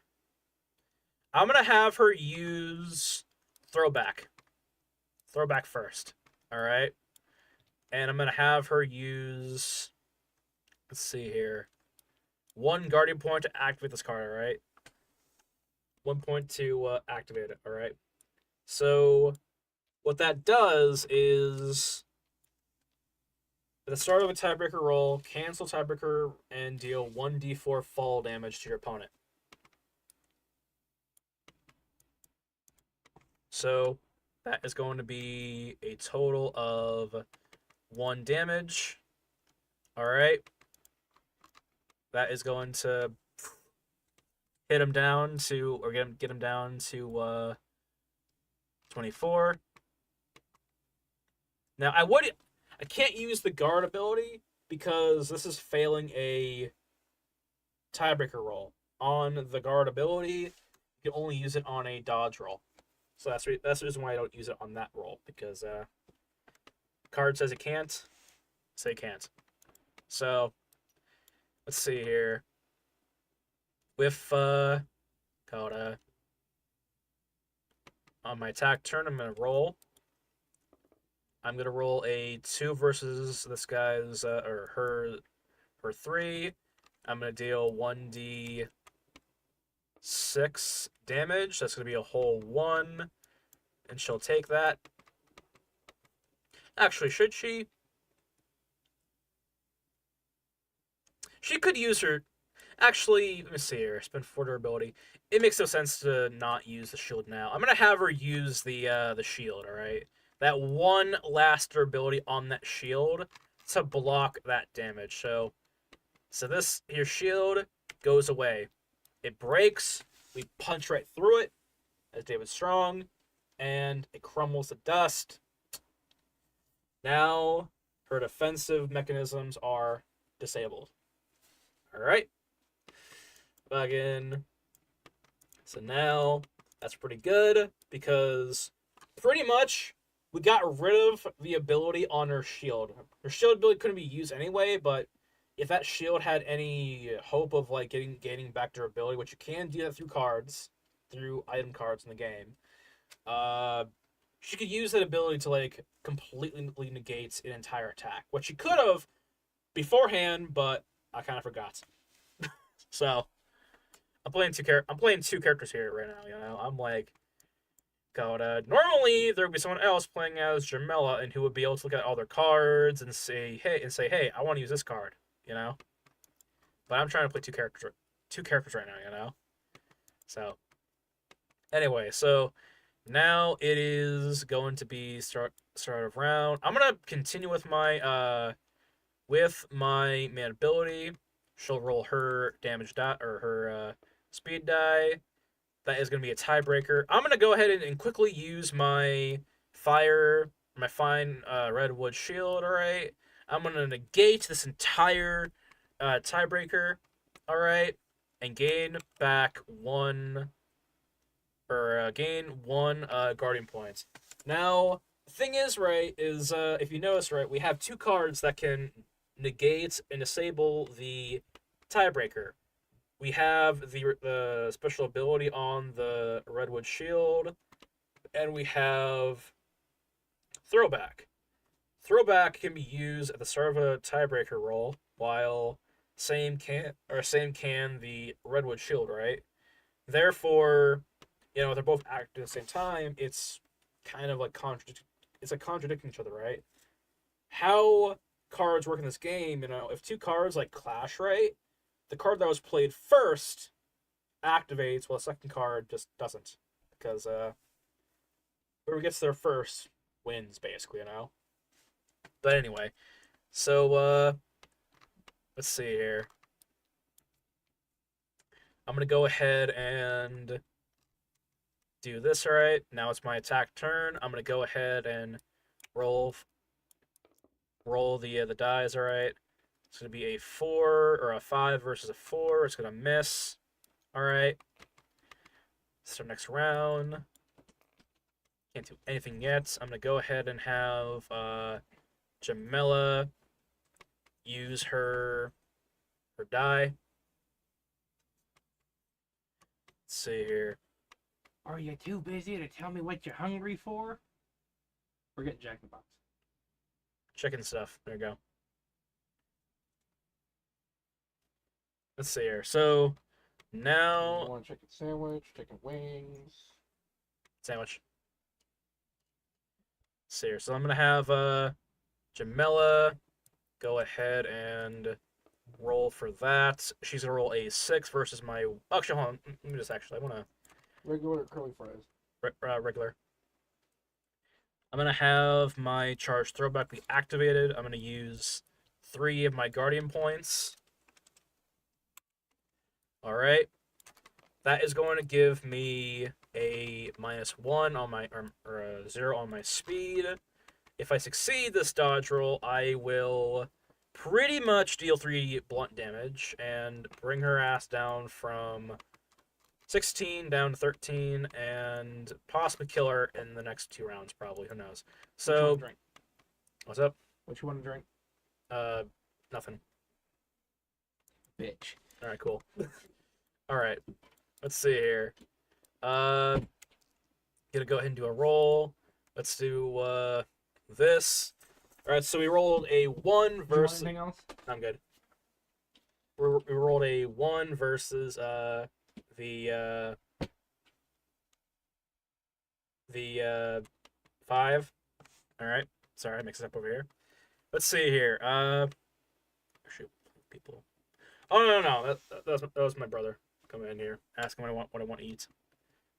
But yeah, eventually we'll get some playtesters here and actually have like streams set up to like actually play the game with people. But right now, I'm just going through the game one time on stream. This is kind of like practice for me. Practice for me to like eventually host this game on stream with people. But yeah, so she takes the 3 blunt damage, goes down to a 13. All right. It is now my attack turn. I'm going to go ahead and roll again. I rolled a... this would be back up to 1. I would roll... That's embarrassing. I thought you were playing with someone, but... Yeah. That's alright. Let's see here. So I rolled a 4 versus her 4. Rolling a tiebreaker now. Again, on tiebreaker rolls, it rolls lowest amount, just like all speed rolls. Whoever rolls the lowest amount wins, but for tiebreakers, whoever rolls the lowest amount in that roll deals damage to the other player. So,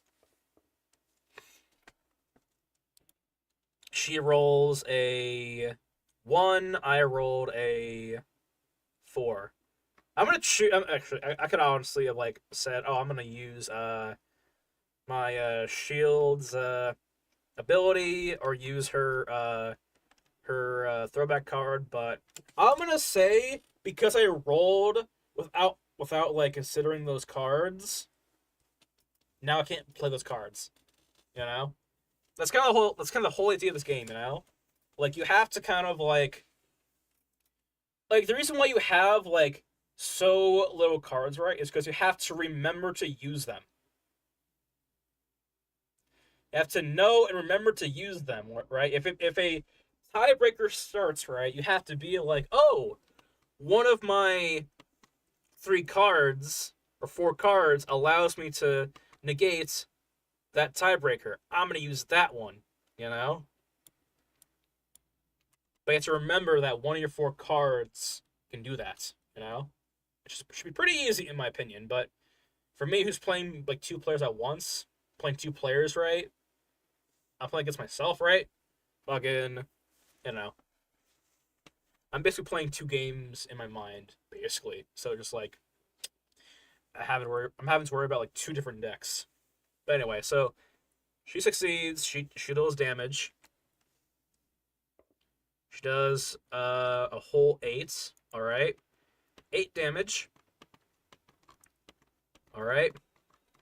So she'll take her health down from a, see here, from a 24 down to a 16. Now it is neck and neck. I have 16 health and she has 16 health. 13 health. She has 13 health and I have 16 health. All right. What I might do is I might Hail Mary it, honestly.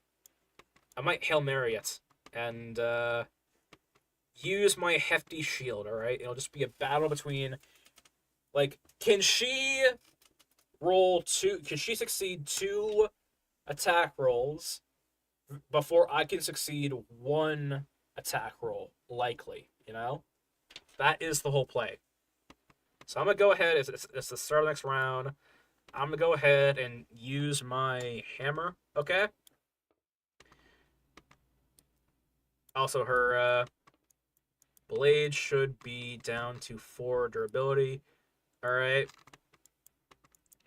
So now I'm going to go ahead and roll like so. Alright. That's a 10 versus a 3. She's going to attack. She will deal 8 damage. I'm going to use my Guardian card, or my Guard card, to give myself 1 point and block 1d4 damage. 3, it takes that 8 damage down to a 5. My health is now at, see here, 11. Alright. It's now my attack turn versus her. Ooh, okay, never mind. Alright, she succeeds. Next round, I'm gonna have these characters kind of like play as is, alright?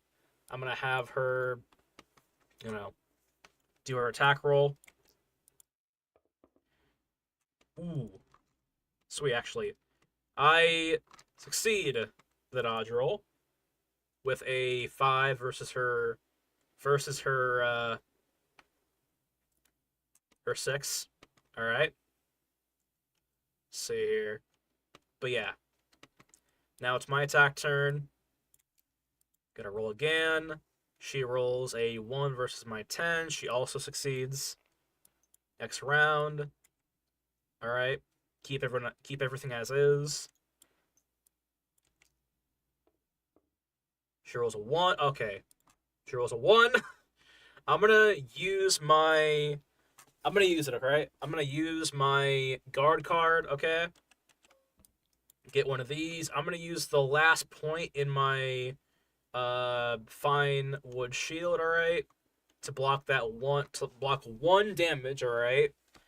I'm gonna roll that 1d4 die first. That's gonna be 2 damage blocked. We're probably dead. Alright.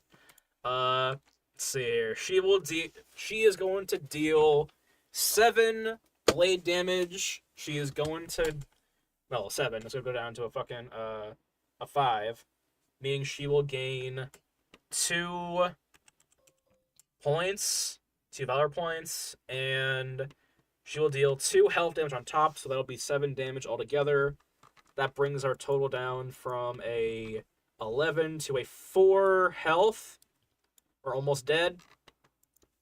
But hopefully she will be She'll be soon. I don't know. Let's see here. I'm gonna go ahead and do this. All right. I'm gonna go ahead and roll again. Oh, and she needs to have her shield or sword down to three durability. All right. I'm gonna go ahead and do this real quickly. All right. It's almost the end of the game. Let's see here. Then roll one more time. All right. Ooh, shit. Okay. So this might decide the game. This is why I love this game so much, alright? I love working on this game and playtesting because we have moments like this where it all comes down to the fucking wire, basically. Right now, I rolled a 6, she rolled a 6 as well, alright? Now we enter into a tiebreaker roll. Whoever succeeds the roll deals damage. I am using a battle hammer, which deals a minimum of 4 damage. Alright? The maximum of 16. She has 13 health left. Meaning I have a good chance of actually killing her, basically, with this tiebreaker roll, right? However, I have four health left, and her minimum damage is 4. Or 5, I mean. So if she succeeds the tiebreaker, she wins. If I succeed, I have a chance to win, but also a chance to try and like survive this roll, basically. This is what I'm saying. This is what I'm talking about, right? You can never be in a case where, I'm like gonna die, you know? You still have a chance to, if you have 3 health, like David Strong does, like we do, right? The next hit you take, you're probably going to die, right? But there is that chance of rolling a tiebreaker and prevailing and beating their ass instead. But yeah, so now it all comes down to this. And we fucked up and died. No, I'm just kidding. Let's see here. So, yeah, so she rolls the 4. We rolled the 7. And see here. Do we want to do anything special with this? Oh, okay. I want to put the attention towards this, all right? Because there is something we could have done to save ourselves. We died, okay? David Strong is dead. He's dead. He lost. But there is something we could have done to save our life, okay? We could have not used that last durability point on the shield. Because with the shield, we could actually choose to deny the tiebreaker.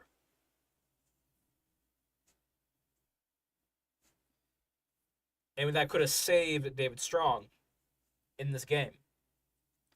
In fact, I want to go ahead and go back a little bit and try that out. My health would be down to like 1 less.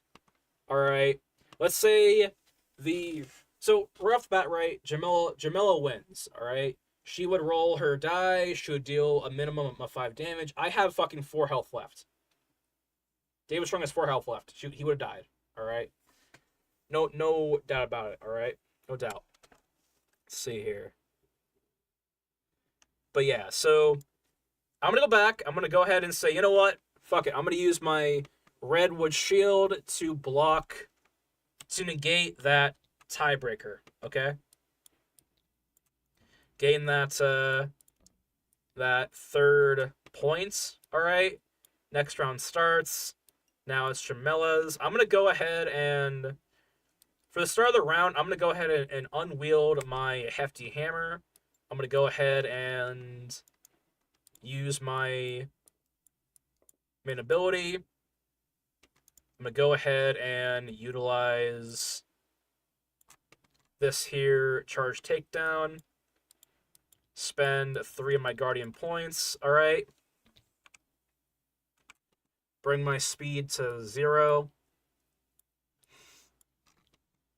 All right. And roll against her now. All right. or that would have succeeded. She would have taken three health damage, putting her down to 10. All right. Then we do our attack roll, and like so. All right.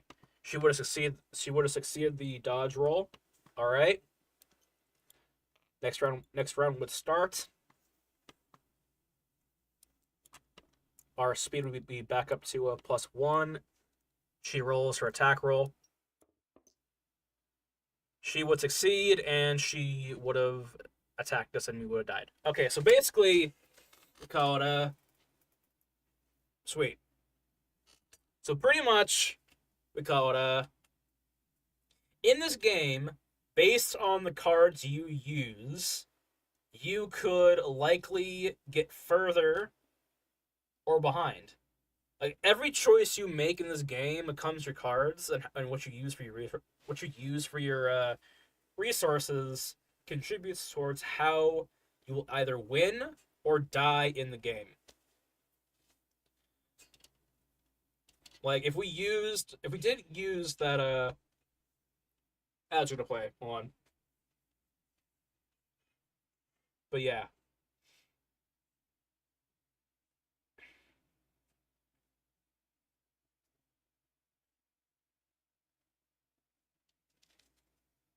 Ugh.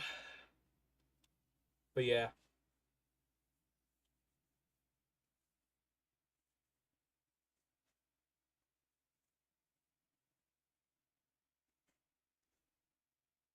Wait for ads to end before I continue with the synopsis of this game. All right, because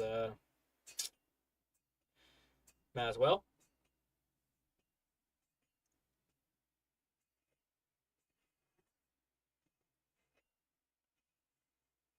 But yeah, those on the YouTube side, right? Basically, what happened was we played a game of Man vs. Monster, our card game. You know, our actual game. We've been focusing on since fucking May. No. Mm. Well, focusing on stream, that is, you know. But yeah. Anyway, wait for ads to end in 10 seconds before I continue the synopsis.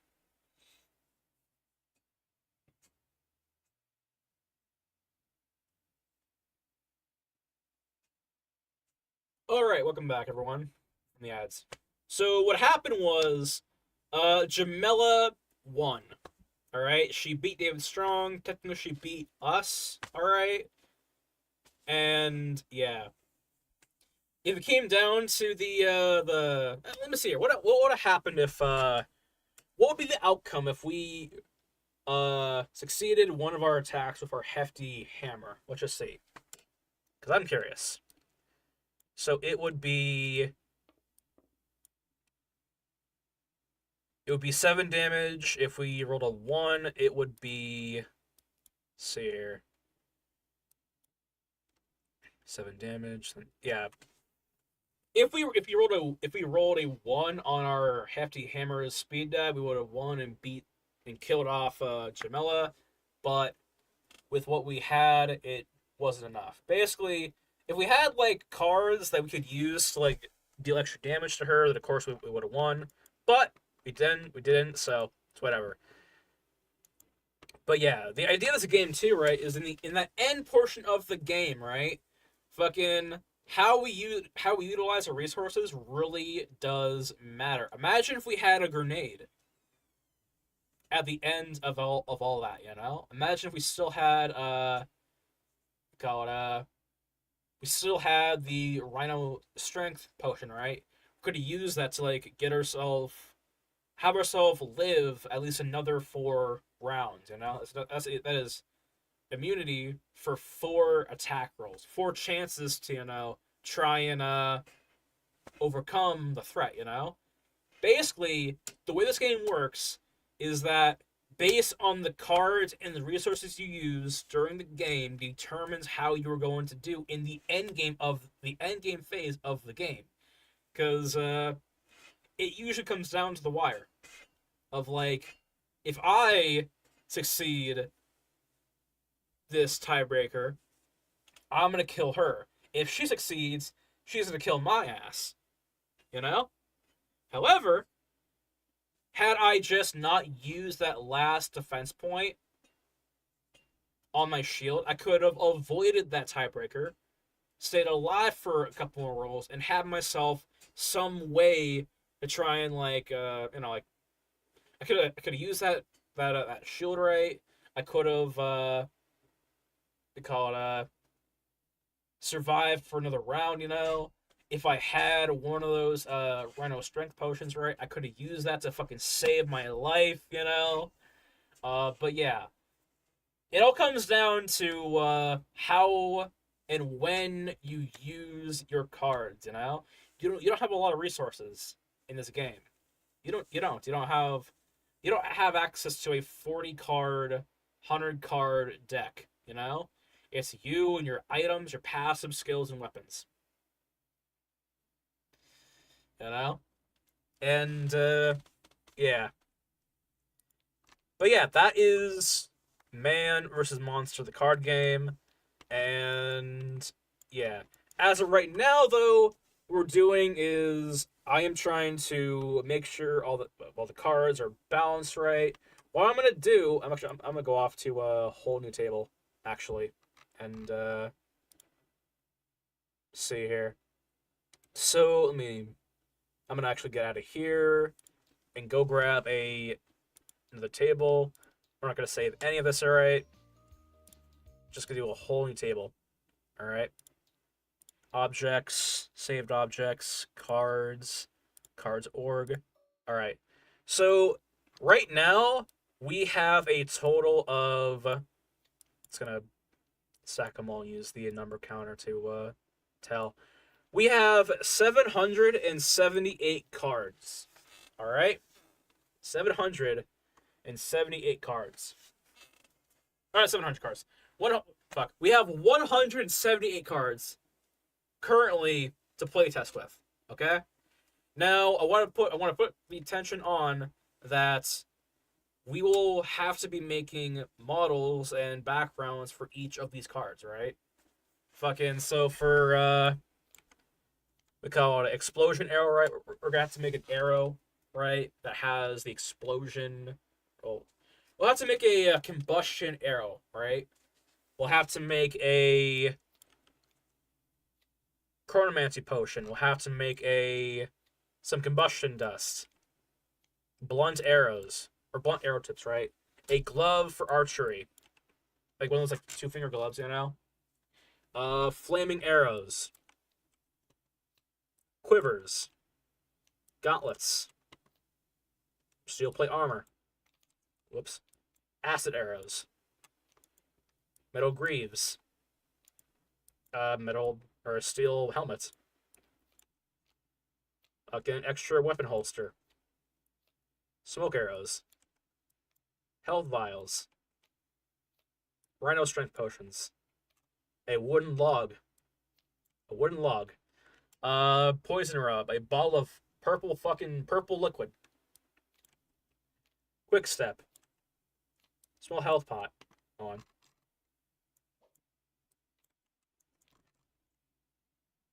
Liquid coolant arrows. The point is all of these cards are eventually going to be turned into 3D, or the card art on each of these cards are going to be turned into 3D. A 3D render, basically. So, for example, right, let's see here. Let's say for wooden log, right, we're going to have to make a forest, right, a forest map, and make a wooden log, because... And I'm pretty sure if we make a tree or make anything resembling a fucking log, we can just use that to make the scene, right?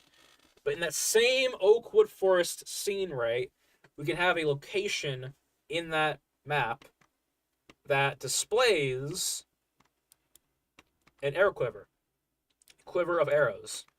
Or, any other card, really, like the archer glove, fucking venom arrows, right? Blunt arrows, potions, right?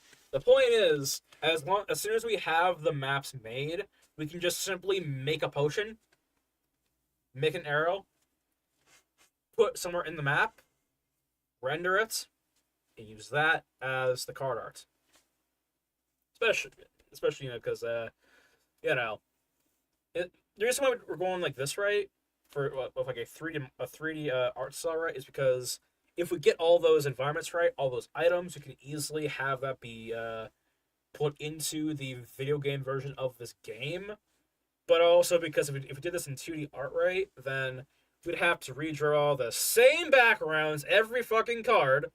And I don't want to do that. If I just have the 3D environment scene, I can make that into a cel-shaded, stylized comic book like fucking map, like Telltale, or whatever the fuck, right? Borderlands. Use that as a rendered image, and fuck off, alright? Like, just, I don't gotta keep on drawing the same thing over and over and over again, Just set the models up in the scene, fucking take a rendered picture, put it in the card art, done. And the hard part is the start, because we still have to make the fucking assets, right? For all of these cards, But as soon as we have the background right, I can't imagine it'll be too hard to make a glass of water. Some of these objects might be harder to make, or a little bit more complicated to make, like like a sheet of armor, gloves, I mean, I wouldn't even call these complicated to use or make, because just we can easily just make a one of those like a rhino face, right, emblem, and like stamp it onto a potion, right, on the side, for like a glass look, but yeah, there's definitely a lot of variation here. We have daggers, throwing axes, peg legs, fucking magic wands, fucking shields, sticks, hammers, blades, seashell weapons, ring blade. Fucking, we have pretty much everything. We have our work cut out for ourselves, basically, with all of these variations, basically. Which, by the way, hold on. Whoops. If y'all wondered where that Stork Frost Scepter wand in Substance Painter that I made a couple months ago is going to go towards, here it is.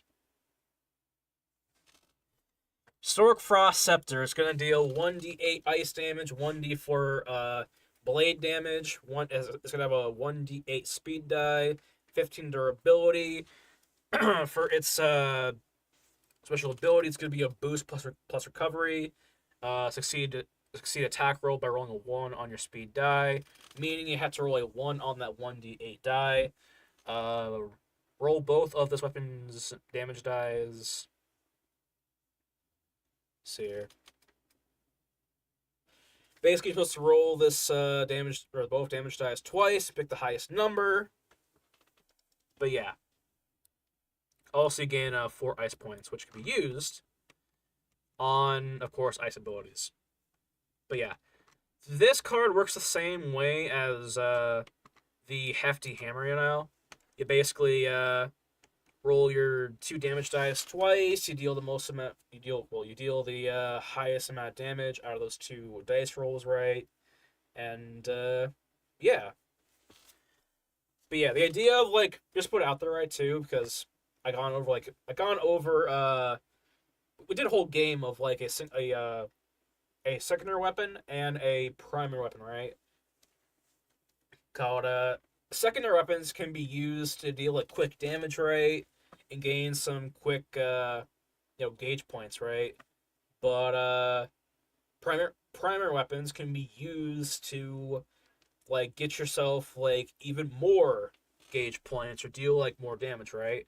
But in some cases, for shields, you can use that to add to your weights. If you notice, right, in the game we played, there was that one charge takedown card, right? For every 150 lb your avatar weighs, you dealt 3 damage to your attacker. If we had this card on our character, on our person, our weight might have gone up to 300 pounds, right? Meaning that would deal an extra 3 damage. Sometimes these cards, they can modify your stats that make other cards more powerful. But yeah, it's a lot of shit basically. But yeah, the idea though right now is to try and make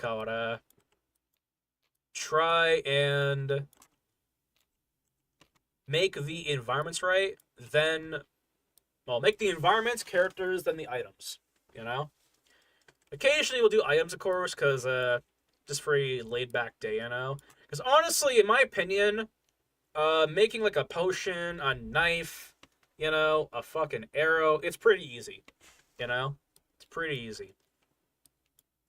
It's obviously the characters, the backgrounds, right? The maps, right? That's gonna be the hard part. But yeah. We have so many fucking cards to work on. Got our work cut out for ourselves, you know? But yeah. Let's see here. But yeah. This is what we are working on.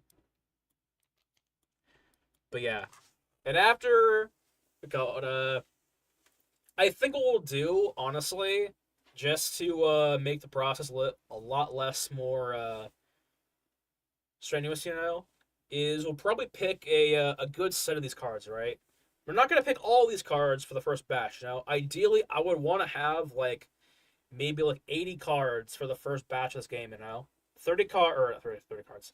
80 cards for the first batch of the game. I feel like that's a good number for players to have a lot of variety amongst the cards, especially because the minimum maximum cards you can have in your hand is usually 6 to 12. So I feel like with 80 cards available to you, it's probably going to be a lot of combinations there, you know? But yeah, that is pretty much what we have here so far, including the models, of course, for the game. But yeah, the models we have made so far. But the environments, you know, those are the hard part, you know? That's kind of that is the tricky part, because you have to make the backgrounds very vast, you know? And yeah. But anyway, let's see here. And not that all these cards are going to be the same. They're not going to have the same card art as they have on right now. All of these are just like concepts to kind of like give these cards some like different looks, you know, different variations, so you kind of like recognize what cards do, you know? Like this quick dash card, right? We're probably gonna have Aerial Sky because he is our quick theme avatar, right? We're probably gonna have Aerial Sky, our Minotaur, Centaur, Pegasus guy, running through the forest. You know, it's a still shot or a still render of him running through the forest. You know, to simulate quick dash. You know, for wooden log, I would love to see. Whoops. I would love to see wooden log. The render be of an oak wood forest, right, with a fresh fallen tree. You know? Just a tree, you know? Like a tree, you know, collapses over, right? You have the roots, everything else, right? The dirt coming out from the or bunched up and with the root of the tree, you know, or the base, you know. Fucking very dramatic, very very, I want to say, recognizable, you know? Because a log in the middle of the forest, to me, is not...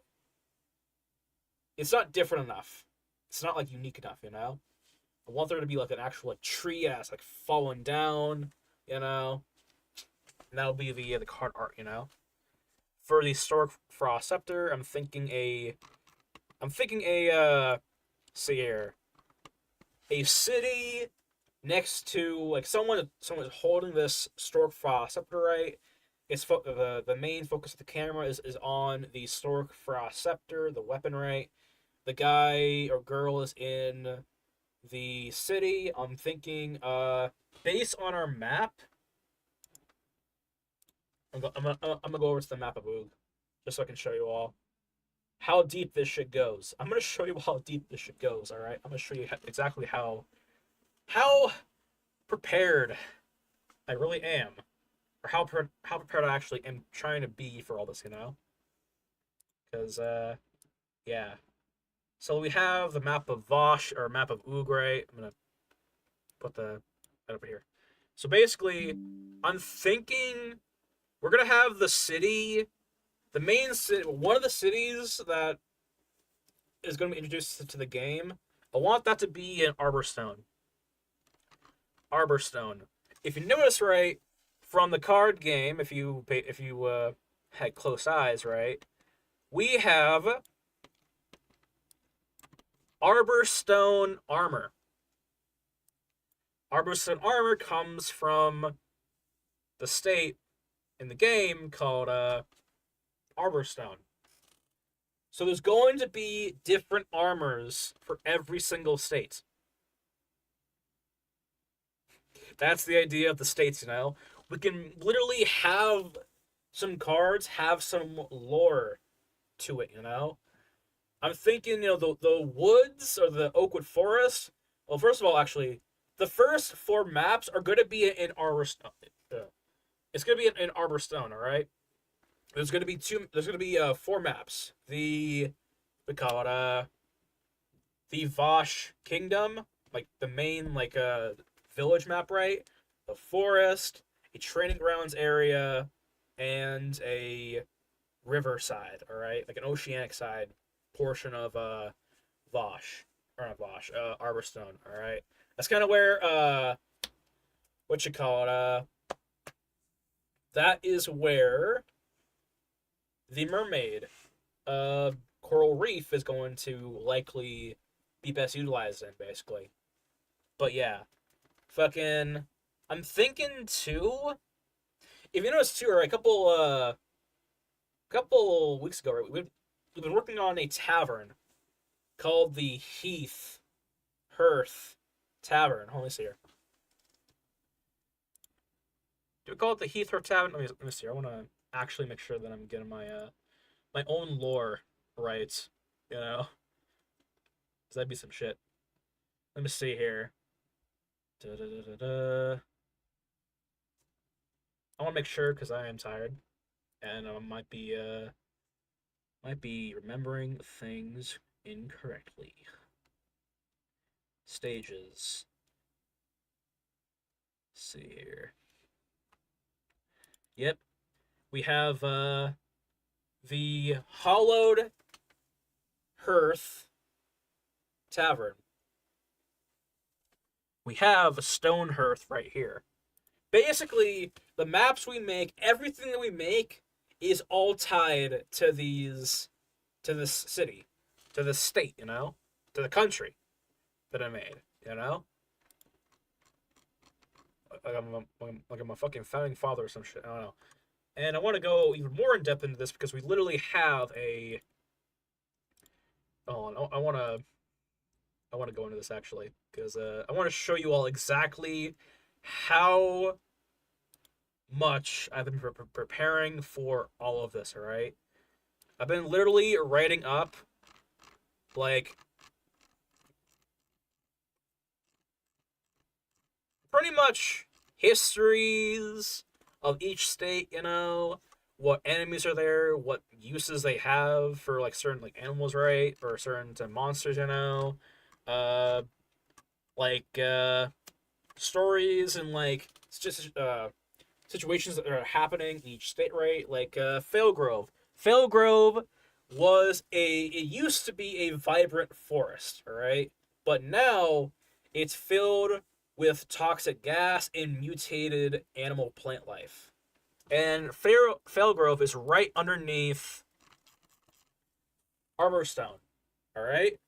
Now, what armor what clothing, what gear do you think is going to come out of Philgrove from that lore? The idea is that this gives me not only this also gives like hints of what's gonna happen next, but also is gonna give me hints of what to add next. You know, it goes both ways. It also gives us on stream the ability to play around with this concept. So if I'm like, hey chat, yo, we need some armor for from Veilwind. Let's go on to Veilwind's lore and figure out what we can make for armor pieces in Veilwind, you know? Same for Evershroud or Glacius or Frostmarch, you know? Those are that is up north. That is going to be the cold area, you know? That is going to be it's gonna be a winter wonderland, you know. It's up north. It's snowy. There's hills. There's everything, right? But yeah, that is what's going on. You know, this is how if you're ever wondering why it takes so long for me to like make certain assets, you know, or certain models, right? That's because I am working on a literal fucking universe. All right, a literal fucking universe. And it's not an impressive thing to kind of say because anyone can really, but like we call it, I am having to do everything, you know, the lore, the story, the cards, the playtest. I mean, I play with people sometimes, fucking having to readjust the cards when needed, you know, do all this shit, you know. This is what I'm doing off stream. This is what's happening, you know. But yeah, see here. But as of right now, though, I've been streaming for about almost 5 hours and 30 minutes, and I'm getting kind of tired right now. You know, I'm slurring my words. There you go. But this is where I'm at with the game. All right, we have the lore, we have the cards, we have the playtest, we have the game playable, we have the models, we have a lot of this shit still in the works. Everything is still rough around the edges, right? Some portions need to still be completed. Some portions need to be worked on. Some parts are completed, you know. But ultimately, we are in a good state right now. We're traversing through this project, you know. We are pretty much marching on strong. But yeah, this is why everything takes so long on this fucking on my art stream, you know, or on my this project of mine, you know, because yo, I want to release something huge, you know, not something just like a one-time game, you know, not just like a one-time thing, like, oh, it's just a one world thing, you know. After we learn everything in this world, that's basically it. Nah, I want to have everything, all right? I want the world, I want the monsters, I want the country, all right? I want everything, all right? I want to allow you all to use fucking battle hammers to fight each other, you know? Use some smoke arrows to make some fucking distractions, right? Hit someone with a red oak shield, you know? Or a fine redwood shield, you know? Like, yo, I want this to be an insane ass project, you know? Because it is so vast that, you know, it's so vast that there's a lot of creative outlooks here, a lot of creativity that can be put in place, you know? When it comes to so many resources and so many concepts in the work, you know, so many regions to pull creative ideas from, like any of the states that I've made so far, in the lore, in the history for each of those states. It's honestly more of a time-consuming process than it is hard. One of my processes is always freedom, you know? Giving myself the most freedom as possible. But yeah. Anyway, I'm gonna end the stream, okay? It is 10:30 p.m. I've been streaming for almost fucking 6 hours now. I'm tired. I'm gonna go to bed. Tomorrow we're doing Rule of Rose. We're continuing part. We're going on part 5 of that game. All right. We're probably gonna kill some a crow guy with a lead pipe, and our dog, Scooby Doo. But yeah, I'll see you all tomorrow. If you want to join the Discord server down below, go ahead and do that. If you want to go and look at the channel and see how it got to this point, go ahead and do that. I'll see you all